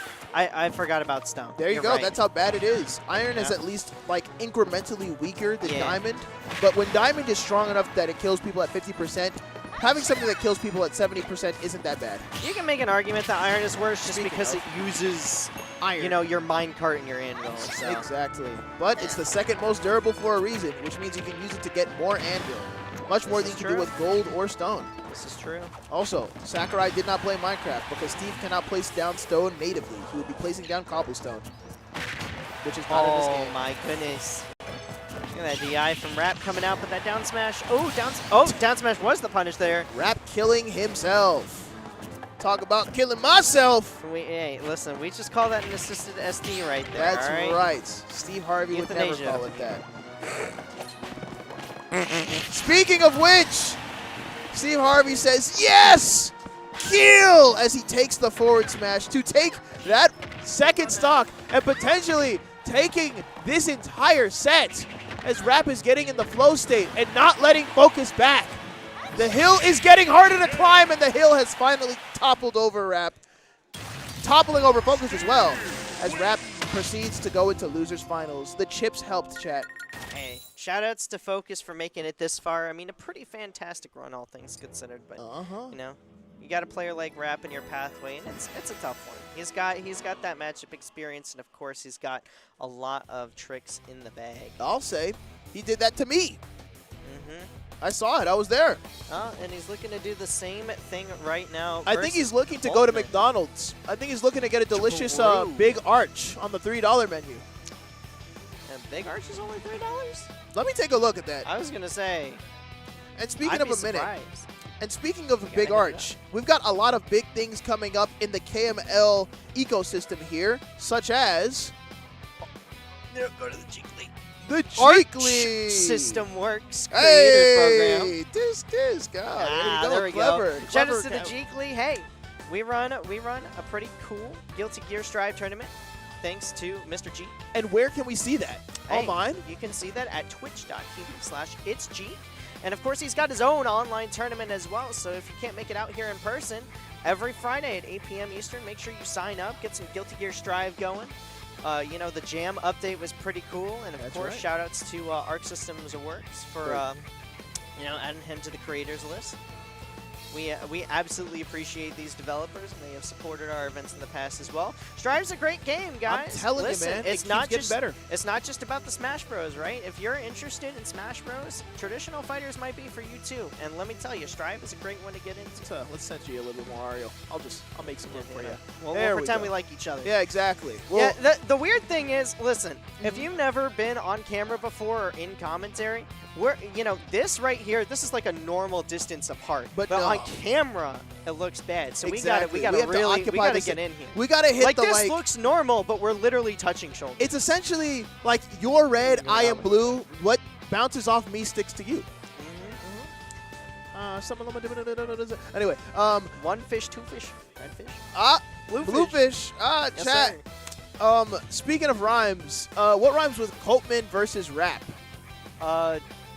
Yeah, not as easy, huh? Hey, listen, I have been up since 8 p.m. yesterday. My co-commentator I is am sleep not deprived. thinking straight. Look at my eyes. I am dying. To see more Smash Ultimate action, so let's get And right we into won't it. have to wait much longer because now we've got Coltman and Rap. As Rap is coming straight back on the setup. I don't even think they left for very long to play some more Smash Brothers Ultimates.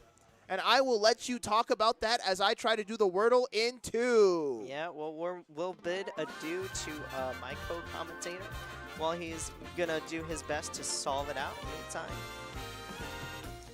You know, Snake versus Steve. We saw this on the winner's side. Of course, Rab ended up taking it, I believe, 3-2. Coleman unfortunately not able to get the best of it. This is a matchup we see all the time at a top level. And it's an interesting one, because I really do think that it can be losing for Steve. He just has so many tools to be able to break through those walls, throw up grenades. Put it out. But we'll see if Coltman can get the win here in the run back, as we are getting straight into it on Small Battlefield. Get some banger tunes. Yes, sir. Rap immediately just fishing for, I believe those are wood tools.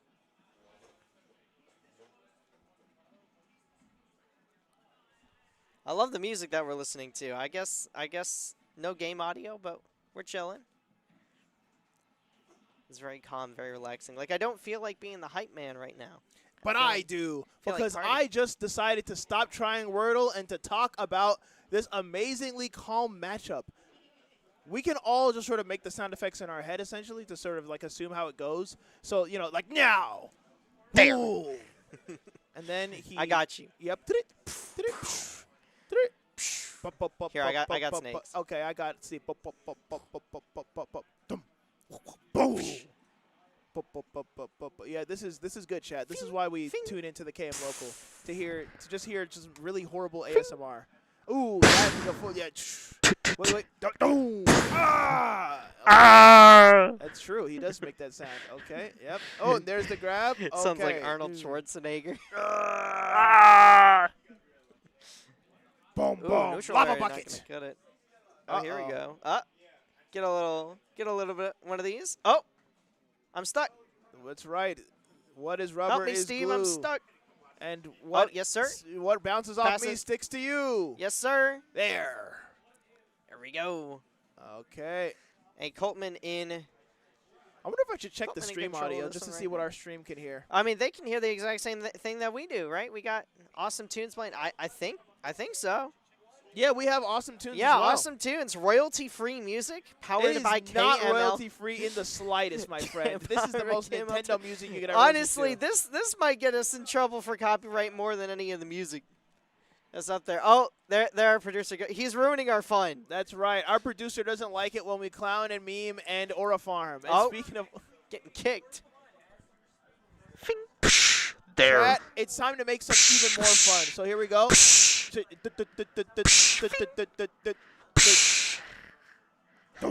Wait. Ooh.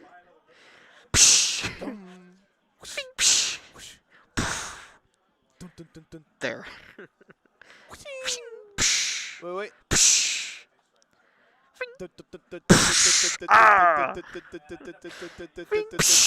This is a good bit. I'm sure the chat loves this and they're not horribly annoyed with us and don't want us to continue to do this. Back air. Ooh. Flinted steel. Diamonds. First we mine, a helicopter. then we craft. Let's Minecraft. And there it is. Ooh. Okay. Okay, forward air. Okay, there's up tilt. I'm still going. I'm having a great time. Let's keep going then. Ooh.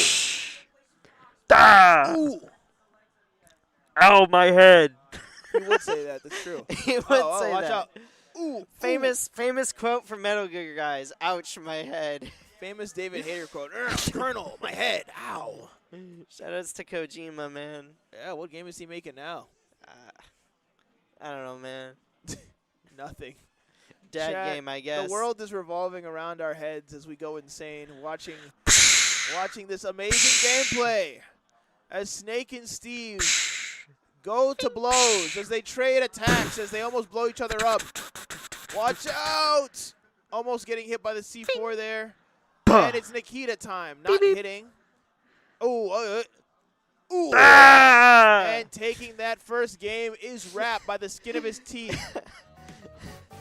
With no more chips in his system, though, how long can he keep this up for? No more carbs. And how long can I keep making sound effects until our producer turns off the music? I hope not for We very have no long. game audio! There it is. Turn the game audio up as loud as you can, producer. We don't need to hear after this one. The whole game. All right, chat. Hey, that was fun. We are now at Hollow Bastion.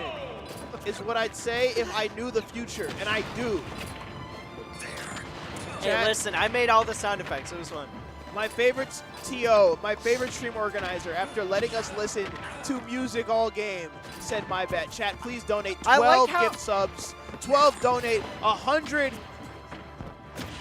eggs. 13 thank you, chat. You heard my prayers and you answered them ahead of time. Now, if we could just be so generous, mods, close the chat. Mods, close the chat. I just got to say, I think it's crazy that we had the audio muted for the last game, and for this copyrighted song, we turned back on the audio. This song isn't copyrighted. Square Enix is notoriously fun and friendly. Hey, as a TO, we've gotten in trouble for this song. This many song a time. specifically? Yes. Then in that case, let's continue to talk over it so we can avoid the copyright filters and markers. This is transformative content. Please don't sue us, Disney. Oh! Audio jungle. Audio jungle. Audio jungle. And speaking of jungle, it seems that Coltman has found himself in a sticky, smelly, terrible situation here, as he has lost his first stock and doesn't have a lot of percent on Rap as it is. Steve still being mid-weight. 99% isn't really going to be enough to just kill them outright. If we're in the jungle, it's Steve versus Steve Irwin out here because he's trying to make his way through. Good reference. I miss him every day. And speaking of miss him, snakes are dangerous. He could have told you that as Up Tilt takes that second stock. Certainly did not miss him. He's got venom in his veins. Yes, sir. Oh, drop it down. That looked like a shield drop. What the heck was that? Which we know it wasn't because that was deliberately in the code and taken out later. Yeah. Regardless, Coltman, get some movement happen. Ooh, look, these are some close games. I wouldn't be surprised to see another Game 5 set here. Which would be fun because we get the most smash for our bucket in this instance. Yeah, absolutely. You get some value here at KMLocal. That's right. We get good value. Great value. We get great value. That's right. There will be a Walmart at the next Super Mega. Yes, sir. Hey, listen, shoutouts to Walmart. Can we get sponsored, please? Walmart, please. We need that Walmart money. We can get you smashingly good deals if you sponsor our stream. Up smash. It's the ultimate combination. Exactly. It's how we save money, save stocks. Walmart. Oh, and speaking of save stocks, that stock being taken by the back air selling and killing off the top. The only thing we're doing is saving time if Rap's going to get this 3-0. Ooh, but it doesn't look like it's going to be that easy because killing with the up air off of that grenade. Coltman is not one to miss his conversions. Just tapping right into it, and Rap out of resources, to be honest. Not looking very good, and we also only have gold pools. If you're Coltman, what do you need to do to win? I think we got to take advantage right now, especially with no iron in the deck. Get a little ledge trap going and keep him there. Keep him cornered. Don't let him mine for even a second, because the second he does, he gets the tools that he wants. So keep the pressure on, but in a safe, non-committal fashion. Yeah. Build a tent, if you will. Exactly. Learn the basics of CQC. Set up your station. And don't forget about the C4 that you have planted directly on the center platform. Yeah. Provide such good stage control on these. And don't forget that you can always be killed because Cypher is breakable, as we are now on game number 3. And Rap is steadfast in his zeal to get back and fight Oolong in Grand Finals. Hey, listen, you can't have stage control if you're not on the stage. That's smart and true. Yeah. WComs, shout outs to our producer. WComs is something we've been told many times before, so let's take a look here. Mods actually did enable subscribers only mode and lock the chat. Thankfully, it has been taken off, so now more people can talk to us. Hey, 43! Locking him behind the paywall. Give us money. That's right, chat. We need money. You don't subscribe, we don't commentate. Yes, sir. All this lovely Steve gameplay goes away. And if you don't give us financial restitution, we're turning the stream off in 12 minutes. You decide what happens. And with the way this is going, the stream might be done in 12 minutes. That is not true. But so are nail combos. They are very true. Yeah, Coltman just having a hard time there. I feel like can keep up even in the neutral, but if Rap just gets one of those situations, I mean, it snowballs so fast. You can't Can't do anything about it. I think the major aspect is that Holtman is winning neutral here and there, but when they do it, they get 30%. Maybe they get a kill. Every time Rap hits, they're doing 80%. They're doing 90. They're killing outright. They're getting more bang for their buck in terms of their punishes and advantage state. And if you can't match that, you're not going to beat Steve. Yeah, pretty importantly, too, has been doing such a great job of breaking through that Cypher and getting consistent edge guards. Like, that's what's going to lead to the early kills so that Snake doesn't end up becoming a problem with Rage. Up smash. Oh, the grenade actually ends up saving him, and Colton turns it around with an up tilt. A little bit of an opportunity. Saved Grenade again. saves him again. We talk about getting saved by the bell, but you're getting saved by the explosive. But not forever. This Acme Rube Goldberg machine finally turned on its creator. Yeah, it's the most deadly version of rock, paper, scissors. We got grenade, anvil, magma. True. Why does Steve get two? Because he's Steve. That's of course true. he gets two. We asked why he gets really strong moves, and it's not just two. All right. Doing more neutral, throwing more grenades. We are still in disadvantage here, but the only way for Snake to get the advantage state, to get the lead back, is to slowly chip away with these grenade tosses. Yep, can't keep continuing to take those trades like he usually wants to. Great up tilt, though. Fairly early percents. Keeping him alive, and now we have that C4, that stage control you're talking about in game 2. Just holding it up there, but Rap not caring about stage control, saying, okay, you can have it. I'm going to have these gold tools. That's right. Steve, you let him do what he wants, and he becomes a stronger version of himself. He's one of the only characters that breaks the rule of, if you camp me, you and I are both at even states. Wrong. You let me sit here, I'll become the most dangerous character in the game. Yeah. So not only am I hard to approach, but I will punish you if you let me stay here and mine. Yeah, no, the Hydra just continues to be a thorn in Coltman's side. But this time in 3-0 fashion, you know, you thought you had him by taking that stage control with the C4, but you just cut off the head and made 2 more. That's right. Unfortunately, Coltman, despite all of his efforts, was not able to wrap things up.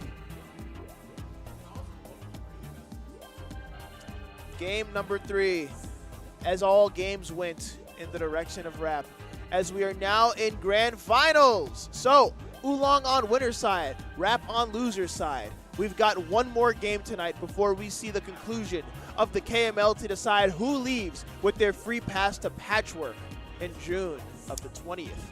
And well, in the meantime, we got anything to shout out real quick? I'll tell you what we got to shout out. We got to shout out our wonderful tournament organizer, Kyle Mario Lynch, producer and head runner of the KML Tournaments Productions. So, if you want to see more of his productions, if you want to watch more of his works, even just stalk him on Twitter, you know, just see what he's up to, what things he's retweeting, how many Kasano Teto memes he's a big fan of. Well, you can follow him on Twitter, you can watch the VODs that he uploads on YouTube whenever he gets around to doing that, and you can follow him on Twitch for live updates on what's happening, Smash Ultimate, Rivals 2, and general streaming wise. We do cut into Kyle around these parts. Get over here, friendo.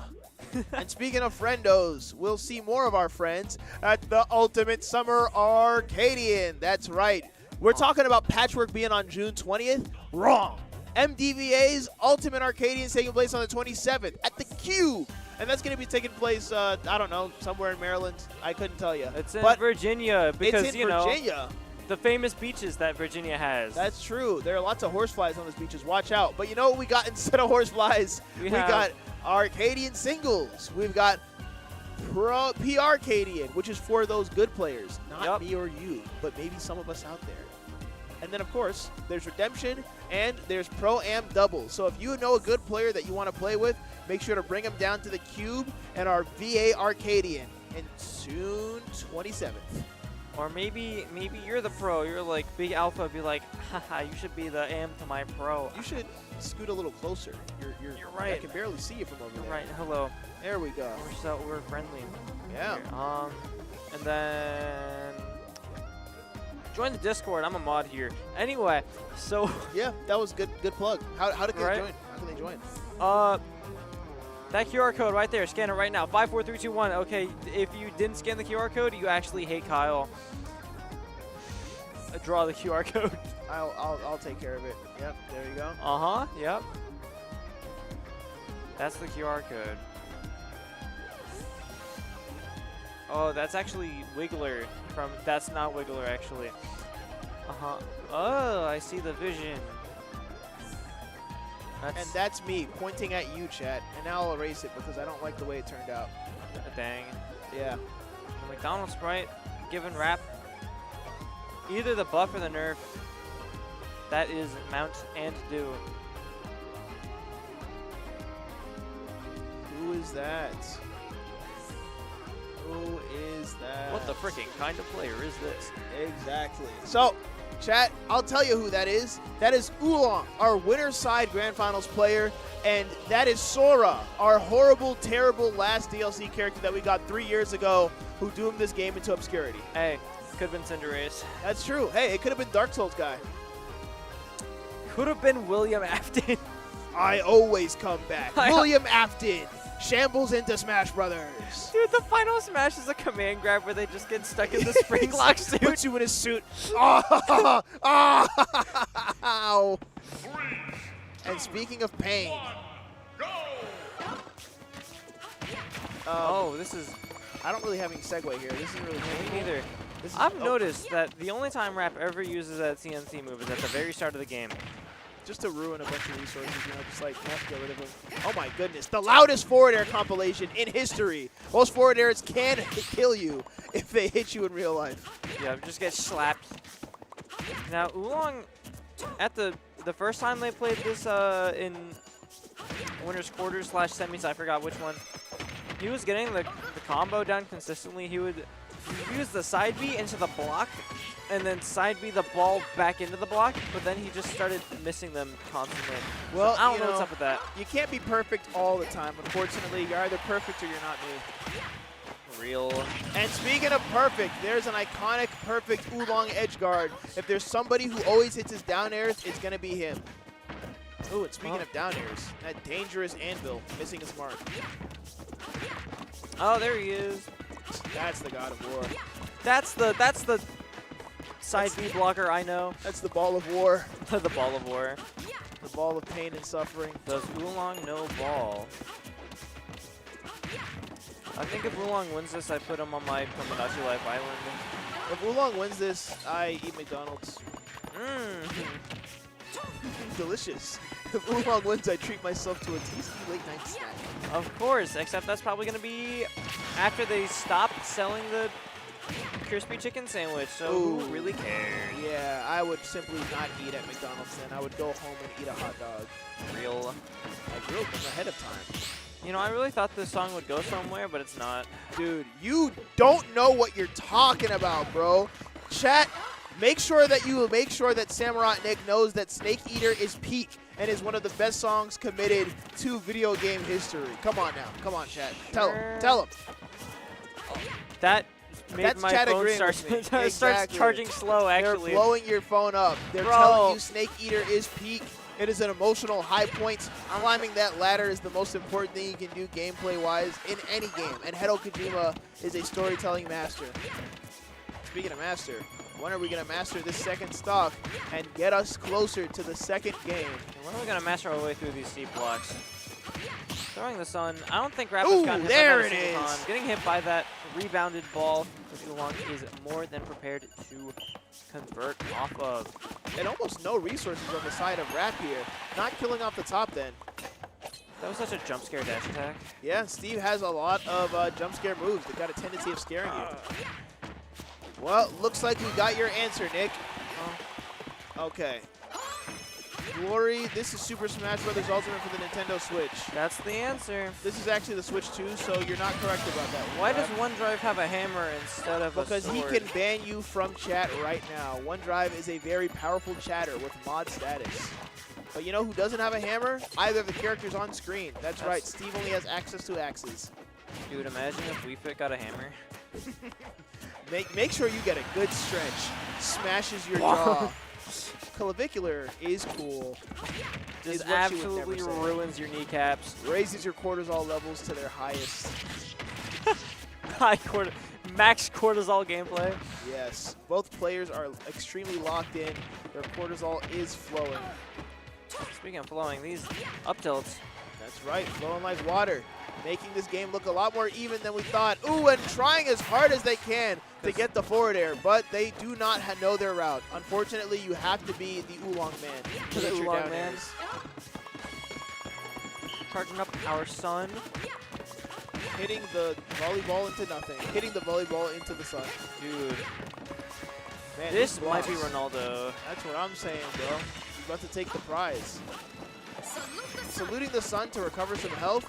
Breathing deeply. Nope, that's going to be canceled because we need to go back to neutral again.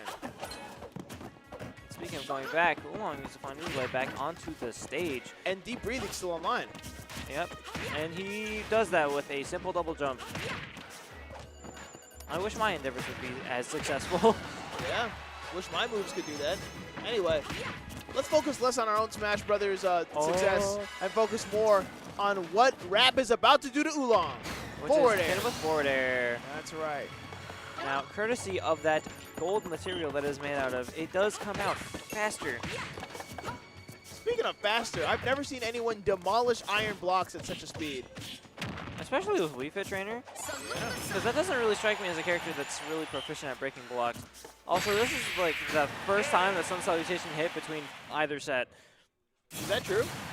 At least the full charge version. Oh, then in that case, that is true. Tucking in those glutes and taking that first game. Chat, you ever know how to tuck in your glutes? Me neither. I've never played Wii Fit. I never owned any games beside Wii Sports on my Nintendo Wii, and I played it like that for 5 years without knowing there were any other games to console. Yeah.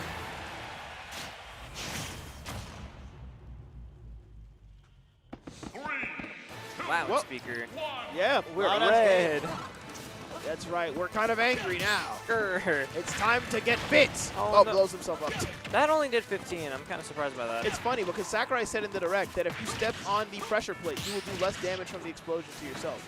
Huh. But if you get hit off the pressure plate, you will do more damage. And if it blows up by itself, it does middling damage. Interesting. I don't know why they put that much effort into that move. Sakurai put a lot of effort into Steve, and then sometimes he's like, wait a second, I forgot. Hold And on. speaking of forgot, I think we forgot to balance the back air combo potential, or killing potential, that Wii Fit Trainer has, because that back air killed at a solid 80% with no chance of DI saving. All you have to do to accomplish this, chat, is breathe That's harder. Right. Chat, if you breathe deeply, you will move faster. You will be harder to catch in neutral, and your kill power will be increased. Please don't use that last fact to your advantage. Just don't use that kill power buff. Yes, but every other advantage of that one Daft Punk song. Exactly. The deep breathing song. Yeah, that one. If you're happy and you know it, breathe deeply. It's like the legend of the, anyway. Okay. Not talking about Marvel characters, instead focusing on Smash Brothers characters who are fighting as hard as they can and hitting with down smash, lava bucket, very active hitbox. Oh my goodness. Looking for Obstacle these force. I didn't like that sun. Get it out of here. Yeah, charging up a new one. This one has better mojo, I think. Superman is completely pleased with the trainer. Son, don't mind if I do. Waiter.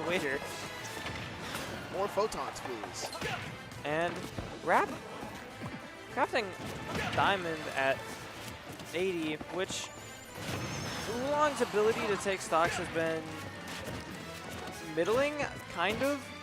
I would tend to disagree because Well- Oolong, unlike Wii Fit Trainer, or rather unlike Steve, does not need an iconic or overextended back air or up tilts or no impact landing. They simply need to land a back air and they're in business. That is easier said than done sometimes, but if you have deep breathing, you can make it happen. And with a character like Steve who lets you sit and do whatever you feel like it because he's busy doing what he feels like, that's going to happen a lot more often than you think. That's true. But Ooh, what Rap needs to make happen, what Rap did make happen was taking that stock off of Oolong. Jump scare dash attack. Grr, I need you dead. And you broke my blocks. That's right. Ooh, speaking of broke, we might find that Rap, oh thank goodness, overextended but didn't die as a result of it. He's still sitting pretty. Because sometimes you do gotta be an eater off stage, but Oolong very opportunistic. One when of it the most comes to- iconic reversalers. He knows what you need and he takes it for himself. Yep, he He's says, hoarding the wealth. ooh, is this down air for me? That's right. And it tends to be. Ooh, up tilt into back air, no deep breathing online. Rap kind of slowly making this back. Okay. Ever so slightly. Ooh, using the volleyball to stall the down air there to get away with your life. It's good to mess up the timing of certain moves that Steve does. For sure. Now, charging behind the wall. you wanted to jump over it? No, no, no. But, I mean, I don't know. I feel like Rap, as a C player, doesn't really tend to do anything too special with the blocks. Which is fair. I like seeing the creativity flow with the blocks for C players. Rube Goldberg machines are funny. And just like that, setting up the Rube Goldberg machine at the ledge, forcing Oolong to roll in and lose a stock. The game is now more even than it's ever been. Yep. Deep breathing is online. Rap needs to find a way to navigate it. And yeah, building a block is certainly one way to do that. Or sorry, building a wall. And speaking of building, I'm seeing some deep breathing being built online. And now, just like before, this is the difference of one tilt, one move, ending this second game and taking us a potential final game of the night.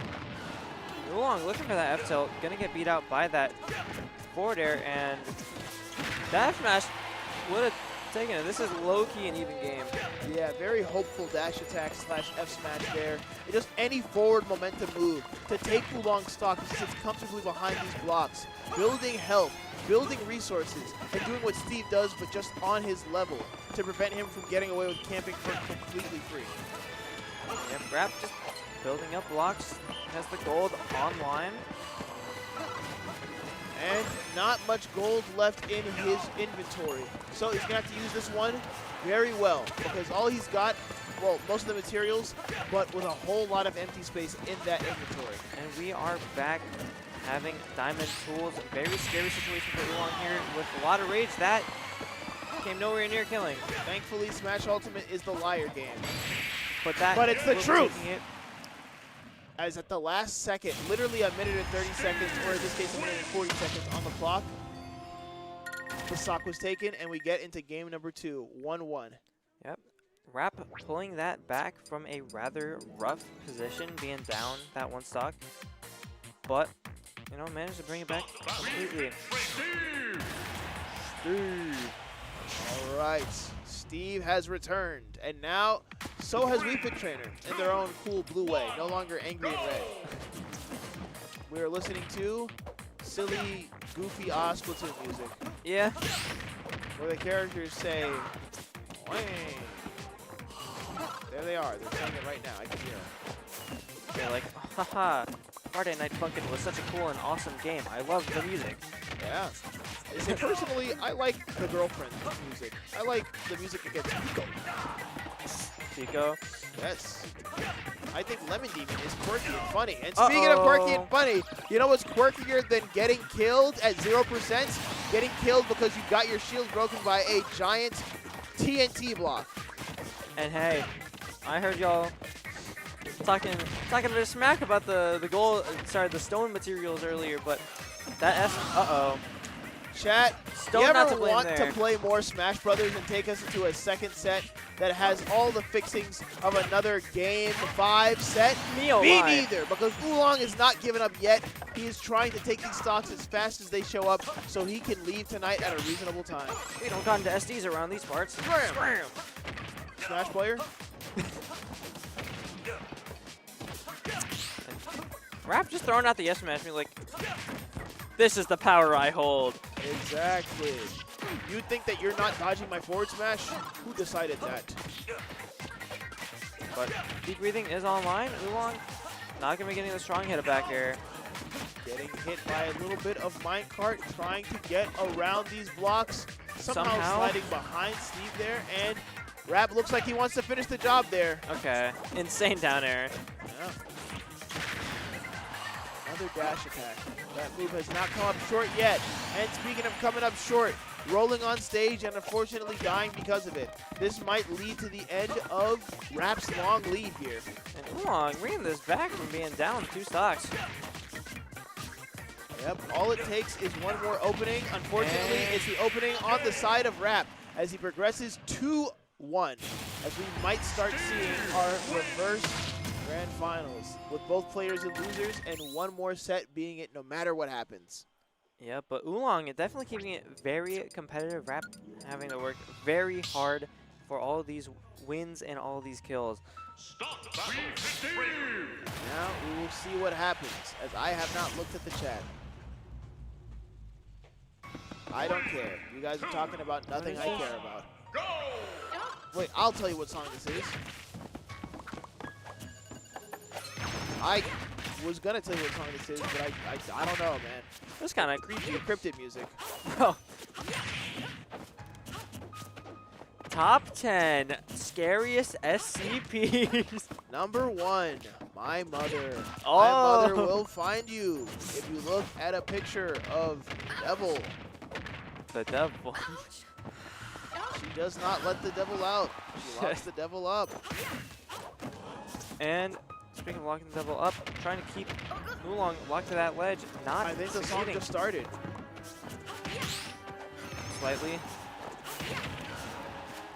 And I mean, Oolong, in spite of how many walls like Rap has been able to put up, he's also not been very like high on resources very often. Like as soon as he gets them, he kind of spends them.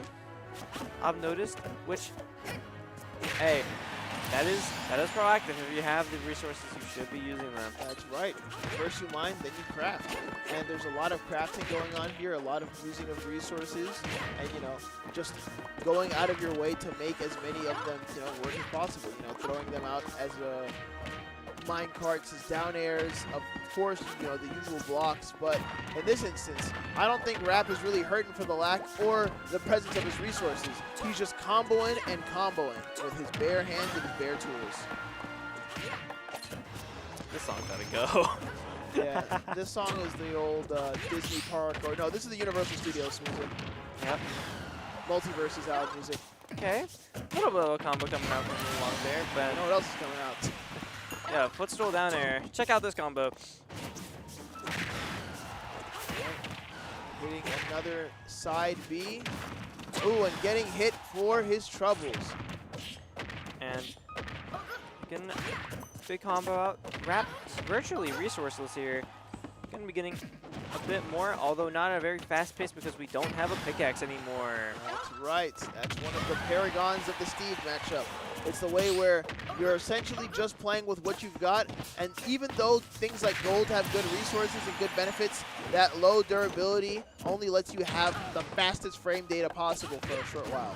Then you have to settle for having really, really good plus on shield because your moves do like ×3 damage. Rap looking for some demolition of this Oolong stock here.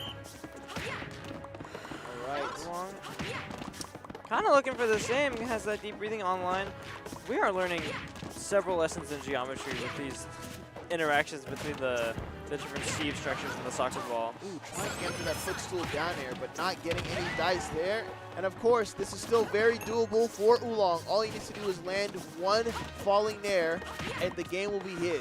Keep breathing online, but Not getting quite. caught by the minecart. And now position it's here. time for nothing to happen whatsoever. Yeah, that was a bit of an awkward interaction all around. We'll move past it. No no pickaxe on the side of Steve until just now, which meant for that short duration, there was no chance of getting surprise dash attacked or getting back or to forward air. Okay. Got the line. And there it is, chat. Welcome to the grand finals. Reset! Everybody get ready for Deadass Finals. That's my one Exactly. for the stream. Chat, here's my one for the stream. Uh-huh. Oh, replays, right. You don't Chat, need your mouse for replays. Speaking of replays. Ooh, goated song remember when that alert. happened? Yeah. This is Apex of the world. Chat, have you ever played Fire Emblem Three Houses? Me neither. You should play it. It's on the Switch 1. Very Costs goated game. Very $60. immensely goated. Nintendo will never do sales. See, if I get my way, we just keep this song the entirety of the time. But that's enough about the music. We have hands to throw. Exactly. Specifically, the forward air to throw multiple times. Maybe 3. They should put God Shattering Star in this game. This is also true. And some of the DLC songs. I don't know him. I only started playing Fire Emblem, what is that? The blue Listerine protagonist one? Engage. Thank you. It was okay, it was really easy. Yeah. Although maddening mode is really fun. I see. Maybe I'll practice that next time. Mayhaps. Anyway, Oolong is going to practice hitting an F-tilt. And then he's going to practice getting hit in the face with a minecart. And an anvil. I think one of the things about this matchup so far is that, of course, in Winners Finals, we saw the reset, or rather, the reverse 3-0 on the side of Oolong. But then, in that winner side grand final set, you know, he started to slow down a little bit. He started to approach in situations where he wasn't supposed to, where Rap had advantage. Of course, Rap building a safe little house for himself here. But the big bad Oolong going to knock it all down and just slap him. Fair. Speaking of slap him, we're seeing another F-tilt there to even up the stock count, but not the percents. As of course, the longer you leave Rap alone, the more materials he gets, the more dangerous he gets with this character, Steve. And I know I noted it earlier. These fully charged Sun Salutations, not really landing their mark. They're either hitting the shield or they're just getting, like, one unfortunate block is just catching the full power of the sun. That's right. Ooh, and speaking of full power, using the power of the crafting table there to extend your forward smash hitbox. It's genius. Of course. That is an underrated thing. Like, people do utilize it, but it's still like a neat little thing. Yeah. To notice. And thankfully, it's still entirely within game mechanics. It does not break any, you know, predetermined or pre-explained rules. Of course. It's and just hit the thing and it will last longer. Not unleashing the full unbridled power of the sun. A tad bit bridled. I'll say. Just a little bit of an overreaction. Yeah. Just like, you know what? You're making me upset. Dying neutron star. Grrr. Oh, that ought to get him. Okay, Flint and Steel not seeing his name. Flint and Steel! And now we are seeing what we saw in the first set. Lots of up tilts, lots of putting Oolong at disadvantage until he steps back out and forward tilts you for it. Yep. And down to a last stock scenario in this first set of Grand Finals reset. That's right. Deep breathing is online. Question is, will Oolong get anything out of it? We'll wrap down. Putting a little wall between the two. Choosing not to interact until the deep breathing is over, which is the correct thing to do. Yes, you don't want to give Steve free extra credit by interacting with him. You want to play as safely as possible, sitting back, trying to get your whiff punishes so that way you can get those cool up smashes. But of course, you can't whiff punish if your opponent's not throwing out moves. And big old deep breathing slap, gonna be giving Oolong this game number 1. That's right, first game. He decided to be yellow. That's right. My name is Shaka Yellow. All right, we're now entering game, what I assume is number 2. Ooh, slightly worse Three Houses song. Actually, marginally worse Three Houses song. I'm glad that these songs only get a little bit worse than each other, and there's no like drastic departure in genre or quality. Right? Of the Three Houses ones, none of them are bad. Some of them are just less good. Fair enough. Anyway, Steve is also very good. But how good? Well, he did 60% with wooden tools. I see. That instantly got turned into 58 because Oolong healed himself. All right, so let's see if Oolong's deep breathing can come in clutch as this ledge guard, or in this case, this edge guard never comes to an end here as Rap decides you are not getting off the stage. I am going to keep you on, and I'm going to keep you on the ledge suffering. Rap said, bro, did you headbutt me? Did I just catch you trying to headbutt me? Did I just catch you trying to get back to ledge? Did I just catch you trying to go to center stage? And speaking of catching, it looks like the grabs are missing. It looks like the iron's being wasted as Oolong is still putting the pressure on Rap, forcing them to think a little bit more closely about what options they take next. And edge guard coming out from Oolong, gonna be resulting in a stock.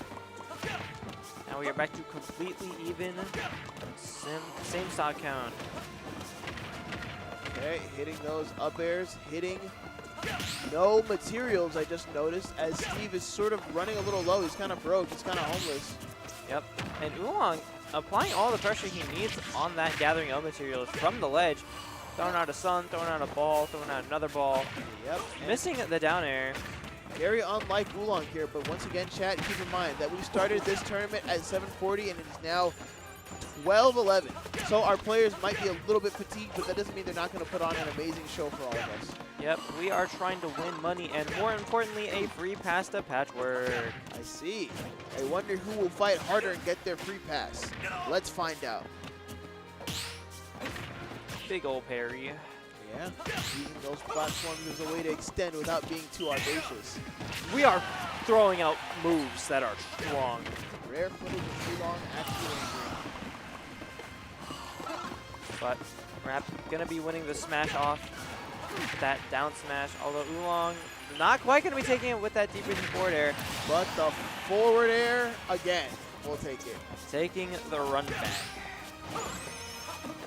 I do not like this minecart. Yeah, I'll say. Some of these options grab are a little... being bad. Okay, there's the side B once more. There we go, just breaking up these blocks. It's a little structure made of like a vase. Okay. And we're getting hit by a few more options, trying to go out there and end everything. All is Rap, but playing patient might still be the name of the game. Because, of course, if you overextend, you almost die there. And sometimes it actually does end in your very near death. That But was this is an Smash insane Ultimate. round of reversals for no one to be dead. Yep. Still. But TNT on the ledge is going to be putting a lot of pressure on Oolong, although no redstone, and that Diamond S&S will be taking it as I was Rap. just about to say, sometimes you don't have an option but to grab the ledge or jump over the ledge and get murdered by Minecraft Steve. Yeah, it's a damned if you do, damned if you don't situation there. Gonna be sipping the Sprite. Speaking of sip, let me go grab some fluid so I can continue this commentating goodness. Oh, they're playing your song, I think. This is the Reset Bomb Forest, because you know bombs, you know how they create forests. Oh, this is Dark Pit's theme. I lied! Teehee. I love spreading misinformation on commentary. It is my favorite activity. But Chat, did you know that the entire world's helium reserves will be completely depleted by the year 2030? It's true, search it up. wow, how will I make my voice all high? We also use helium for MRIs. So, yeah, the most important use for helium is balloons and sounding funny. Ooh, crazy catch on that roll from ledge there. Yeah. Come on, starting this game number 3 on the back foot. I'm a little bit anxious here because, like we said before, Oolong had this matchup pegged. They knew exactly what Rap was going to do and exactly how they did it because they were able to do that reverse 3-0. But I think Rap might have changed their number because they're not getting the same results they got before. They're making the most of every single interaction. Yep, Rap just finding excellent conversions when applicable. And Kinda wasting angles though. yeah, Just letting them ride. Rap, very big fan of Tom and Jerry. Yeah. Big fan of Anvils, big fan of, you know, Acme Corporation. Yep, they're getting sued by Wily Coyote apparently. Good. They keep sending them faulty products. They never get that darn Road Runner. He ran through a painted wall. I painted a wall. How did he do that? Experts are still confused. Interesting. If you Smash. make transmogrification paints that makes holes through walls like Doctor Strange? Or am I just insane? This is insane. This is good news. I don't give a crap about Viltrum. We can finally be bees, and Oolong is being hard pressed to get some solid damage on the Rap here. I think Oolong cares about Viltrum. If Viltrum was winning Grand Finals and getting a pass to Patchwork. I mean, the Wii Fit outfit kind of looks like the stuff that Viltrumites wear. I'd say that if Wii Fit was still alive, because Viltrumites aren't really known for all dying horribly. Well, a lot of them have done that. Yeah, that is true. They had this big thing, you know, happened in Season 4. I won't spoil it. There are like 2 different big things that happened then. They're a pretty important group of people. Speaking Yeah. of pretty important, it's important that you don't die here because dying is perfectly doable. Not Thankfully. quite. Taking 67% in the process. Don't say it. Ha ha ha ha. Ha ha ha ha. It's just a number. What's that? What's 1, 2, 3, 4, 5 plus 2? It's the Wait a second. one video with the Deltarune music. Oh, okay. Why are you recording me? That's a good question because there's not much to record left as Rap forward smashes through the blocks, keeping Oolong at the ledge, of course, and then with punishing his attack attempts with a clean forward smash. Yep, these forward smashes, not all of them have landed, but they've definitely been impactful when they have. That's right. And now, chat, we are entering what could potentially be our final game. Oolong warming up, revving up, trying to tap into the gameplay that kept him in this entire winner's side when he first started. He didn't win uncontested throughout the entire bracket for no reason. So it's time to see game number 3, I mean in this case 4. Let's see if Oolong can turn things around. The answer is looking pretty good in his favor. Yep, able to get some pretty solid damage off of that deep breathing to start off this game number 4. And Rap, you know, hasn't really done much to answer it thus far. Blocks just completely blocking the sun. No damage even done. Exactly. Yep, pairing a lot of the hits, but not all of the hits, and iconically hitting the down air into up air. But Rap surviving by the skin of his teeth, and now he thinks it's his turn. Has a bit too much rage for that down throw to forward air to actually be true. And now there's no more iron on block. But we don't need iron when we can simply reset. Bit of a juggle situation. Rap trying to end it all there with that forward air, but going to be catching a forward tilt to close Can't out be that too stop thirsty number for 1. these. You'll never win. Okay, trying to knock the TNT out of the way. Will we see another roll on? Ooh, and roll on we did see. Tripping that explosion and almost losing your stock to an explosion. Okay, nair to up air. We're keeping this a little bit more competitive. Trying to get a grab there, but just walking to another up tilt. Oolong is figuring out how he got into winners in the first place and applying that to this match. Rap struggling for answers. Because, yeah, a lot of these interactions have just been going Oolong's way, and he's been making the most of them. Barely living that forward air. Or, sorry, F smash. Well, no aerial is forward air or F smash here. It's just back air. As Oolong is up 3 stocks. And Rap needs to find what they found in those last, I don't know, 5 games. All right. Mining as much as possible. Almost getting diamonds. No diamonds on mine. Gold back there will have to do. And, yeah, Oolong still sitting pretty with a stock lead here. Gonna be catching a pretty sizable diamond combo. And damage just keeps coming as Rap looking to even the stock count back up. Unanswered. There it is. All these roll reads. It's almost like Rap decided to stop playing against Wii Fit Trainer and start playing against Oolong, saying, I know exactly what you're going for. I know exactly what kind of player you are. And soon, I'm going to stop you from playing this game anymore. Yep. Oolong finally answering it back, but then Rap taking his turn right back. As what was looking like a very dominant game for Oolong has now turned into a pretty dire situation on what might be his tournament stock. Okay, playing the iconic minecart down air situation, getting thrown right back off the stage for trying to do it again, and now making our way back is one of the most dangerous things possible as we burned all our resources to do so. Yep.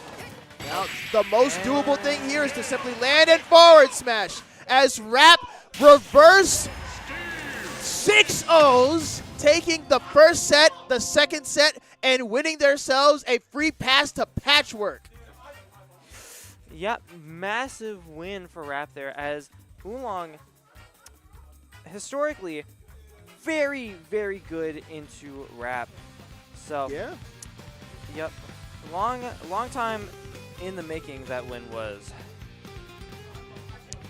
Oh, sorry. I was listening to the conversation between our two top competitors here. As we all know that Rap is one of the most talented players in our venue. Rap is so good at the video game that he plays that he will simply win as long as he gets access to your knowledge because he knows how to adapt on the fly.